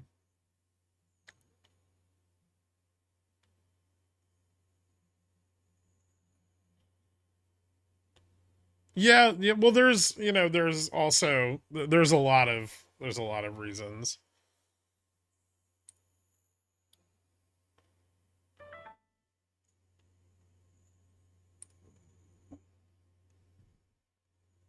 The Fed's 2% target is a pipe dream. Yeah, I mean I don't think it's achievable. I agree with you. Holy shit, that's a first. Base inflation is higher, probably will be for decades. 2.5% is the new 2%. So when you see 2.5%, that's really the goal. Yeah, it can't be though, right? Like it can never be the goal. There's a uniform standard of 2%. And so unless all the central banks agree that they're going to raise that goal, the Fed's going to continue to try to target 2%. They may never achieve it, but that's their mandate. AVGO did not want to fall today. Well, it had like a $20 rejection.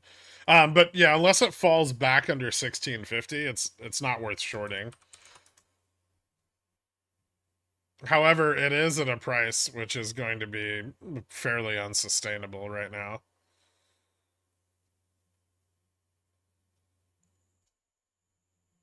50 basis points says what?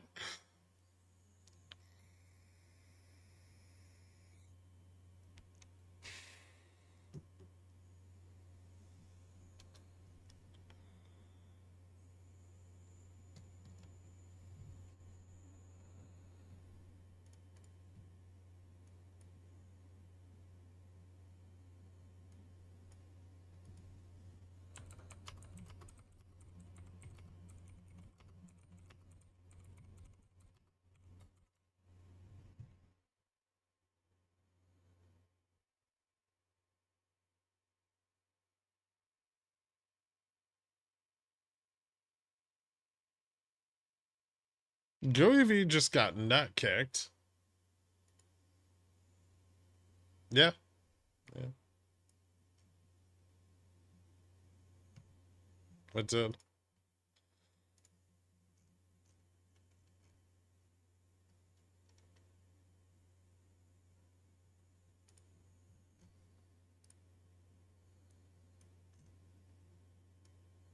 It's a nice little recovery. You could do it.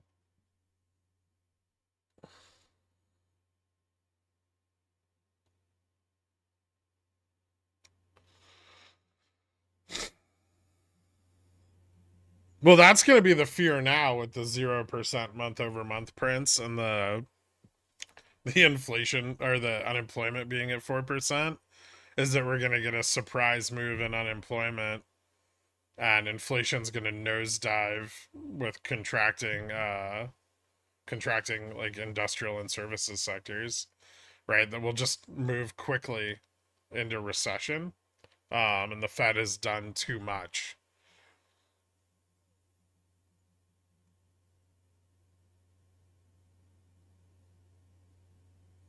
Believe it or not, most analysts would probably prefer that CPI stay at like 0.1 or 0, month over month, and doesn't fall into negative territory.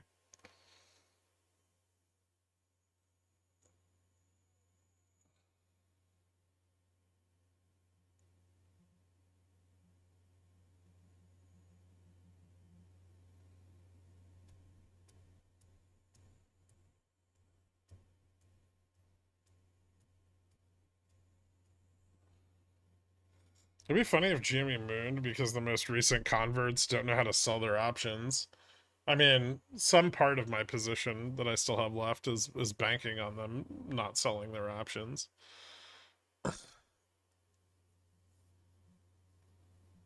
Maybe Elon's shorting GoEV through his kids' margin accounts.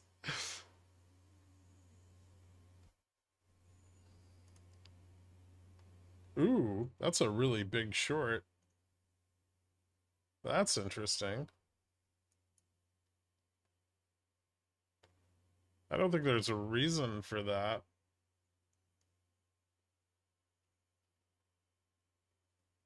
Is that someone dumping shares?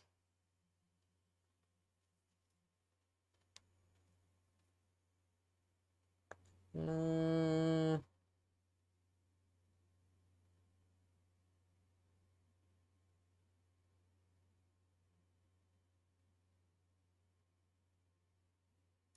hold on a second.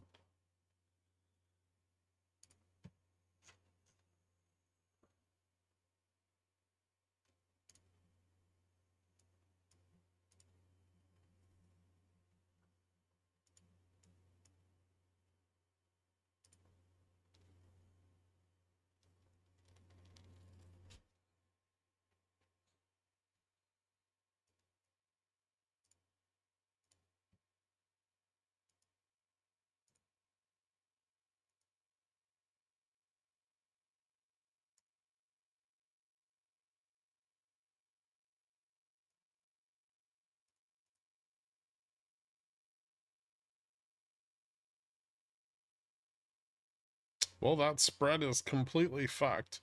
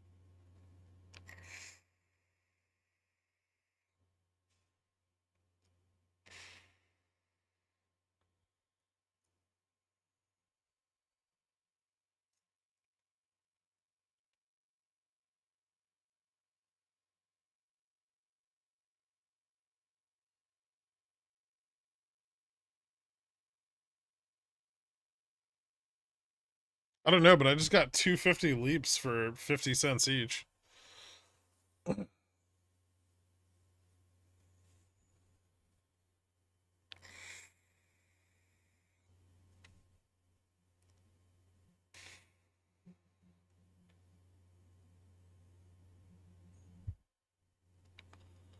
QEV sound like Burke confirmed.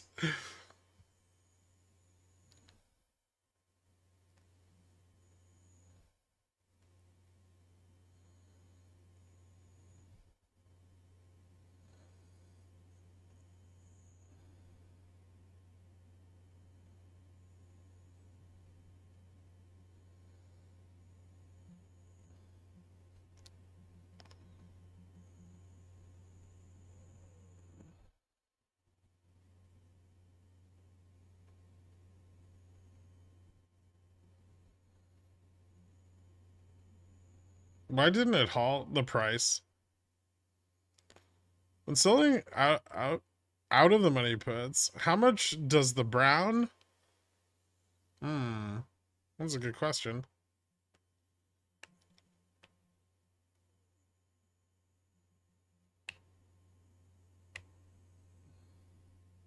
I hope 500 guy was watching. Well, if GoEV goes back to 250 and mean reverts on this drop, I'm gonna be up a bunch. I'll have turned $500 into $1,000.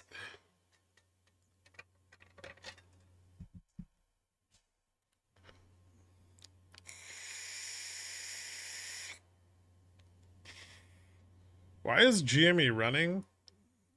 I think they're gonna close short calls at 30. Otherwise, I wouldn't have held this bag of shitty fucking debit spreads until the end of the day.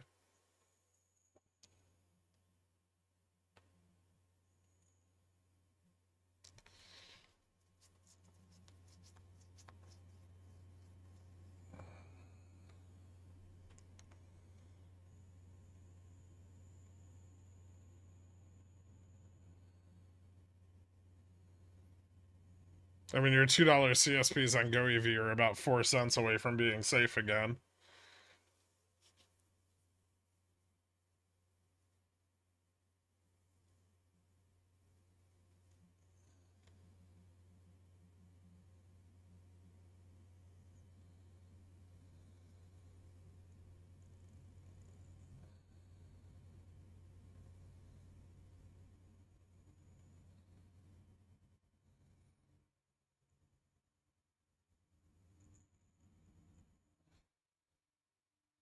Once today's covering is done, are they going to crash the price into Monday's meeting? Maybe.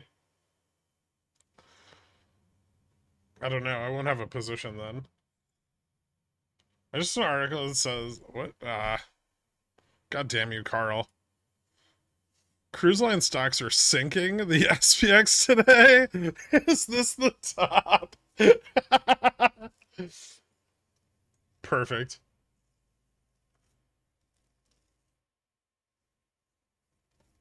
How didn't that halt? What? GoEV? Because of the price. It's because it's like under $5 or whatever.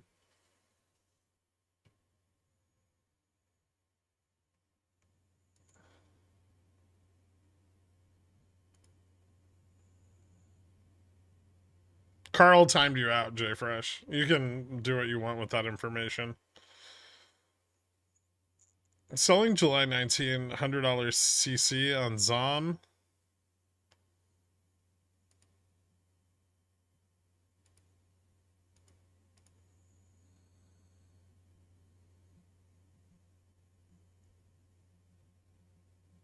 We're waiting for a bounce to 111. Why is it going to bounce?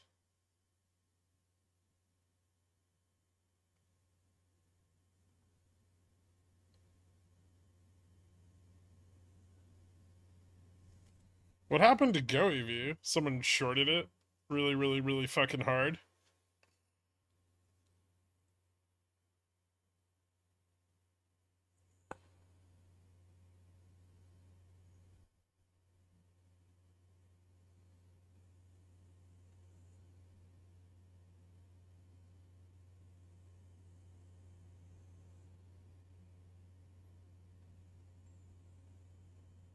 I know it's just him being sad that he's bald, low T version of me.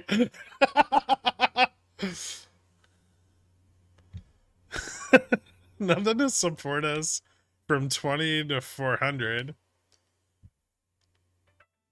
Yeah, there's not much there. Short puts, but those aren't supportive. Tuna, welcome to Dillionaire. Thank you so much, man. Hit me up on the Discord. I'll get you added to the country club after the stream. We appreciate it, dude. How high is Jimmy gonna go here for them to close out their short calls? 30, right? I think they're closing their short calls. That's why we're going up.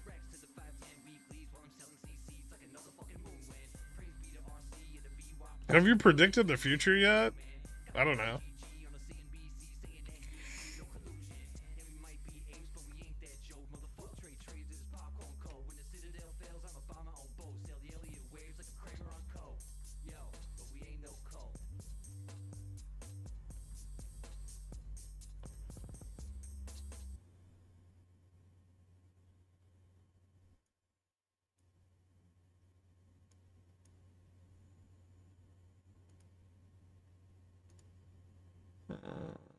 Ooh, that is a nice bounce on GMA.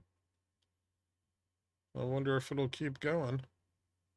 This is that end of day arbitrage resolution I was looking for. As we move towards Cetus.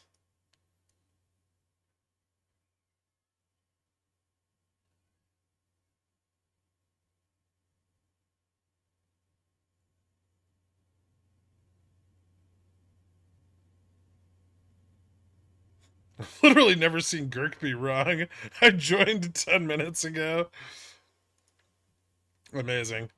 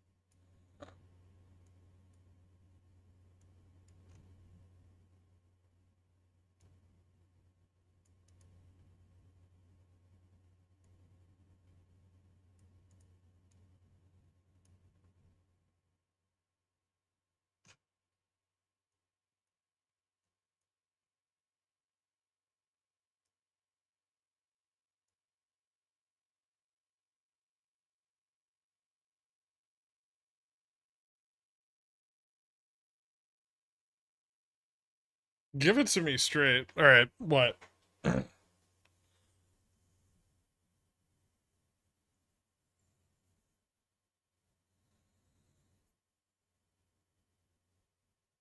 Referral will simply contain this sub 30, right? GME? Well, they have a lot of 0 DTE $30 calls that are expiring. And right now they're profitable. So it makes sense that they would want to close them rather than risk assignment on end of day volatility. And if they close them, the MM is gonna close those short positions, right? And that can drive the price up. And there's a lot of them. If it wasn't such a huge position, it probably wouldn't matter so much. When CCs expire worthless, you don't need to do anything. Nope. Not at all. I know it's nothing to you, but you should sell the top of your call spread for $10 in case GME runs hard. You mean buy it back? Yeah, I could. I don't think it makes much of a difference at this point. Like, it's not going to really affect profitability very much. And I'm definitely not going to do it unless we break 30, right?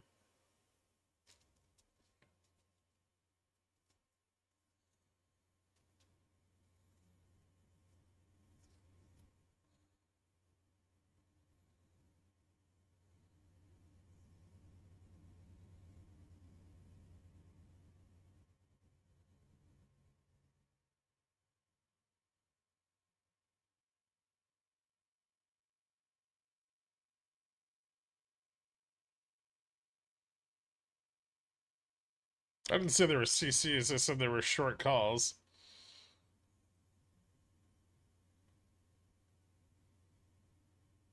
The collateral back protections on your end, not the market makers. Trying to thank you for 2 weeks straight, but you never see my messages. Oh, shit, sorry. Sold my first CCs last week. Stoked. Thanks, Gherk. Glad you're feeling better. Nice, dude. Well done.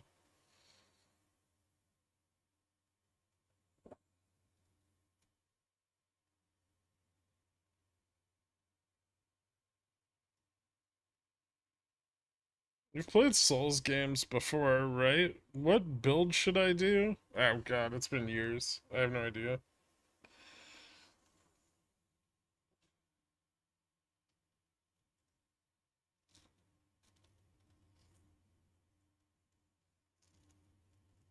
Are you gonna stream GME canceling the next meeting tonight? They rescheduled the meeting for Monday morning. Why can't bulls push us above 5430? Because there's resistance.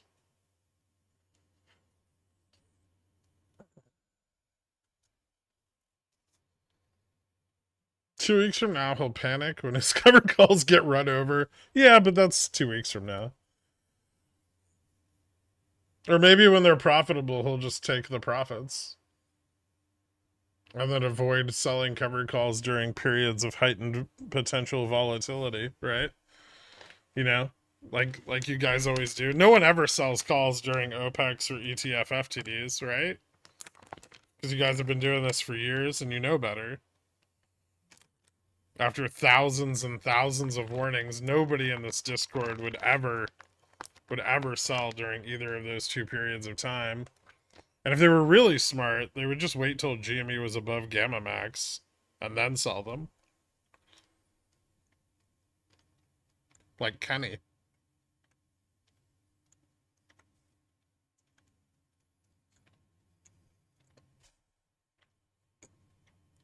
How much effort does it take to have a 12-minute meeting? Some loser saying we're not giving any guidance at this point in time? Just send an email. I mean, they can't give any guidance anyway. It's a shareholders meeting, right?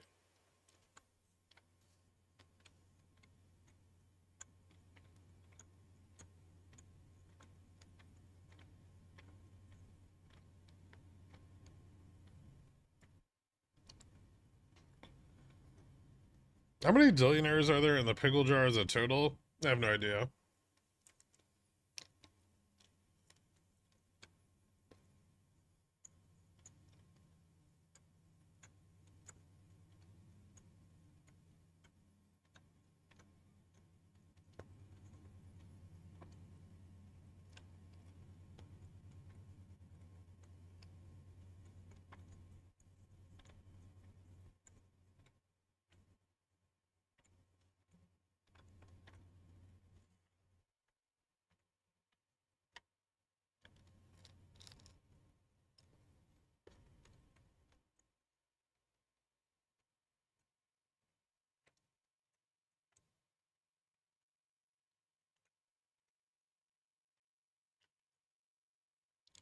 I sold 125 cc's on GME when Ivy was high. Nice.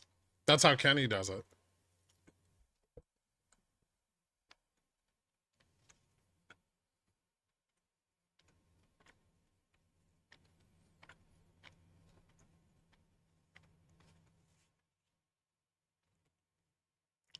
Tell that to Elon, who tells people at his that'll have 100 million robots in a year and a $20 trillion auto taxi service.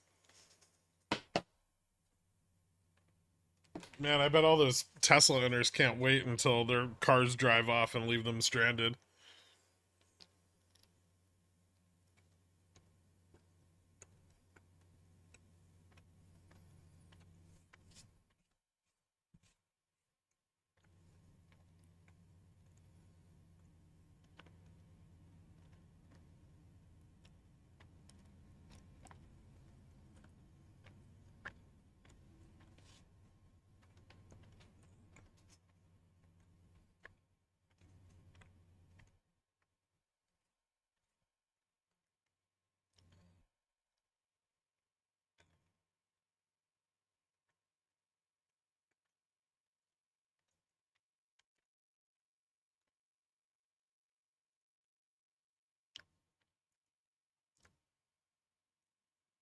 There are 282 billionaires and 31 pigeon whales online right now.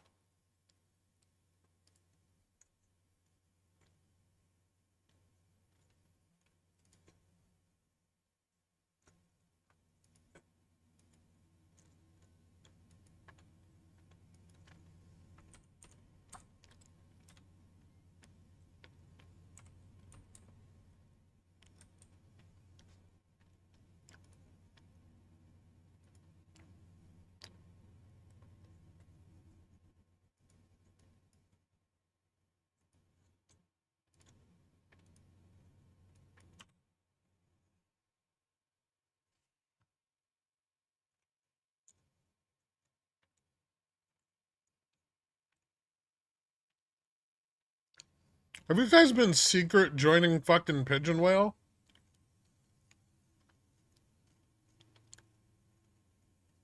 What in the fuck is going on? There's 87 pigeon whales.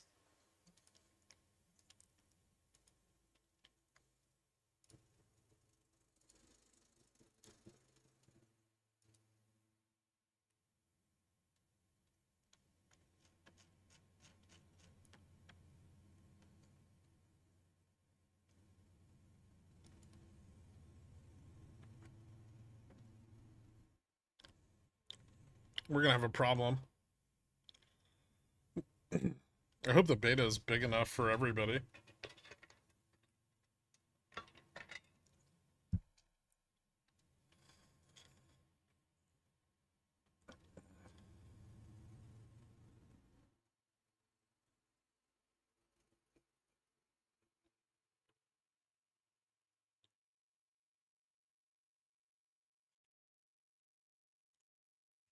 Time to buy Pontiff.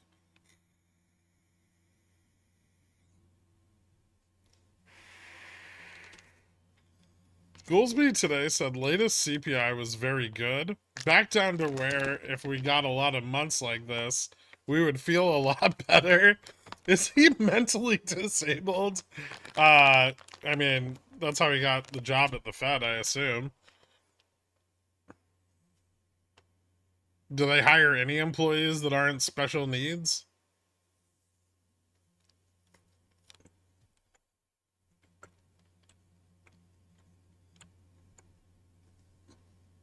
Hmm.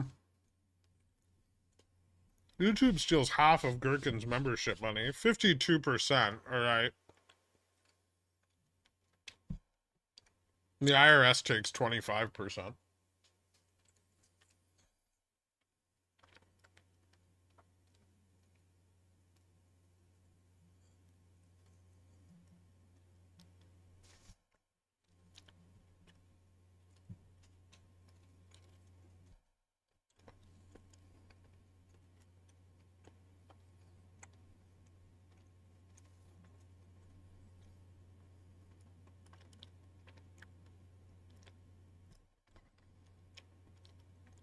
Are they selling the $30 GME call? Someone probably is.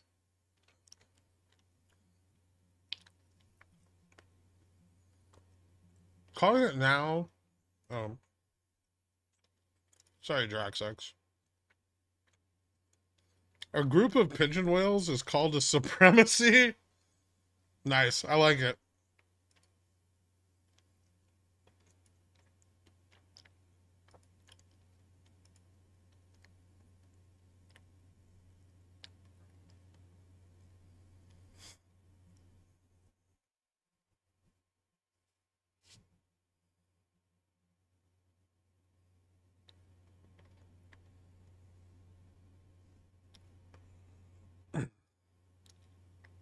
Goolsby looks chronically constipated.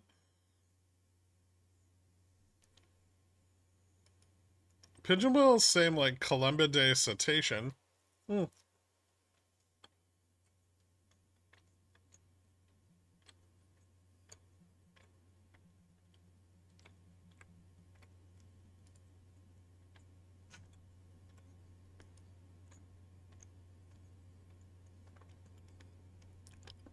Flexing my membership length. It's a bigly amount. Hey Ben, how you been, dude? Thanks for trying to teach people what not to do while they all do the opposite.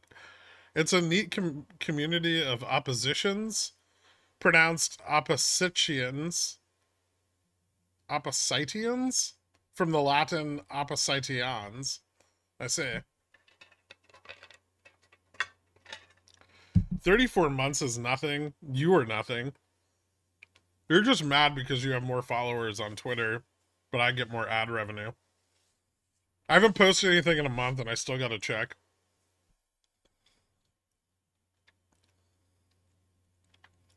You got to up that engagement, man. Get more people tagging you.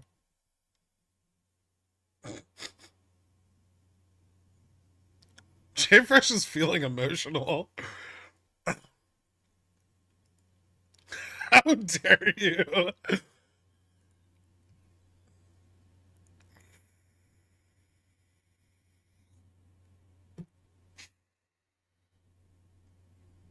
This SPX price action is making me big sad. I hear you.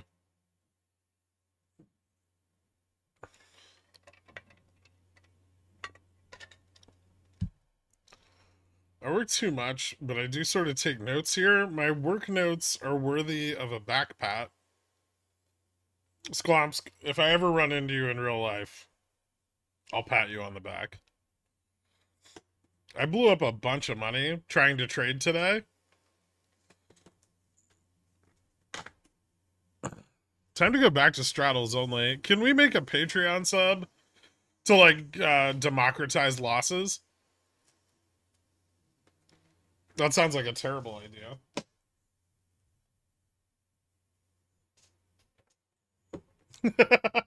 Like a pickle jar insurance fund? Hold on.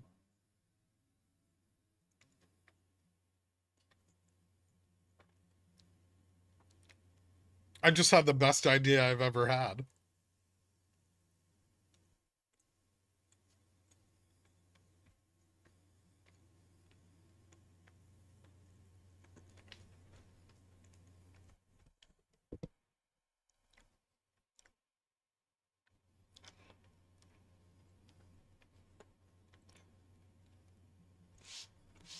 You'd be bankrupt in a week, would I?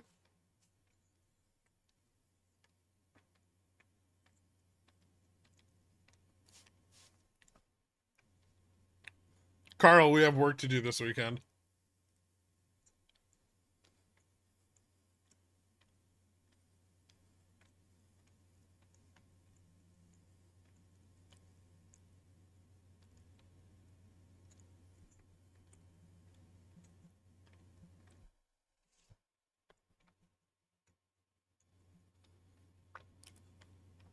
You had me at Carl.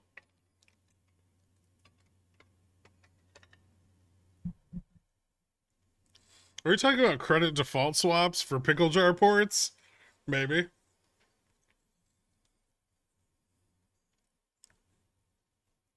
Why has no one ever done this?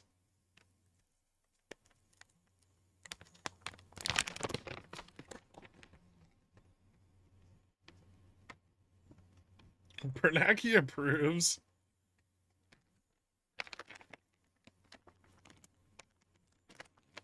No, Popcorn, you're not insurable. I'm sorry.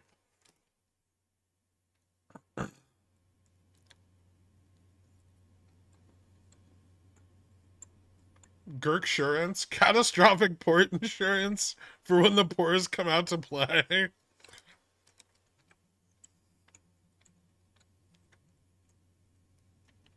Why not? Our models indicated that your particular trading style is too high of a risk.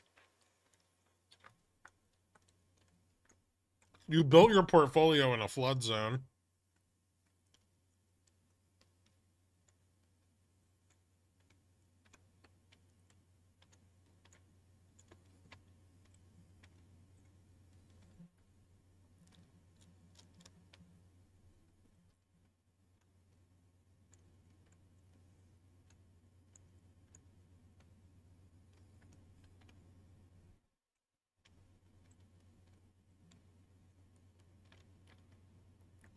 How's GME looking for next week? It'd look a lot better if it was over $30.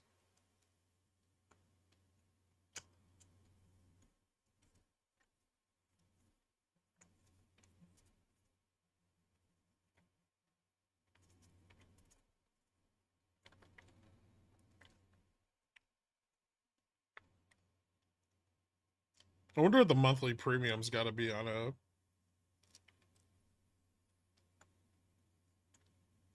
Do you have to make a copay every time you enter a position?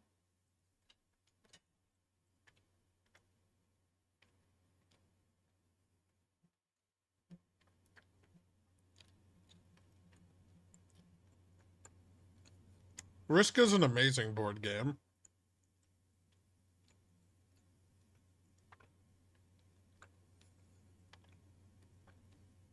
My final hurrah will be full port 1 DTE puts on OPEX in hopes for Super Mega Death Black Monday. How much money did you blow up today, Nuke?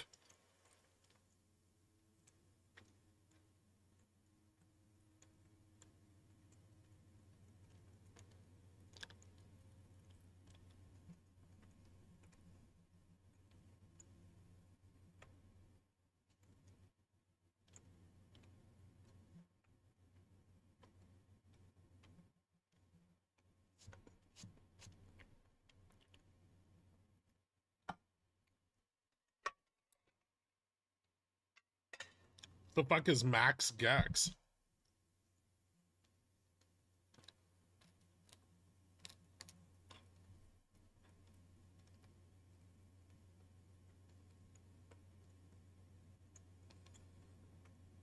$14,605.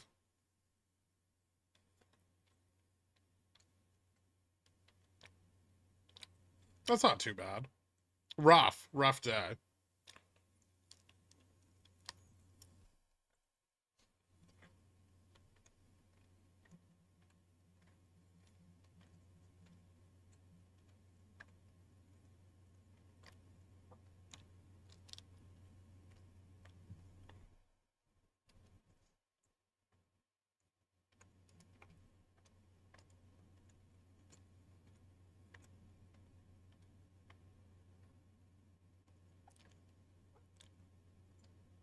The guy with $500 should buy two 5435 zero DTEs right now.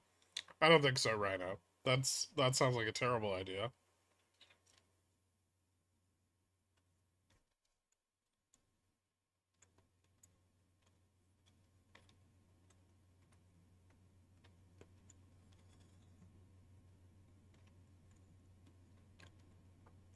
Honest opinion, do you think RC will tank GME with whatever comes out of his mouth at the shareholders meeting?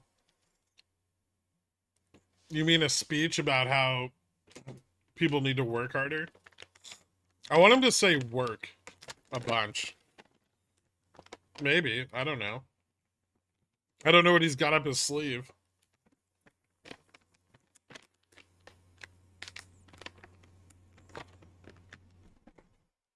Let's see if he fires any of the C-suite before then.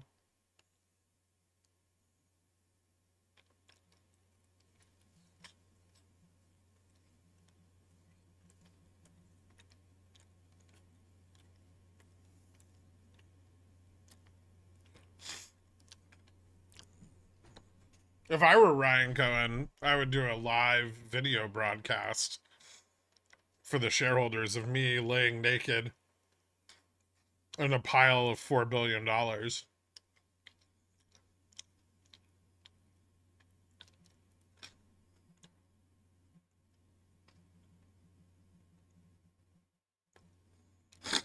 Pervert.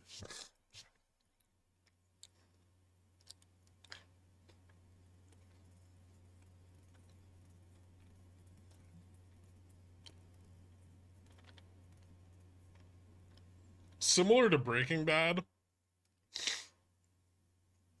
Maybe.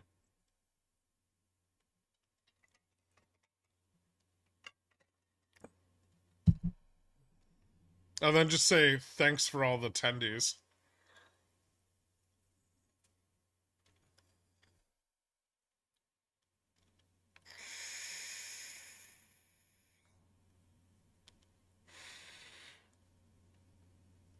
Holding a copy of Sex for Dummies.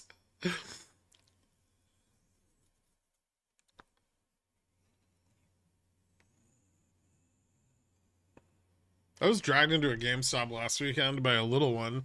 The weirdness of the employees made me want to leave, but also made me feel like I needed to buy something or they wouldn't let me. At least there wasn't a shareholder there. God. With Larry Chang next to him spouting nonsense word salad. I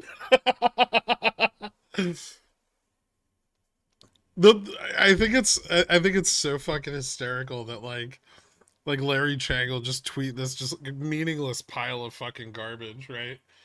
And then there's real people that live on this planet with us, right? They're not fake, not bots.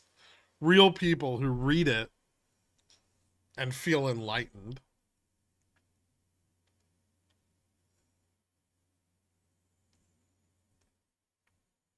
Yeah, real people.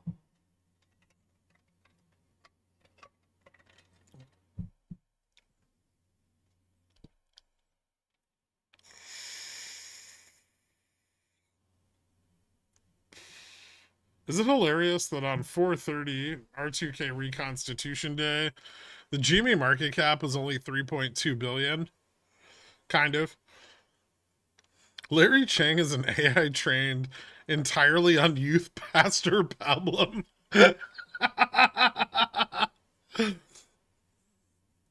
Did you read the AI story about Larry Chang?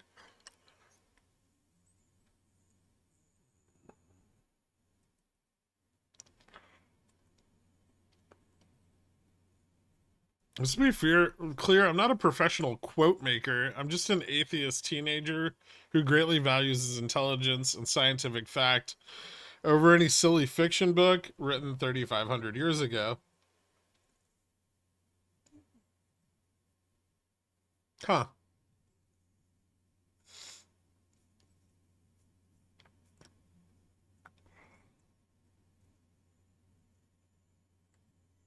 Oh no, what is that? I had Chat GPT write a story about Larry Chang, and it was amazing. It wrote the best story about Larry Chang anyone's ever written. I'm gonna read it to you because I know you're at work.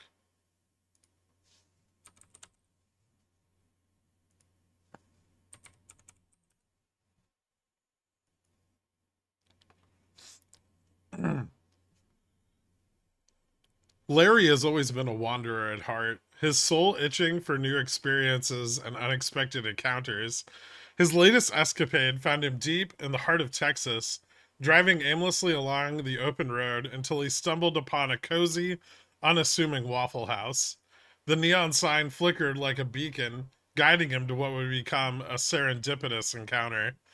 Stepping inside, Larry was greeted by the warm aroma of freshly brewed coffee and the sizzling sound of breakfast being prepared. He slid into a booth, glancing around at the sparse crowd. His eyes landed on a middle aged woman bustling behind the counter. She had a presence that was both calming and commanding. Her name tag read Deborah. Deborah approached with a smile that seemed to know 1,000 secrets. "What can I get you, honey?" she asked, her voice rich with the twang of Texas. Larry ordered his meal, and as he waited, they struck up a conversation. There was something magnetic about Deborah, a certain wisdom in her eyes that intrigued him. She shared stories of her years working at the Waffle House, the people she'd met, and the lessons she'd learned along the way. "You know, Deborah," began, her eyes twinkling as she refilled Larry's coffee cup, "life and the market aren't so different. It's all about timing, patience, and recognizing the value where others don't." Larry, an avid investor and follower of Warren Buffett, perked up. "What do you mean?" he asked, leaning in. Deborah continued, "People rush to buy when everything's hot, but the real value is in the things everyone else overlooks. Just like in life, the hidden gems are often in the places you least expect." Larry was captivated. Her simple yet profound insight struck a chord deep within him. They talked for hours, well past the time he finished his meal, about markets, life, and the importance of patience and perspective. Feeling both enlightened and humbled, Larry thanked Deborah and headed back to his hotel. The encounter had left a deep impression on him. He spent the rest of that evening in deep reflection, pondering the wisdom Deborah had imparted. It felt as if he had stumbled upon a treasure chest of knowledge in the most unexpected of places. Inspired and eager to share this newfound wisdom, Larry took to Twitter, his go to platform for sharing his adventures and insights with his followers. He crafted a tweet, distilling Deborah's advice into a pearl of wisdom. Sometimes the greatest insights come from the most unexpected places. Wisdom isn't just in the boardrooms and books, it's in the everyday moments and the people who live them. Patience, timing, and recognizing hidden value. That's the key. Hashtag life lessons. Hashtag market wisdom. His followers, always hungry for the next piece of Larry's adventures, eagerly retweeted and replied, marveling at the simple yet profound truth of his latest encounter. Larry knew he would never forget Deborah and the unexpected wisdom she shared with him at that little Waffle House in Texas.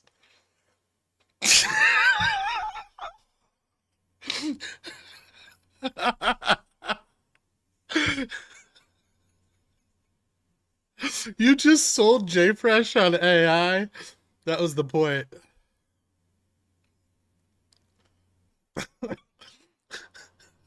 Fuck you, Deborah.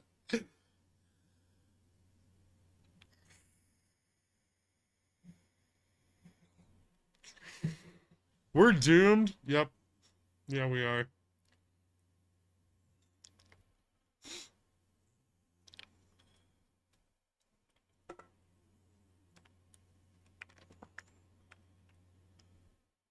SPX didn't fill that gap above, did it? I don't think so. No.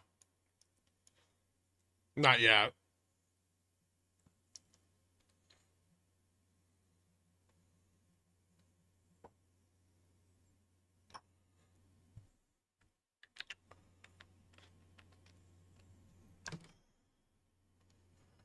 It worked. The Larry AI story pumped GME.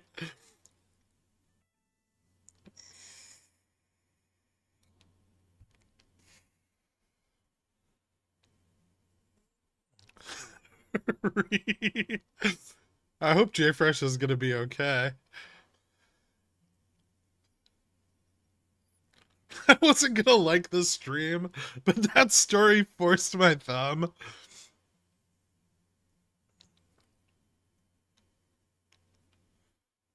That was so perfect. The best part is that's probably a Reddit post someone actually wrote. The best part is that's probably a tweet from Larry Chang. What was the prompt? I said, write me a story about a multimillionaire venture capitalist who shares arbitrary and useless knowledge on his Twitter.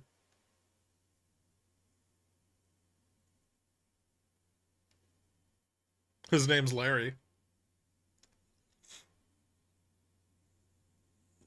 After much anticipation, new feature in DMs. Ooh.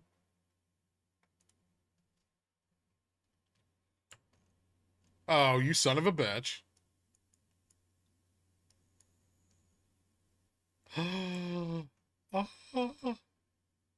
That's pretty cool.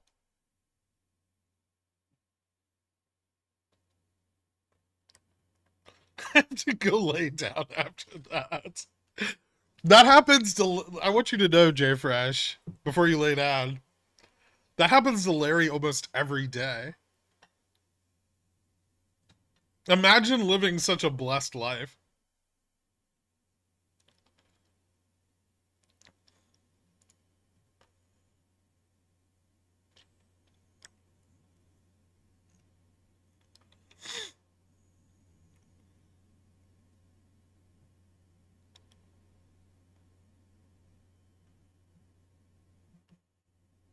I bet Larry reads himself AI stories about himself before bed.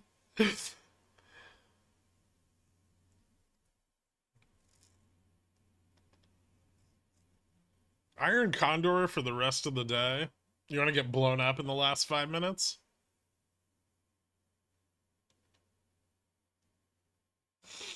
Oh, I stopped reading the Larry Chang story and GME's falling.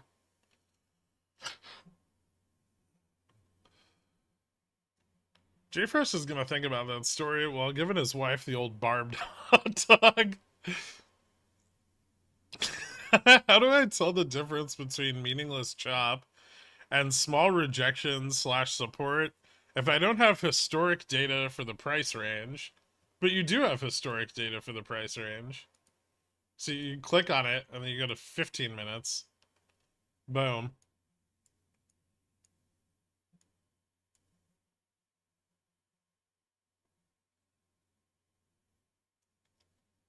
No, I never want to read anything about Larry Chang again. That was it.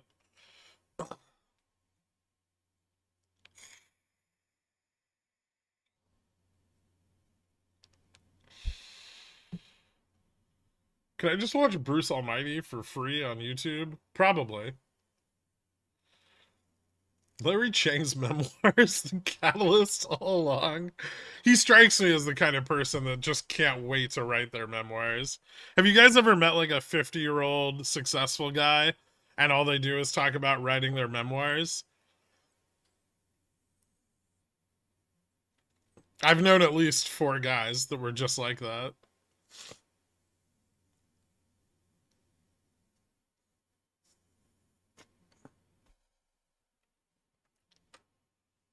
Yes, my great uncle.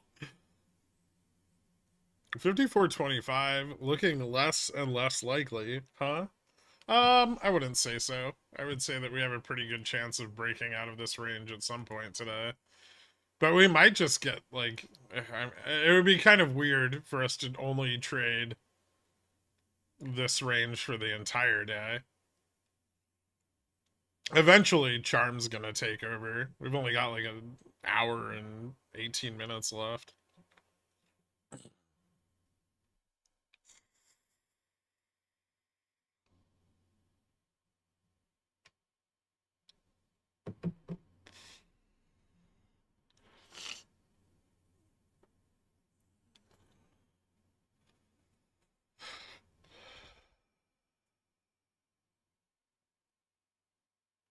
Where's the charm taking us? Ooh, that's an excellent question.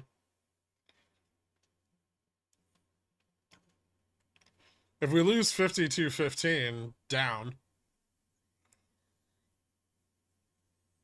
This seemed to be their big attempt at running away from it.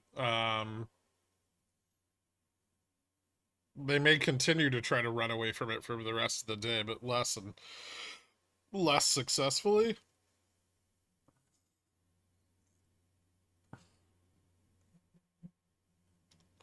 Larry Chang autobiography. I am Larry.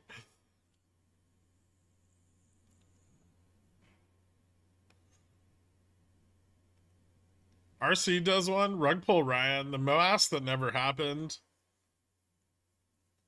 He should just call it How to Kill a Squeeze.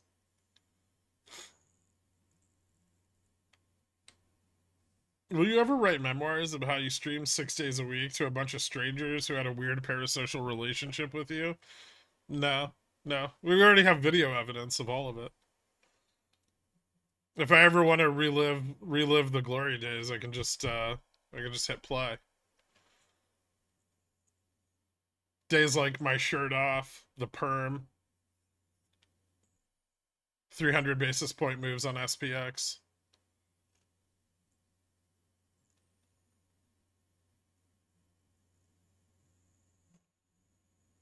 I think we get a HAL entry below 30. Maybe.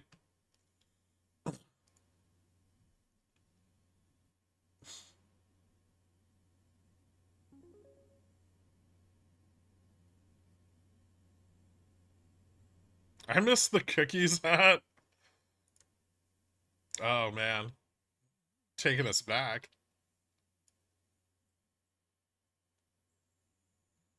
You know that Supersock is gonna think these are children's book titles for Teddy, right? Those are Teddy is Ryan Cohen's memoirs. Floppy Bisque. Hey Greg, if I have 1,000 shares DRS in the Infinity Pool, how can I set up a wheel strategy to generate unlimited cover call tendies? You can't. You'd have to move the shares to a broker.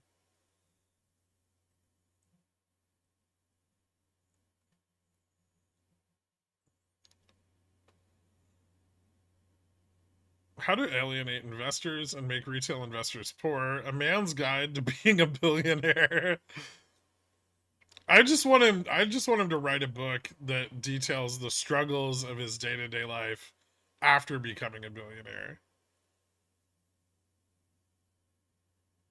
Cuz it must be so hard.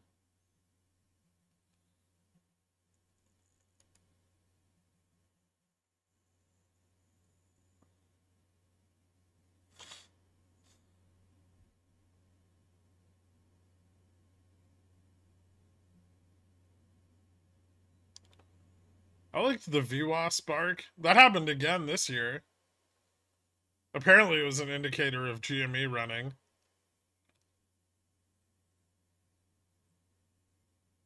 I think my favorite moment was when you got catfished and had to have the bartender help sneak you out. That was a weird night.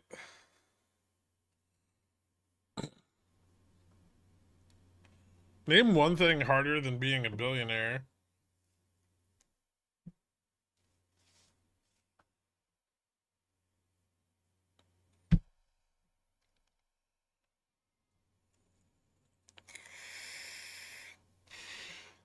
There's nothing. It's clearly the hardest thing. Of course I can't.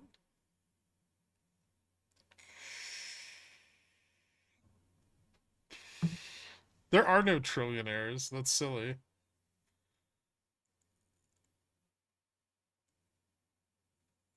Ryan Cohen's just the hardest. All the time.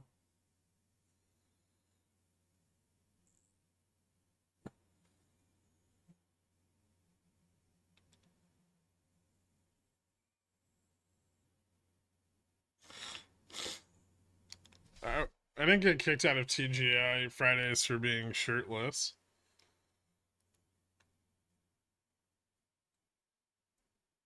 Secret Saudi? No, I don't think so.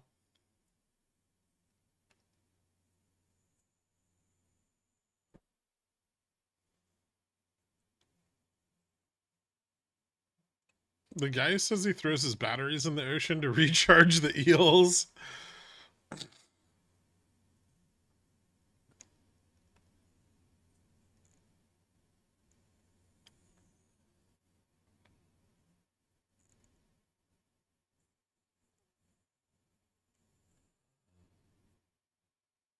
I bookmarked the shirtless stream and try to watch it once a month. Even though I didn't make any money, my favorite part was CERN. Are you ever going to go after Larry Ellison for doing that to you? Or have you forgiven him?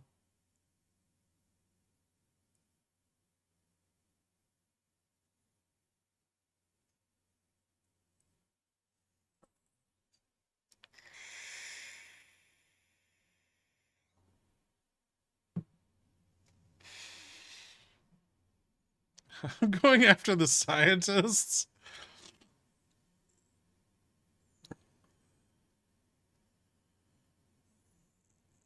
I almost sent an email with Pi-Fi at the end. Nice. Thanks for the advertising.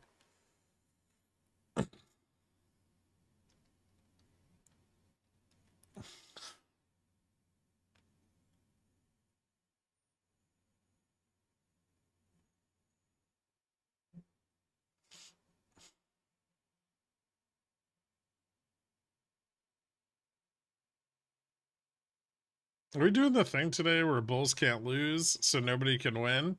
Looks like it. You're referring to the all-day bear flag?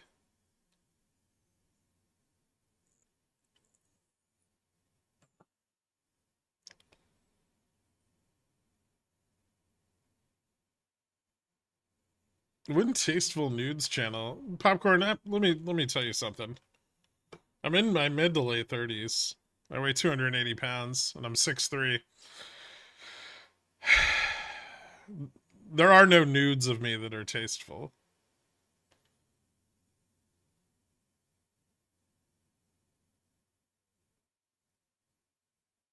Oh, for you to post. That's a totally different story. I don't really want to see that. You already asked. Why don't you hire a personal trainer and get back in shape? If you think I argue with you guys a lot. Don't forget immensely ruggedly handsome. I haven't, but thank you, Baradactyl.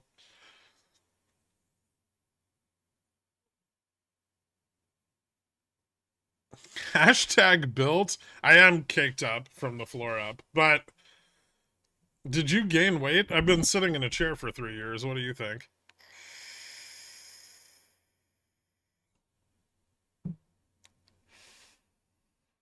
I have a gym in my apartment. I don't have time to use it. Just buy Ozempic.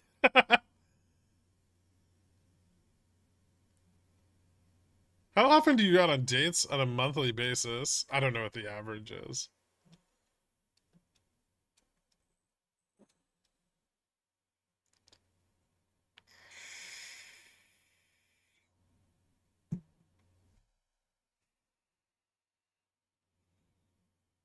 With what equipment? I've got some adjustable dumbbells and a rowing machine and a treadmill. No, no, I don't row. That's the worst.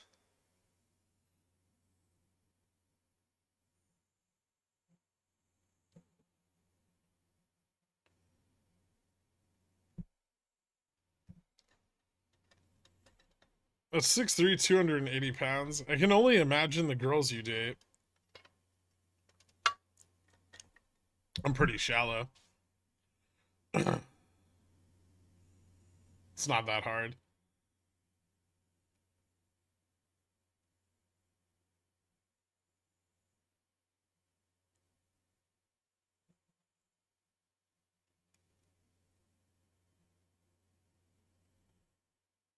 I went several ERG rodeos. I haven't touched one in over a decade now. What, all right. I'm 6'1" and 250.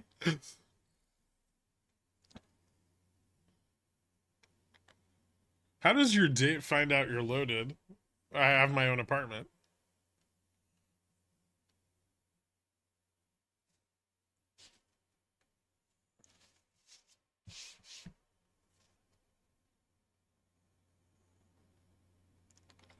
Girls with daddy issues, ideally, but some of them just like big guys.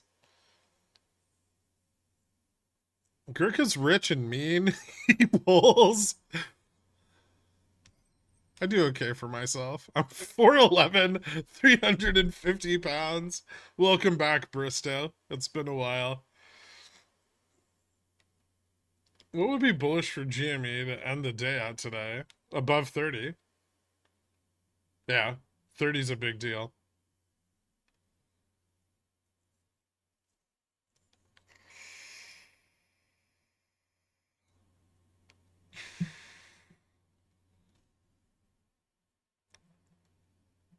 Ergometer? It's the rowing machine off-season competitions for crew. We would travel to complete in ERG rodeos. I threw up every time. That sounds terrible.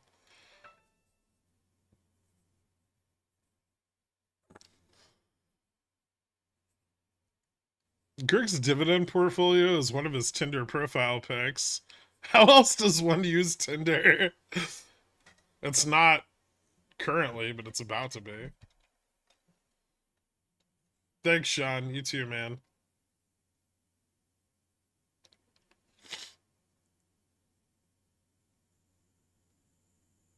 You've been lurking for a while, but you haven't talked.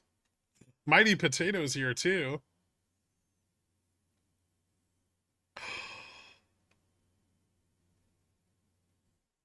No.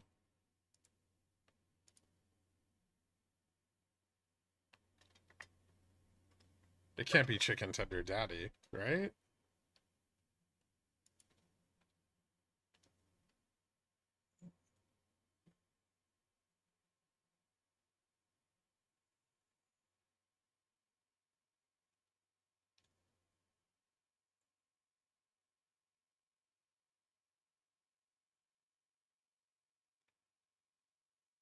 Listen, no, I've figured out the play. All right, if you want to date successfully in New York, just have a job and a stable place to live. There's literally an endless stream of 22 to 26-year-old college girls that will date you strictly because you have an apartment and they're tired of their roommates.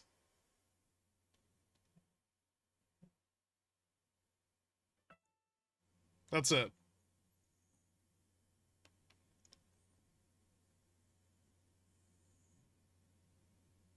Yeah, surprisingly, the Colt's kind of a sausage fest, though.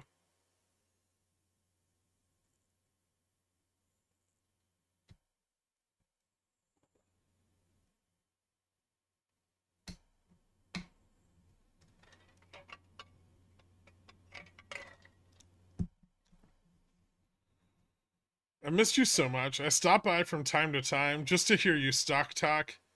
It's good to see you. Wait, are you chicken tender daddy or not? Only he would give me the licking lips. Homeless girls? No, they're not homeless. They're just shared living situations.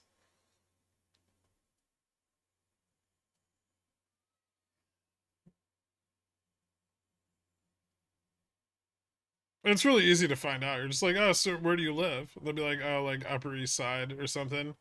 And you'd be like, cool. What kind of what you got, like an apartment up there or something? And they'll be like, oh no, I have roommates. Ding, you're in. Done. They will all try to marry you though, which is some of them will date you if you just have high grade hydro indica in your apartment. That's a lot of work.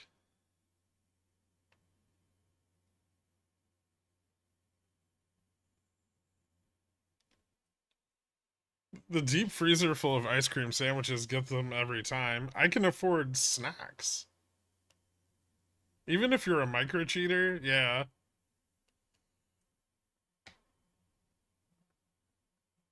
I want to marry Gherk too. See? No, I'm not marrying anybody.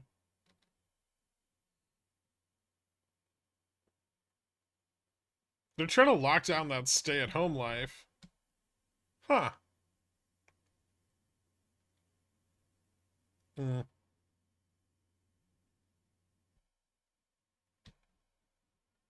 I really hope Nuke has stopped trading today. Nuke, you're not trading these, are you?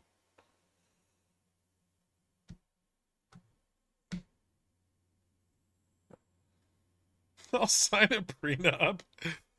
Syria is up a massive 3%. It's actually generated good returns on share lending. Yeah, the share lending on it's like 30% annualized or something. But after the merger, that'll go away. I'm geeking out right now? Okay, cool.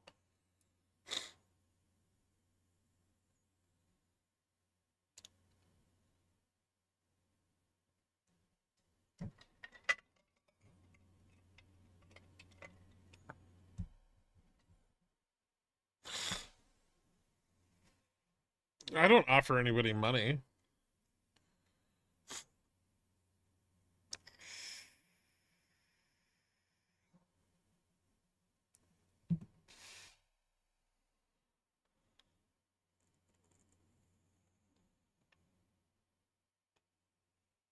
I lost enough doing something I'm not good at, so I have to counteract it by doing something I am good at. Alright, fair enough. Marpo's asking why you don't go sell side. Power hour, go, go, go. It is power hour, almost.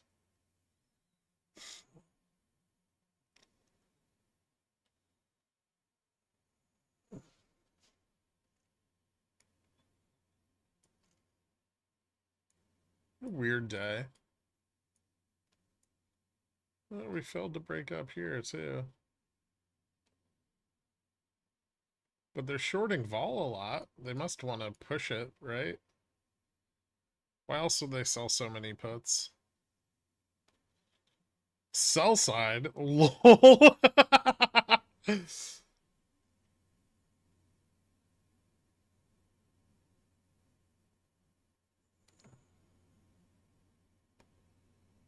Serious question. How are you dating 22-year-olds? They're insufferable. Oh, I agree. But it's about theta, right? If you're just getting weeklies, it doesn't matter. I'm not gonna buy leaps on that though.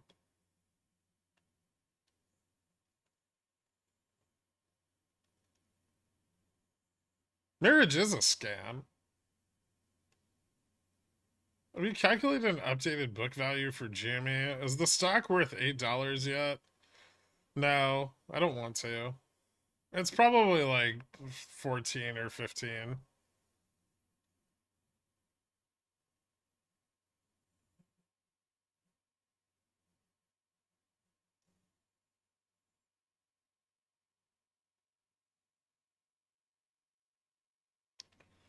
It helps that New York is 51% women. It's also like 15% gay dudes, which is awesome.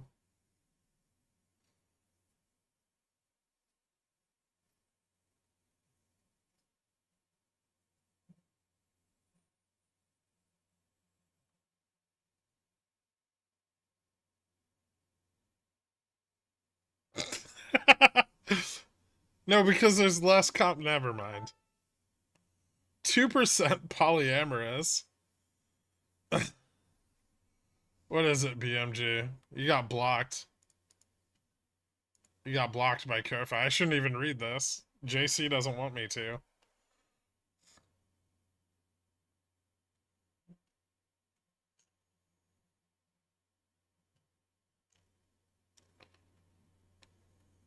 I fucking hate that I understood you comparing dating 22-year-olds to theta.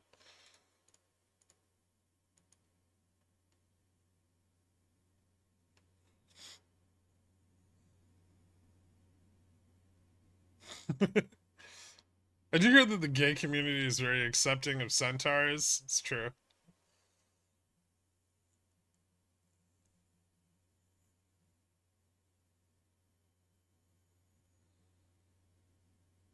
JC is gone. Kofi approved in his absence. He's not going to appreciate you taking his job.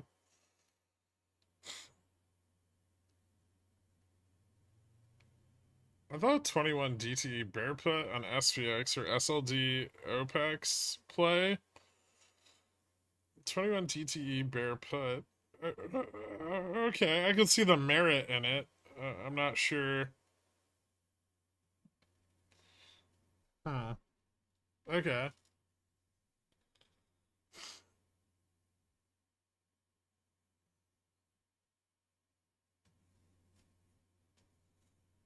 Oh, I don't pay him. Moderating Ko-Fi's is his passion.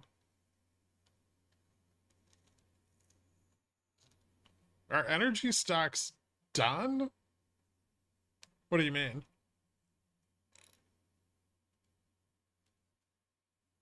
Are you asking if energy is cyclical? Yes.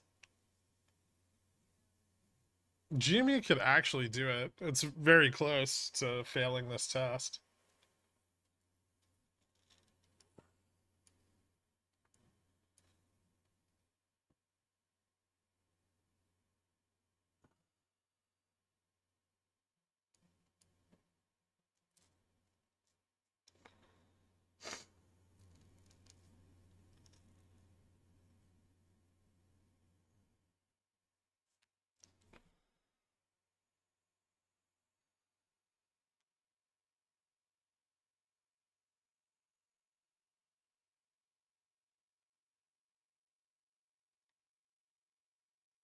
Jimmy at the low price of $29.95 just for you. I'll pass.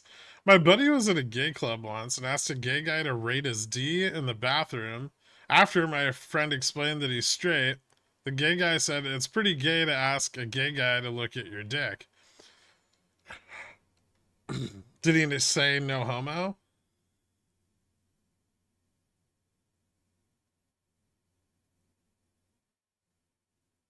It sounds like that was the mistake.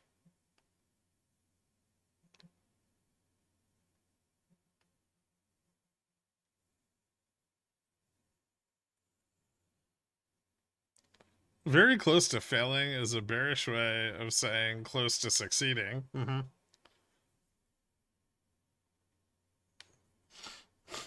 Do you ever think of how annoying DFE's neighbors must have gotten? Dude probably should have moved to New York. I mean, if he's still in Brockton, Massachusetts, which I doubt. Um,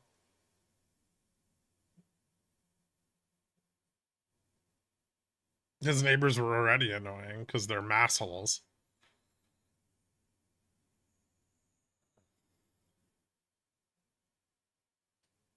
So I take it none of you transatlantic anti-monarchists care about the European Football Championship of 2024. No, not at all.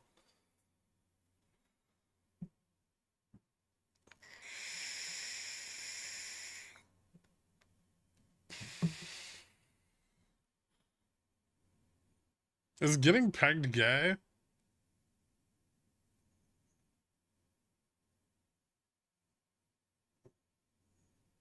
Are you getting pegged by a dude and you are a dude?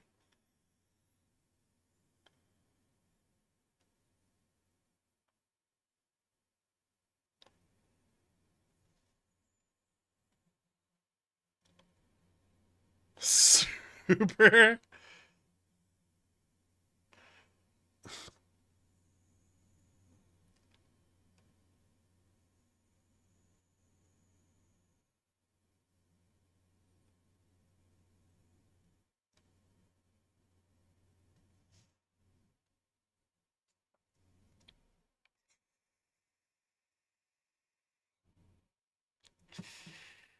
By a woman, not entirely. By a man, very.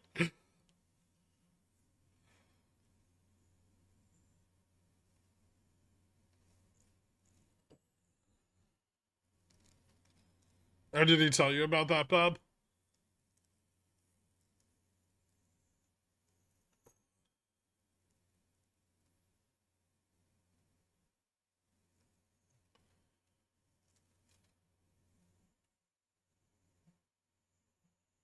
Why is GME pumping on a Friday? I said it would pump towards the end of the day.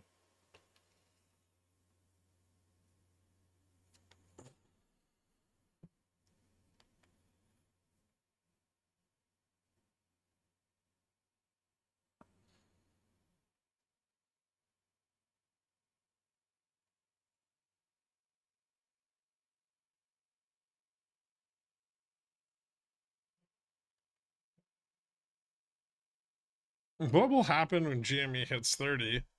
It just might not, right? That's.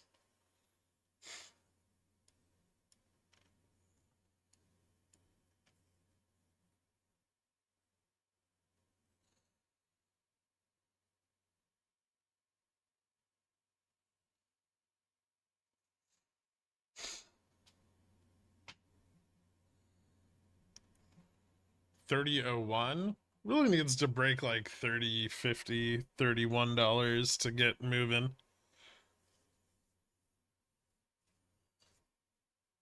It's not just like you hit 30 and something magical happens.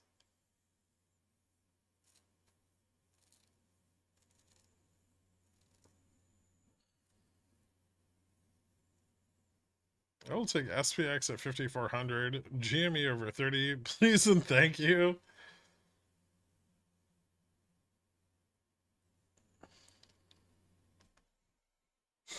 I don't like either of those outcomes.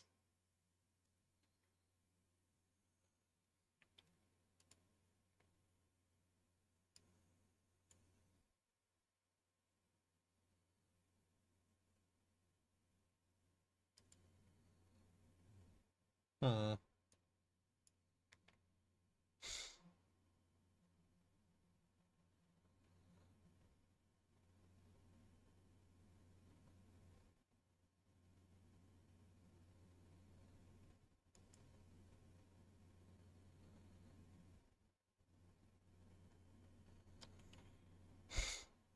What a weird bear flag we've been in all day.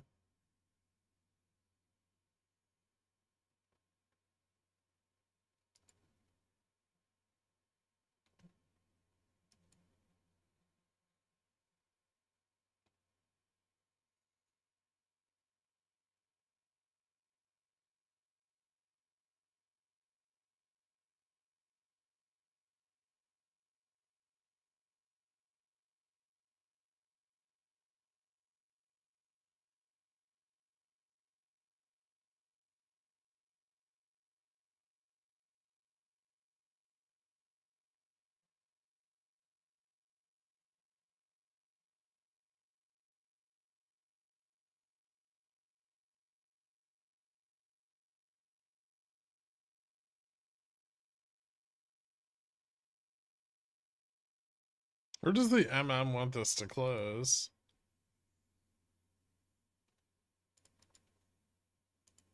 Um. Hmm.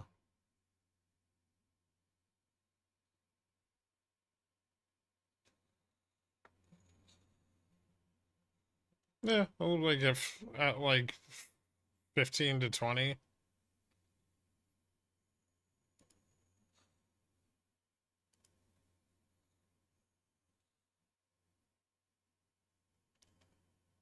No problem, Walker.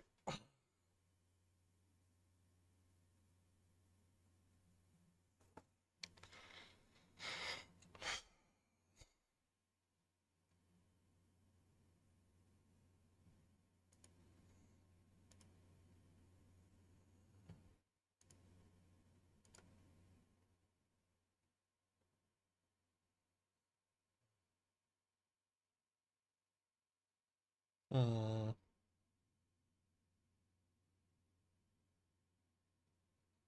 Arbitrage is getting resolved a little bit here, but not much. Still negative.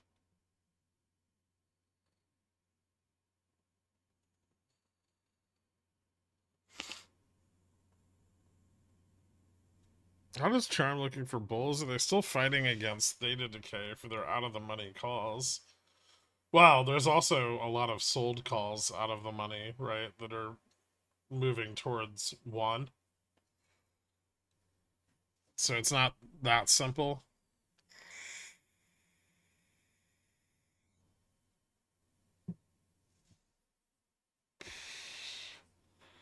Why is everyone so bull? And I close above 30 for next week. Oh, that's important. It's a very important level.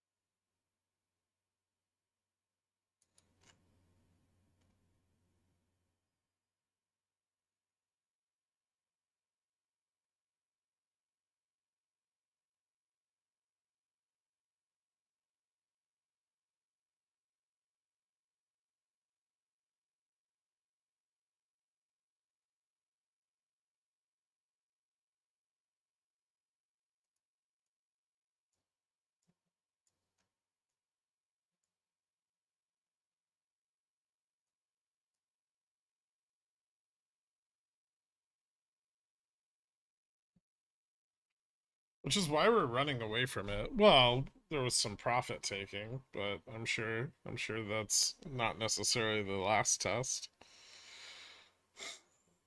When will SPX be fun again? VIX above 14. You know the rules.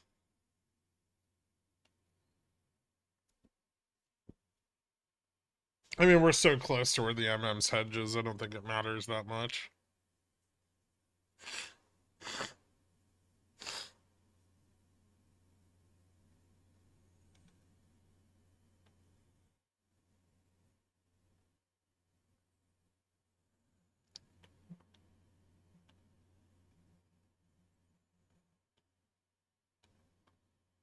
Have you ever flipped a board game rage quit style? No.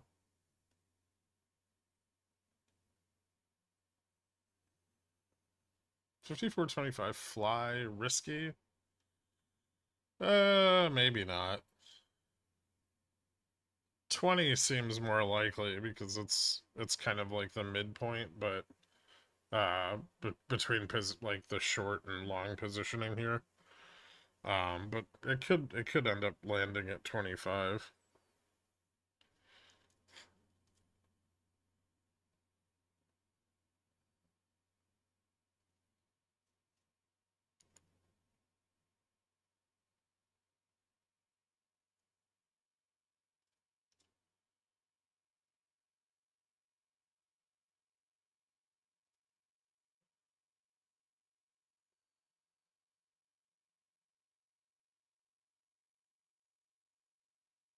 Microsoft got some runway for next week, keeping above risk. So it doesn't have a lot of like it doesn't have a ton of upside room, but it does look fine. I mean, there's calls out to like 445 on it, I think.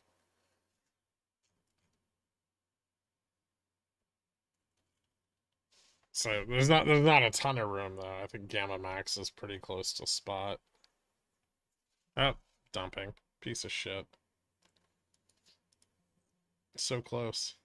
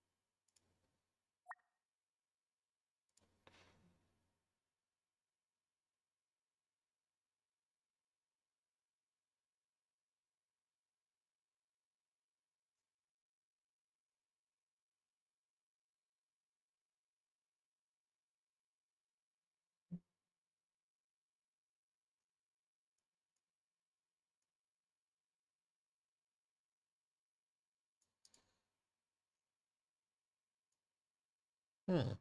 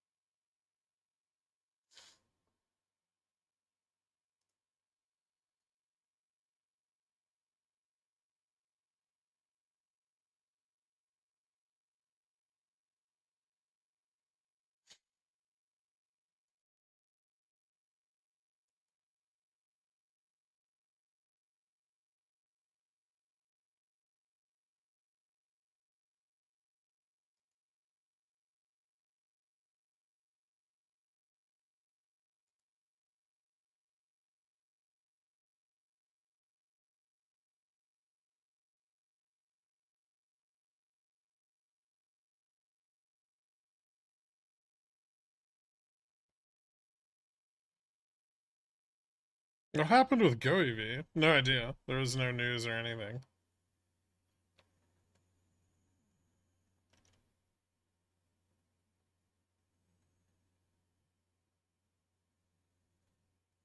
That just sold off really hard and then bounced.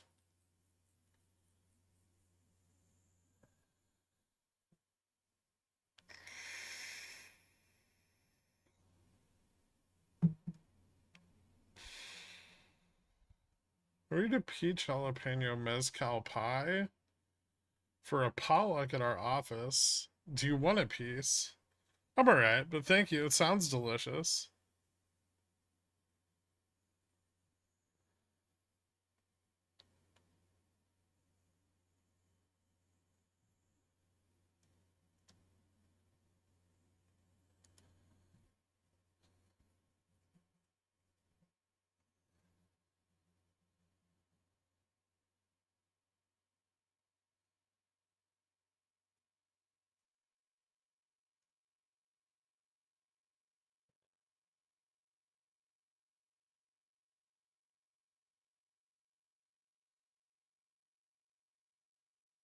I'm selling Gherk's weight and $23 puts for next Friday.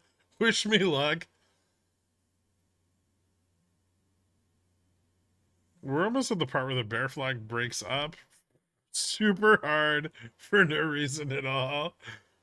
Yeah, we've got to be getting close, right?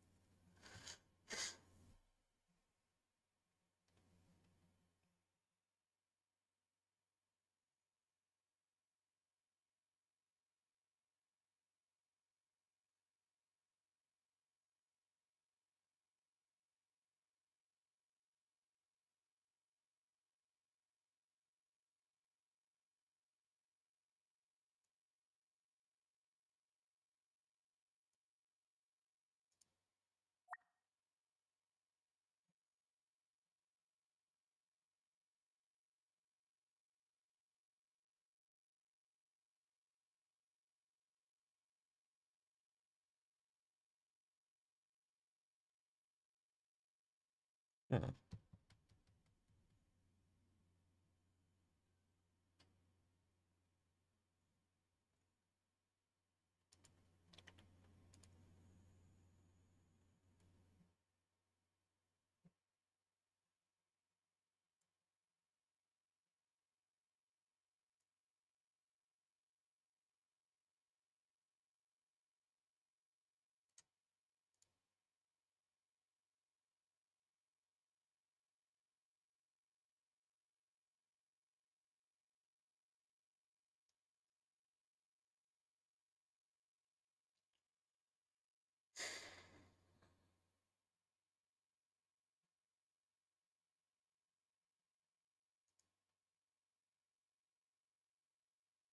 Why are we just sitting here?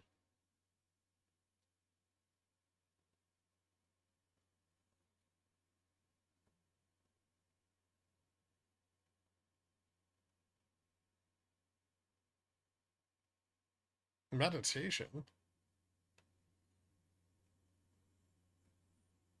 I'll report back. I just conceived it at 11 p.m. last night and I realized I hadn't made anything. Check DMs. Oh, interesting.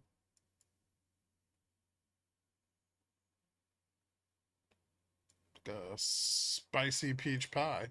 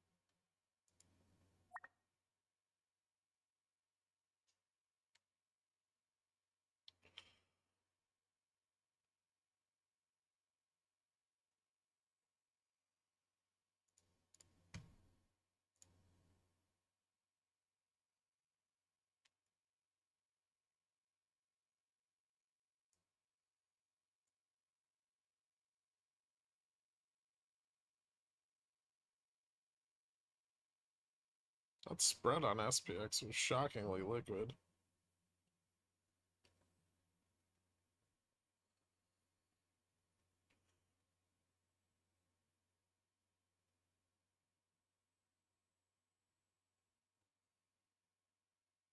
That's what she said.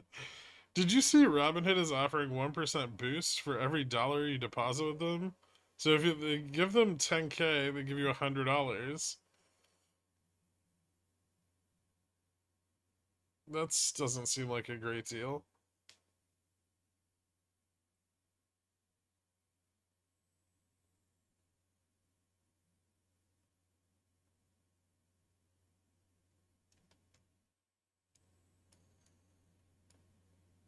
Do they still do like 5% on cash? You and I both know that photons aren't real. Fucking Christ.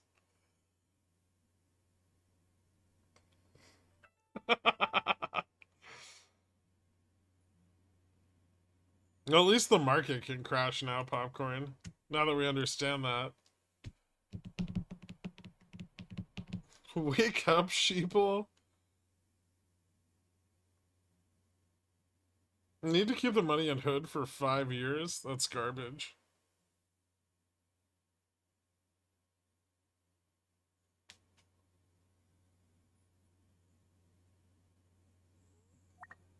I haven't gotten the wire transfer.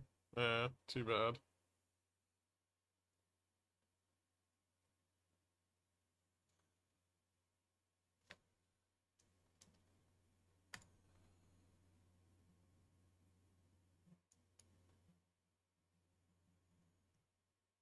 Such a disappointing week from GME. It still looks like it's gonna run more. Oh, what to do?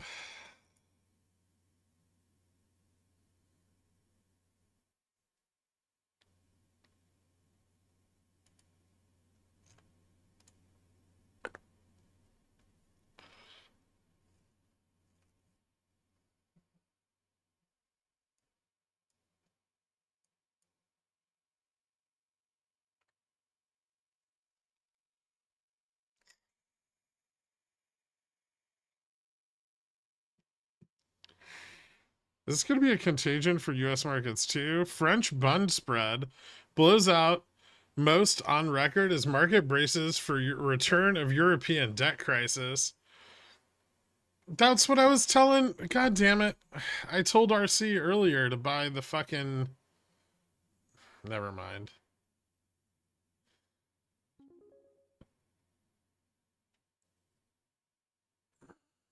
Potential steel buyer. I've been looking at buying this fab shop, but I've recently gotten concerned about the state of the economy. I'm not sure if it's the best time to buy a business. Also, the seller keeps referring to his child as Colonel for some reason, and it's an odd nickname.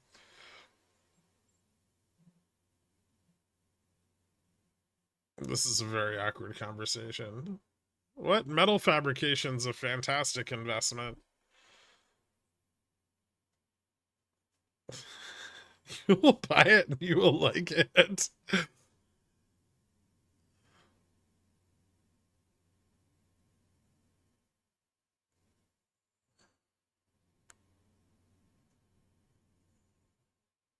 Haha. Nice bah humbug. We'll put that in the dad joke book. Looking at entering into Neo, currently at 430. Thoughts? Eh.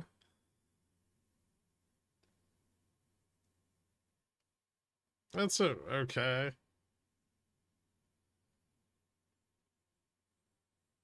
Metal fabs are the best. Exactly.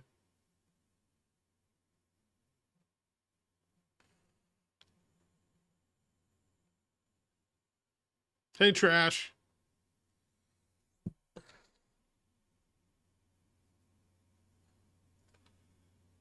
It'd be great if GoEV would go back to $2.50.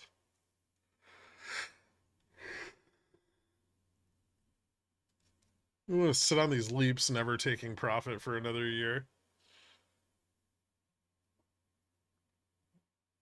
Any opinions on Broadcom? Not really. Is there anything specifically you want to ask about? It went up a lot. It's kind of blowing out. I mean, it's blown out the top of the options chain, actually, at this price. There's like nothing left for the MM to hedge.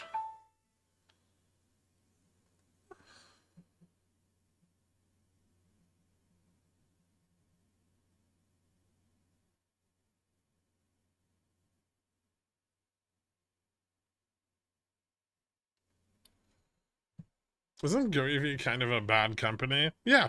Yeah. They're not even really a company. They're just like but they made vehicles for NASA. So, moon mission built right in.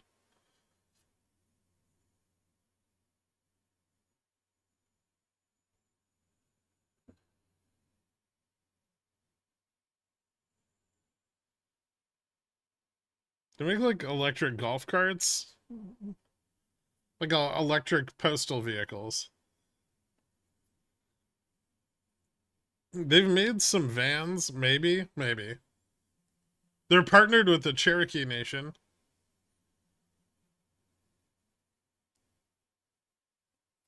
It's probably a. And they make electric vehicles, so their ESG is through the roof. Why didn't you put that in the DD? I would have bought some. Guaranteed moon.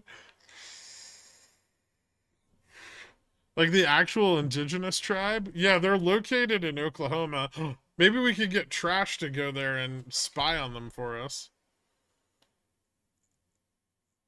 Trash, do you want to go back to Oklahoma?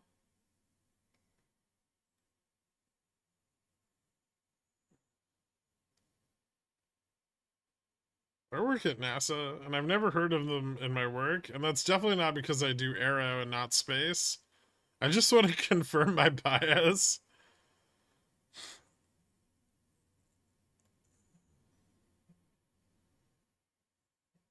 When GoEV Trail of Tears stream card.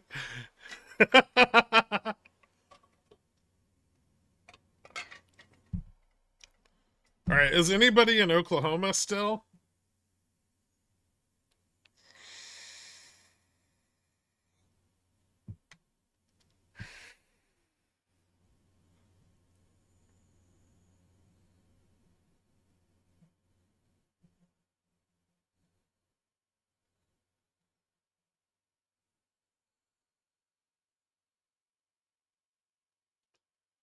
Electric minivan convoy of tears.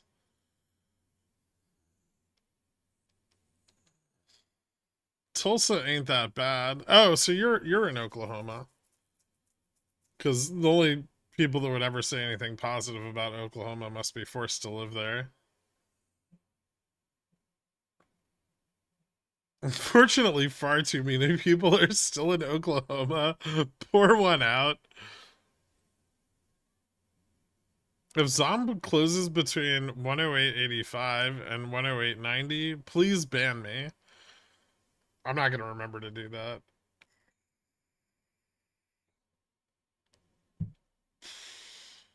Oklahoma City. Okay, we need you to get a job with GoEV. Preferably something adjacent to the board. Maybe you could do like consultancy. Look at us. We could be our own Boston consulting group in no time.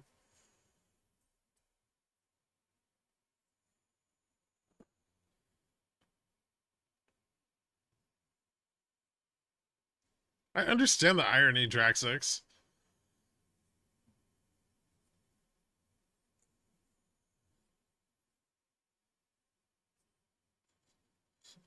This is a cult.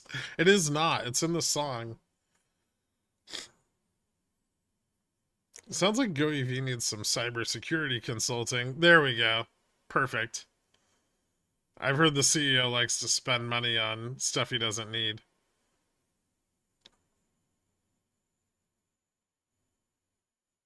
Who the fuck is Tony Tequila?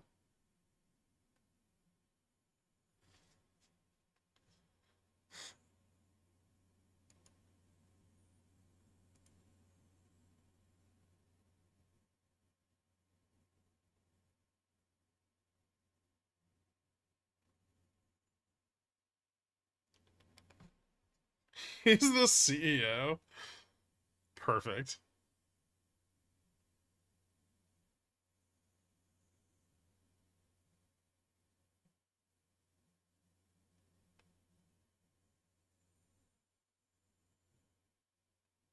Ooh, GoEV is being added to the Russell 2000. Interesting. Why? Man, FTSE getting desperate.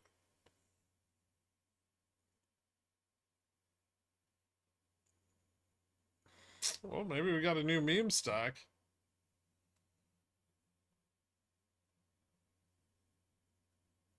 Before GME? You gotta be kidding me.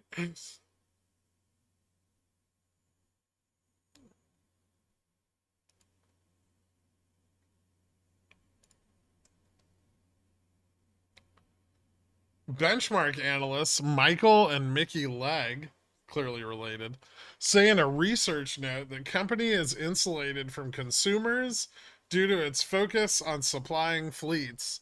The company therefore appeals to more large company focus on long-term economics and ESG benefits. They say the wider industry, meanwhile, is grappling with weaker than anticipated demand for EVs as companies look to ramp up production. The analysts back their buy rating on Canoe. Interesting.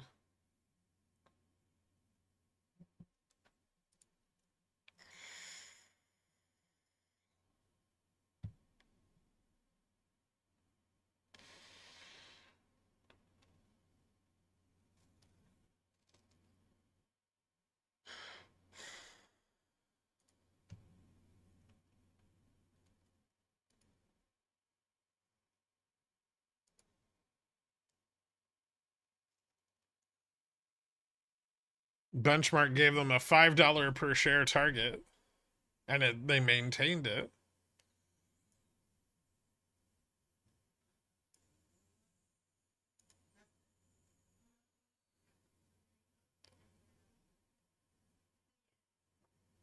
This is interesting. It's going to be an IWM.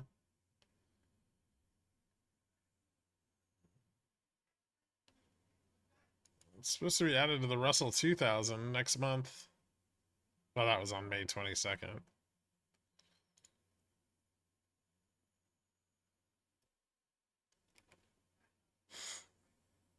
Maybe liquidity on GoEV options could, I don't know, exist maybe? Maybe.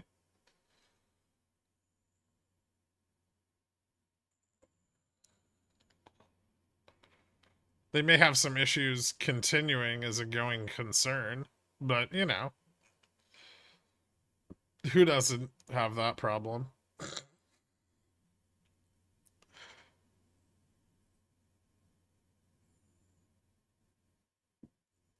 The Russell reconstitution should be after next week or during next week.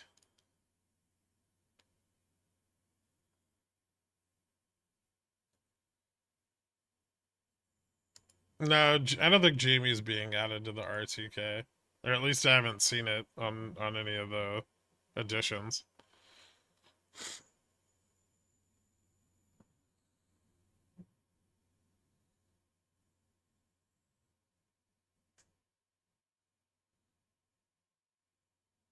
Can you draw some lines on SPX and zoom in? I could zoom in.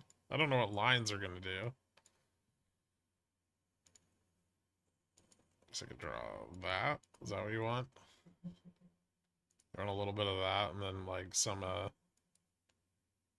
this. Yeah.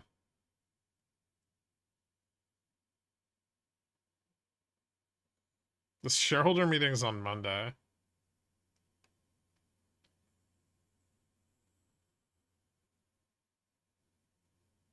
Oh, fair. I just wanted to feel something. I understand.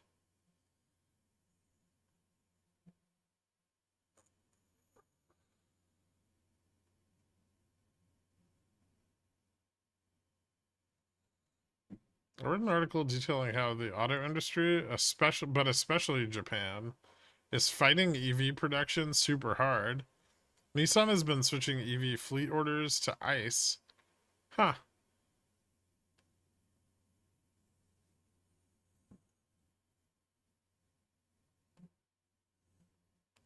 Is GoEV going closer to going to $10 or out of business? Oh, out of business. Definitely closer to out of business. Yeah, I have a steel case chair. It's awesome. Pickle drawings? GME's not at $50. How many subscribers have recognized you in the wild? A couple?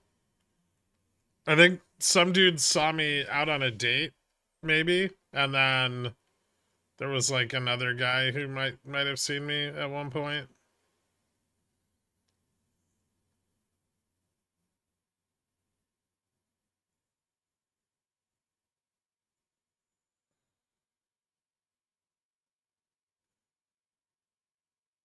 How much noise does it make when you move? None. It's noisy. That doesn't sound right. How dumb. 5 DTE $50 strangles. Pretty stupid. Because they're, yeah, you're going to lose a lot of the value just over the weekend. I think OEV could have the potential to be an upstart squeeze. Well, it could, or it could go out of business. That's how these plays work.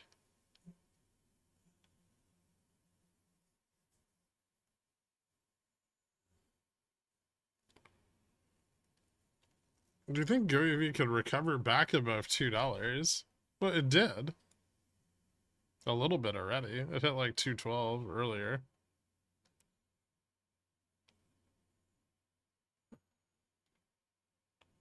Could we see GoEV go on reg show soon? That was a big short. Maybe. It's probably going to have a lot of weird volatility as it's added to the index. So don't be surprised if there's a lot more of that kind of stuff over the next couple of weeks.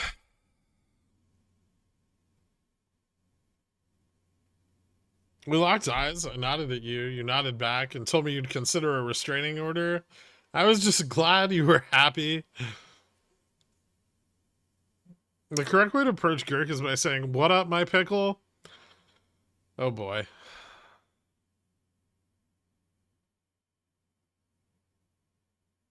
I believe the Denver chapter of Where's Gherk? We're 0 for 9 in our sighting tours.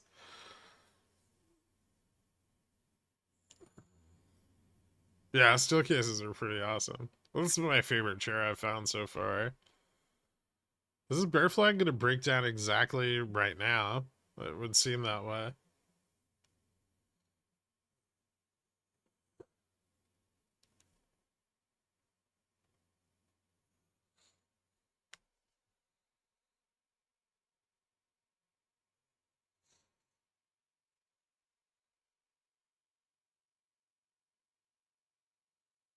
Will Jimmy hit 55 or 10 first?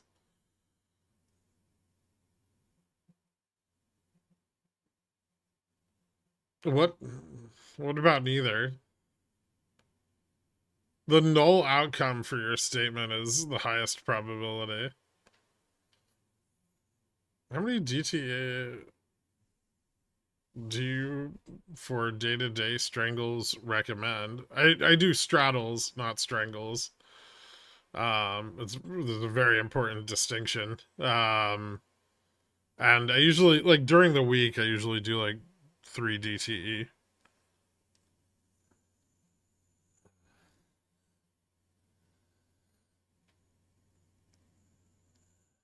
I'm looking forward to the day where we have an in-person Pickle financial gathering, and Gherk doesn't show up because he's scared of us. Yep, that sounds about right.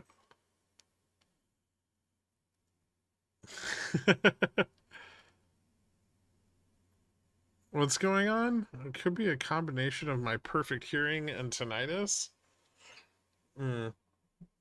If you see Greek in the wild and don't re-queue at him, do you even watch the stream? I feel like there's a shocking number of people that don't watch the stream. Like, they're still here, but they don't watch the stream. Are we about to get a Charmadillo? Maybe.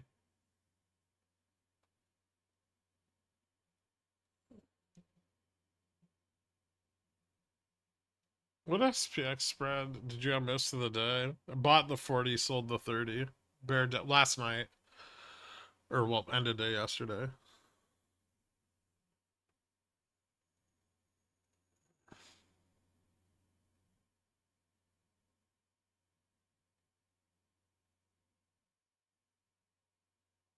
Steelcase is in my hometown. There's a guy in here who works for them.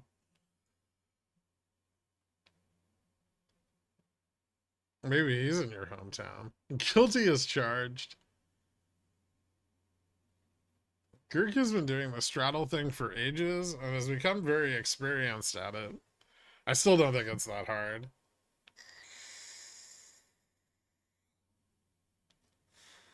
Do you think there's any potential for another upside move on GME next week?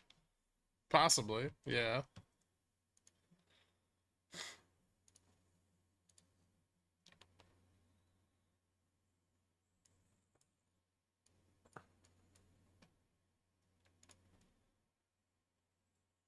Well, it might be next week or the week after, but yes.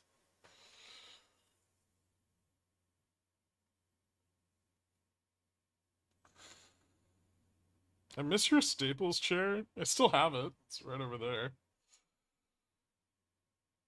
It doesn't fit down the garbage chute, so.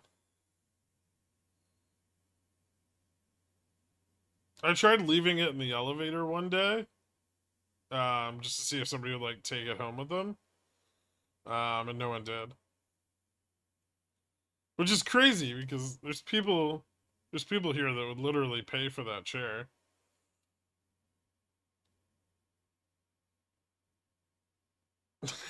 How much?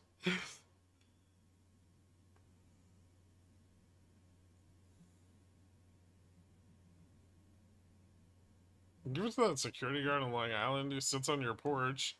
He likes the porch swing, though. I don't know if he'd really be into an office chair. Also, I don't want the wheels scuffing up my porch paint. Or whatever that shit is. Stucco. You know, like grippy stuff on the ground.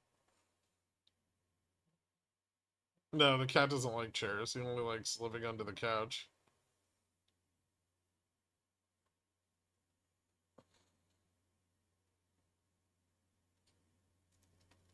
The chair must be stinky. I don't think so. It's made out of mesh.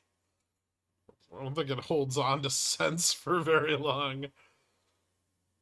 Bed bugs? Oh yeah, I didn't think about the fear of bed bugs.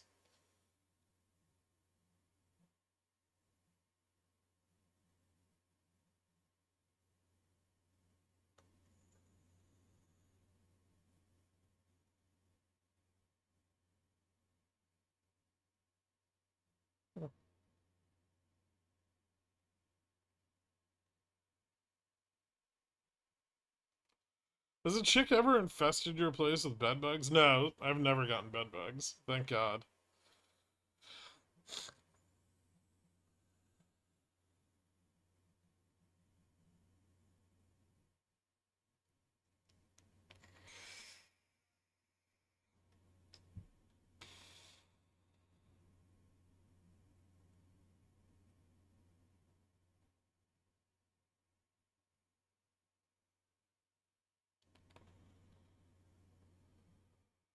12 minutes to expiry. I think that guy with the butterfly might have had the right idea. But at 20.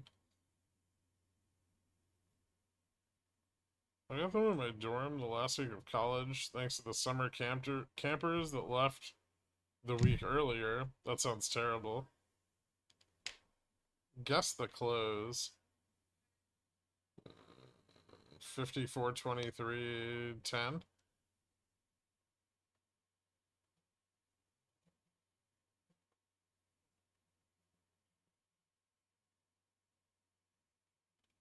You think the GME short calls will keep closing?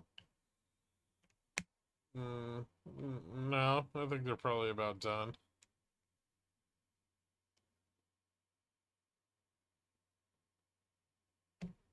They don't measure by square footage. They count rooms instead. Your buddy's rich, huh? He has rooms in his apartment? Nice.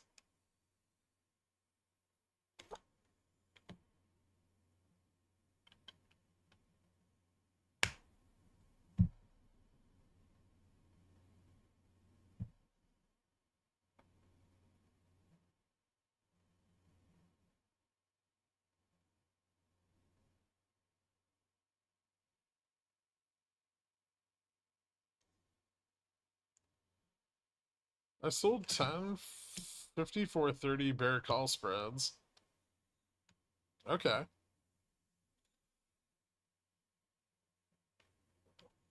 Some entity has obviously made sure that GME will not close at 30. Yeah, retail. Retail did that. 1 second.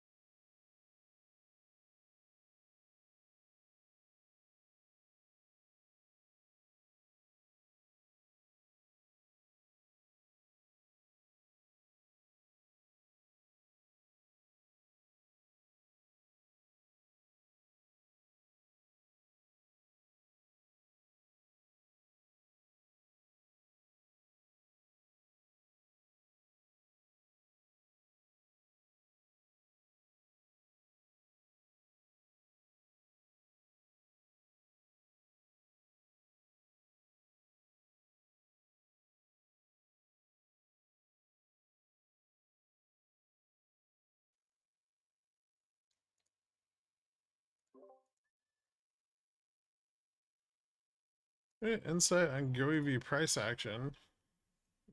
No. It did a weird short thing, and then it bounced, and now it's kind of bleeding off into the end of the day.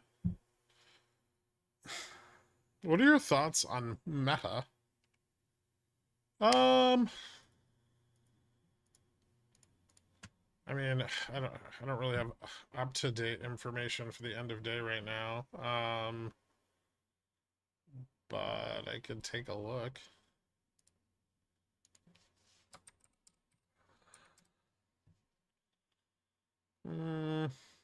Looks like there's some call interest out to like 55.20.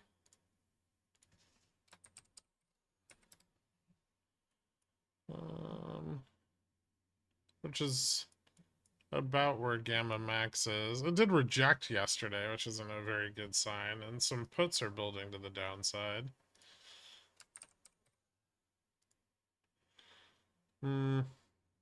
500 is very supportive, though.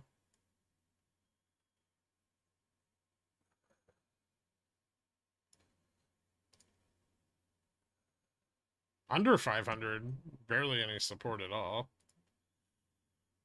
So it'd be kind of interesting if it lost 500.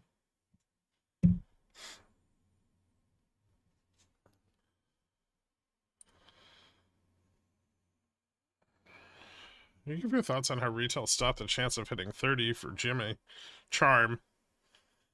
Charm was a big risk this week, and unfortunately, it did some fucking.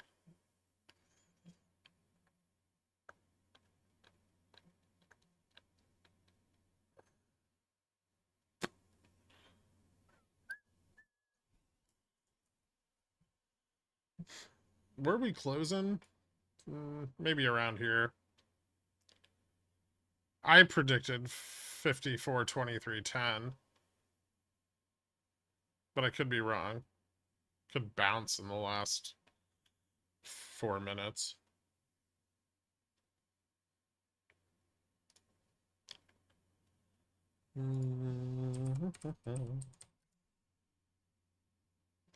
Pretty fucking boring day, honestly.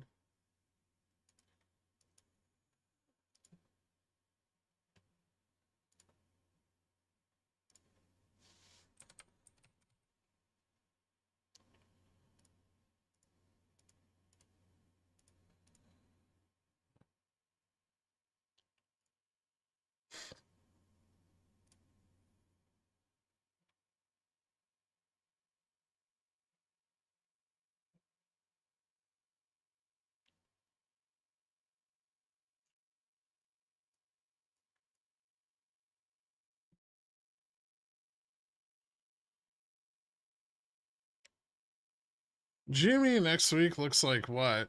I mean, we held the 28 support, which is a good sign, but I feel like vol crushed out pretty hard here, which is going to reduce Vega exposure even on a move above $30. We're probably getting more sold calls at 32. We have a covering period that starts next week, the next one, which is the 18th to the 24th. As part of the deferral process. There's also a holiday next week, though.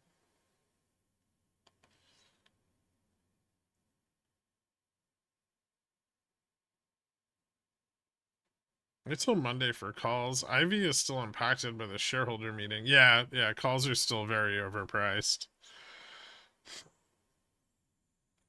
Yeah, VIX options are terrible. Don't stay away from VIX options. The pricing's super fucked up. The like out of the money call has like 70 delta. It's like the at the money call has like 70 delta. It's fucking awful.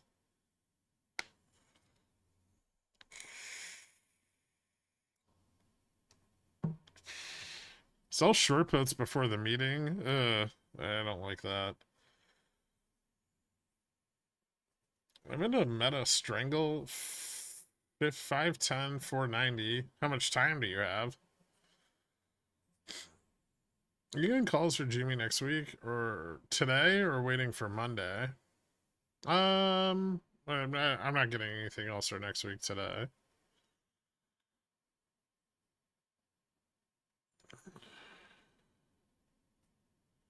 Short week next week. Yeah, I know. It should be interesting with SLD. Oh, hey, we tested 30.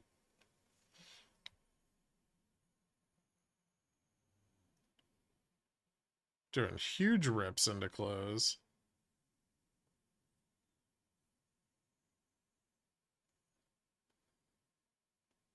Yeah, I still could have left the debit spread open. Maybe not.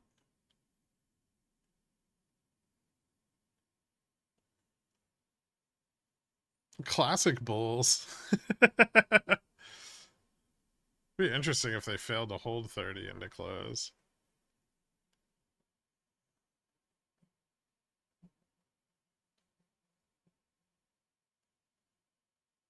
It's the inverse of yesterday's close. Bulls are trying to get their money back. Ding ding.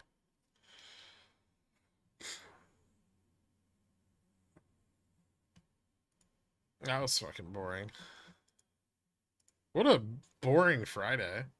Anyway, GME going into Monday with a little bit of negative arbitrage and liquidity tightening up into the end of the day slightly. We're still not really getting any shorting. We're not getting a lot of covering either. We got a little bit in the intraday, but not a ton. Variance is still leaning on the side of bullish, and we are moving up a bit. But not in the strongest way. I would have liked to see a much stronger bounce off of our low here than this kind of just consistent uptrend. However, it is fairly consistent. It's held its range pretty well, so not not the worst. And there's still a lot of positioning around here for next week, so we should still have some support like 28, 25. We'll see what moved around today. I'll let you guys know over the weekend. Uh, SPX really just kind of not doing much today. Closing down 4 points. But realized vol still basically just nothing, right? Every day just opening where it closed and closing where it opened. Which is super fucking boring. But getting a realized vol down here is probably very important for short vol. Weird bear flag on ES. Did not get a full reversal, even with the bump at the end of the day. We just tested kind of that first leg down. So we could still fail this. This is not bullish consolidation by any means. But we'll see how this goes into next week. We do have SLD next week. We have a short week next week because of Juneteenth. So it's going to be kind of all over the place. We also have some fairly important data into the back half of next week with housing data coming in. That may have some effect on yields. Dollar's still very strong, but yields declining. So dollar holding above 105.50, right? Yeah, holding above 105.50 today. But the top end of the yield curve still falling off pretty hard. Commodities down on the day, but not very much. I think oil kind of slipped a little bit towards the end of the day, but metals are up again. Silver, copper, gold, starting to get some increased fears around those again with dollar rising. So keep an eye on that. Core 1 and 3 month actually turned around a little tiny bit today after reaching all-time lows. So this might be the start of a little bit of breakdown in the dispersion trade as we move into OPEX. Also, don't forget we have VIX expiration next week as well. Really no change after the BOJ decision. Yield curve still uninverting a bit, and the forward demand for volatility Although it picked up this morning, back down to negative 13% by the end of the day. Uh, I don't think there's any news coming up anytime. Well, maybe the 20-year auction that will affect yields. Bond volatility pretty flat yesterday, so not the move up we were expecting, but still elevated compared to dispersion trading. Skew just rocketing. I don't know what the fuck happened there today, but that's weird. So just no tail risk hedging whatsoever. This greatly increases. So the higher this goes, the greater probability percentage there is for a 2 to 3 sigma correction. That's an unusually large upside move. So we'll keep an eye on that. Or maybe a bunch of tail risk hedging pulled back. 37.57% of the S&P over its 20-day moving average. So still just no breath in this market, right? Today, not only were ES, YM, and Russell down, NASDAQ was somehow up 42 BPS. RSP down 64 points on the day, so that's the equal weight S&P index. And just, I imagine just a sea of fucking red and then tech, you know. And then if you look at, NQ, it's just going to be all green except for Tesla and Amazon for the most part. Costco, this is sorry. Yeah. Like Google, Netflix, Adobe up 15% today again, AVGO up 3, Nvidia up 1.75, Costco up 1.15. So and then everything else kind of gaining a little bit. But even here, there's just quite a lot of red, right?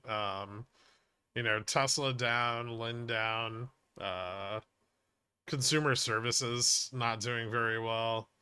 Qualcomm, ASML, MU, Texas Instruments, all getting hit today. But really, you just need Apple and Nvidia to hold everything up, I guess. And yeah, Dow down quite a lot. I think for what was it, 40? Yeah, 44 points. So still no breath. All-time highs and no breath. Adobe carrying the day, apparently. We're ending the week with negative 23.58% correlation between VIX and cash VIX. This is about where we were yesterday. So really no change in volatility correlation today at all. Which probably means they're shorting vol just about as hard as it's breaking down. So maintaining positioning but not really turning around. Scalped a 240 today at SPX, 5425, 5400p. Green is green. Growing my small port. Thanks for the education. No problem, Lemur Go Hiss Hiss. Congratulations, dude. One step at a time. Fed funds pricing in almost 0.4 cuts now, so slight improvement there, despite the negative consumer sentiment and higher inflation expectations with the Michigan report.